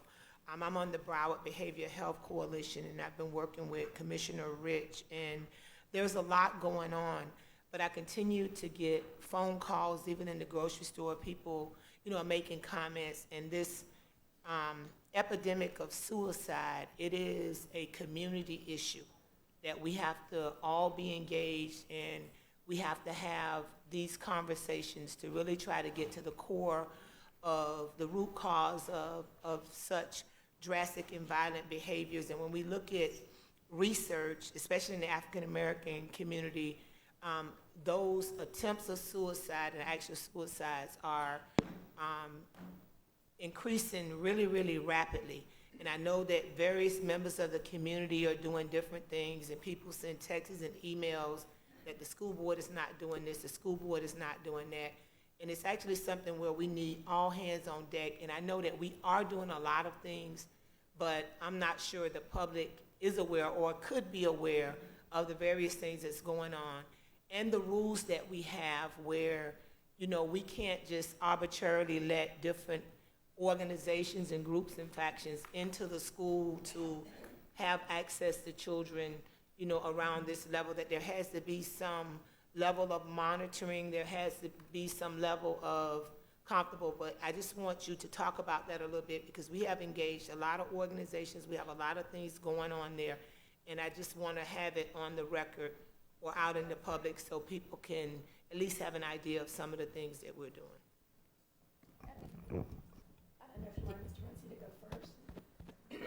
Did you want to respond, Mr. Runcie, to what Dr. Osgood?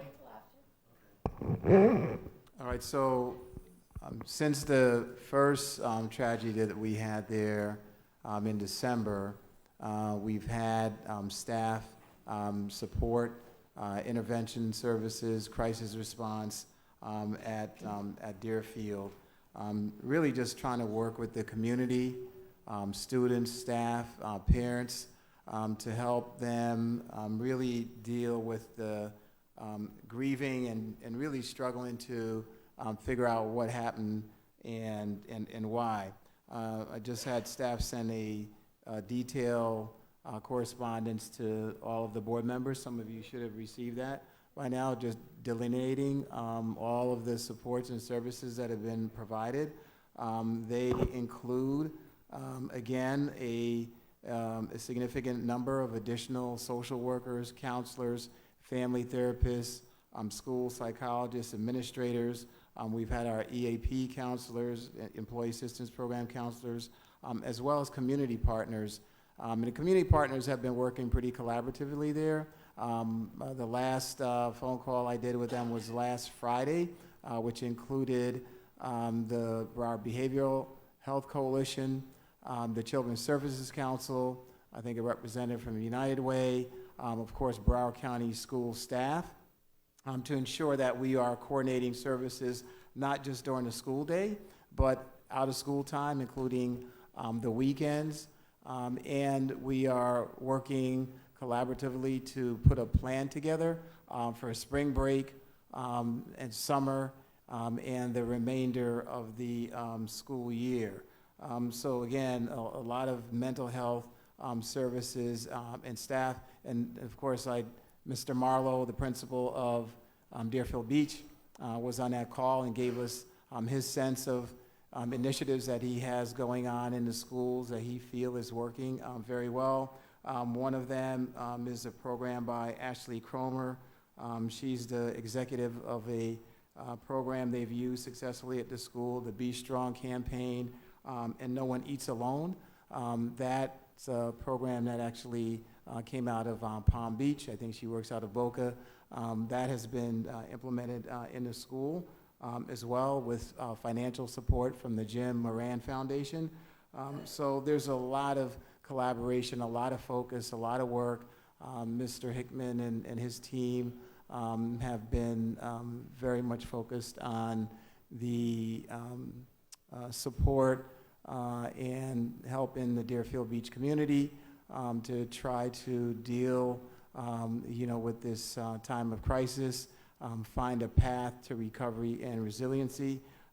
So it's a priority for us, and we'll continue to do whatever we can as a district, but it's going to take not only the district, but also the collaboration with our community partners to make sure we're serving everyone as best as we possibly can. Mr. Ramsey, we've also completed yesterday what used to be the Health and Wellness Center building. That is, has been reopened, and it's come back online as of today, tomorrow, so that we are establishing an on-campus health and wellness center specifically for mental health issues, and that is on campus as well.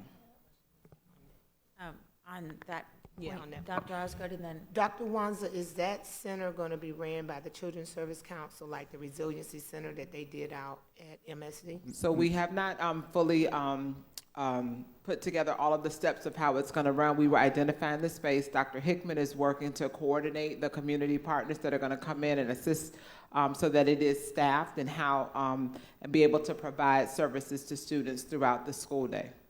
So it would be similar to the wellness center that we have on the campus at Stoneman Douglas, which is actually run by the district.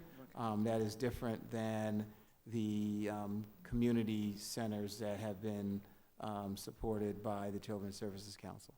And I asked that question because Cindy had been going around to various communities. They're looking to bring one of those centers in different locations so that... We are talking with them, and they're also talking with the city about doing that. And I think there's a community forum that's being scheduled. Maybe Ms. Rupert wants to speak to that item. Yeah.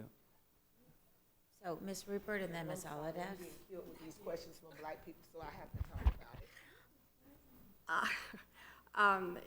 We had the one 2 weeks ago. It was so successful that Coconut Creek and Deerfield Beach wanted to have it too. I'm very happy to hear that that old health center that we've tried for years to get someone to come in there. First it was a dental, then it was going to be a clinic. So I'm extremely happy to hear about that because not this weekend, but the weekend before, I was very nervous going into the long weekend. We did not seem to have a plan over the weekend for people to have basically triage mental health. And then last week came. And I was not going to let another full week go by without having a plan for this past weekend. So with wonderful help from the Broward County Commission, additionally Lois Wexler, she's everybody's friend. When you need to get something done, she just gets it done. We hit the phones on Friday with the city, the school board, Broward Behavioural Health, which I also sit on, and actually chair the Education Collaborative Suicide Prevention Committee. So a lot of work needed to be done. And I can tell you that Saturday and Sunday from 10 a.m. to 6 p.m., we had people there from our organization, from Broward Behavioral Health. There were Henderson people from Smith. It was extremely effective.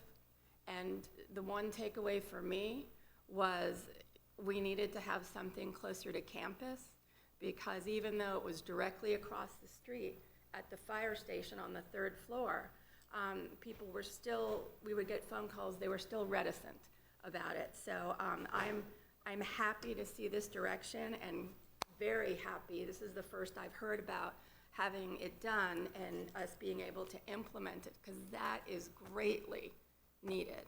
And the Deerfield community has been saying they feel a little like second-class citizens and weren't given the opportunity to have a lot of stuff, which I know is why Dr. Osgood spoke on behalf. She's received phone calls like I have, like we all have. So I'm very incredibly thankful that that is done, and we will have that staffed and ready to go by. So we have the facility, we got that up and running, I want to say by yesterday, and so we're working with Dr. Hickman and his team so that they can start to begin using it before the end of the week. Awesome. And there's just one more thing that I just found out about, looking at my emails right before this meeting, is that Mr. Runcie is going to be with staff at the Deerfield Beach EAB meeting, and then at the same time, a parent meeting is going to be happening at Deerfield Beach High School. I did not know about the Deerfield Beach parent meeting, but I will be there to support my principal and the community. And to tell Mr. Runcie I won't be able to join you at the EAB because I'm going to be with parents and the people I think that need to be there right now. So I apologize for not being able to meet you there, but we'll definitely be at the school to be able to participate and to hear what the parents say. So, thank you. Thank you. Ms. Holodeff? Thank you. And one thing that was really helpful at MSD was the therapy dogs. So if Yes, we they were do able want them. to connect with our outside partners to have the therapy there. I asked staff last week to do that, so my understanding that they should be They were there. supposed to start Monday, yesterday. yeah. They started Monday, and Abby's always going to go there too. Tomorrow's Rainbow, because that was one thing that, well, we all saw, that the therapy dogs were helpful, but I'm happy to see that they're there as well too, but that was effective. Wonderful.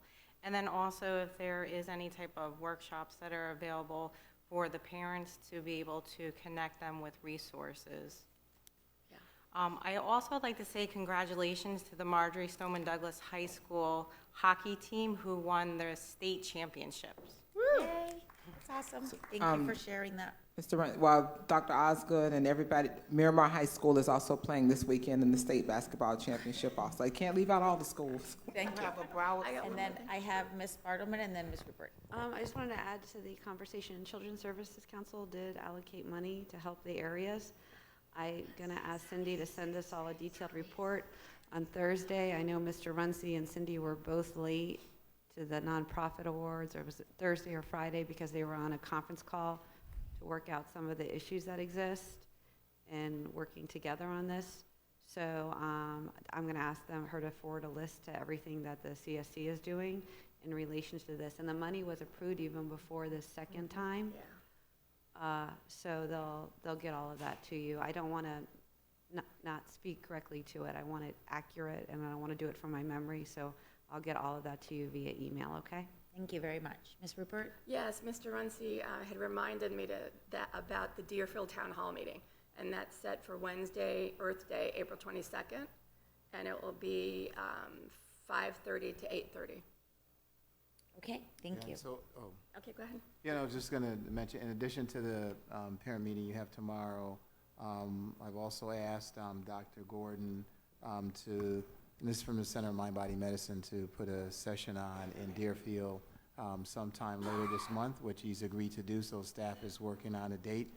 And I believe Dr. Schoenfeld should be at the parent meeting tomorrow, who's from the National Center for School Crisis and Bereavement. Many of you know he's been working with us for quite some time now in the Stoneman Douglas community and throughout the district. Thank you very much. Dr. Osgood? Mr. Runcie, I'll ask you, so the parent meeting and all those meetings, the town hall, are they taking place at the school? That's taking place at the school. That's similar to what we've done at Stoneman Douglas with Dr. Schoenfeld. So I've tried to certainly maintain contact with them and their presence and support in the district. So Schoenfeld will be here tomorrow. I spoke to Dr. Gordon over the weekend and asked him to put on a session for the school and the community, which he's agreed to do, and staff is working to coordinate that time as well. So we're really trying to bring a lot of resources and awareness, not just for the school, but for the community at large, and I think that's a good development out of this difficult moment we're in. Okay, and I asked that question because we do a great job when we have things at our school, but there's parts of our community that are not there. So whatever we can do, I don't know, maybe we can consider having him even doing some type of little video that we can just share, because the community itself is in crisis, and some of the people may not have kids at school, but they're still impacted by this. And I know, we have a lot of the faith-based leaders down there who have, they have captive audience of thousands of people on Wednesday night Bible study and other times. And I'm just thinking, I know Cindy has been out aggressively in communities meeting, but I'm just thinking how we can, use that information even in other areas now that we have them come and we have the contract, even if they just did some kind of little video of how we could even be communicating, what's appropriate to say, what's not appropriate to say, in times like this. I just think it would, I know as a board member, it would be very helpful and useful to me. So a couple of things. Yes, Center for Mind Body Medicine does do community workshops. I think they've done a handful of them in Broward so far. But there's another component, and I'll be bringing an item to the board later this year to continue their engagement in Broward County, and also to expand what they've done in a couple high schools so far, which is this peer counseling program that they've set up, which has actually been pretty impactful in the schools that they're in. That program, the way they develop it, through a 2-week, 8-day program with individuals, there are folks that can actually participate in that will actually go and hold sessions in the community on an ongoing basis, so we don't have to fully rely on the Center for Mind Body Medicine, but in effect create ambassadors who work in the community. Then there's another set of students who would actually work within the schools. So we've asked them to consider developing that type of support structure within the Deerfield Beach community. Thank you. Thank you. So I appreciate all of that and for sharing with the community and to my colleagues for having the discussion. If I could have a motion, we're going to finish up the agenda. A motion and a second on L2, L3, L4, and L5. Second. If I could have public input on L2, L3, L4, and L5. Seeing none, to my colleagues, are there any comments? Seeing none, all those in favor of L2, L3, L4, and L5, please indicate by saying aye. Aye. Those opposed say no. L2, L3, L4, and L5 pass unanimously. I'm on the line. Yes, Ms. Good, thank you very much. So acknowledging that Ms. Good is on the line. At this time, the scheduled order of business for the school board operational meeting of the School Board of Broward County, Florida has been complete. Seeing no obligation, I now adjourn the meeting. We will now be having our public hearing.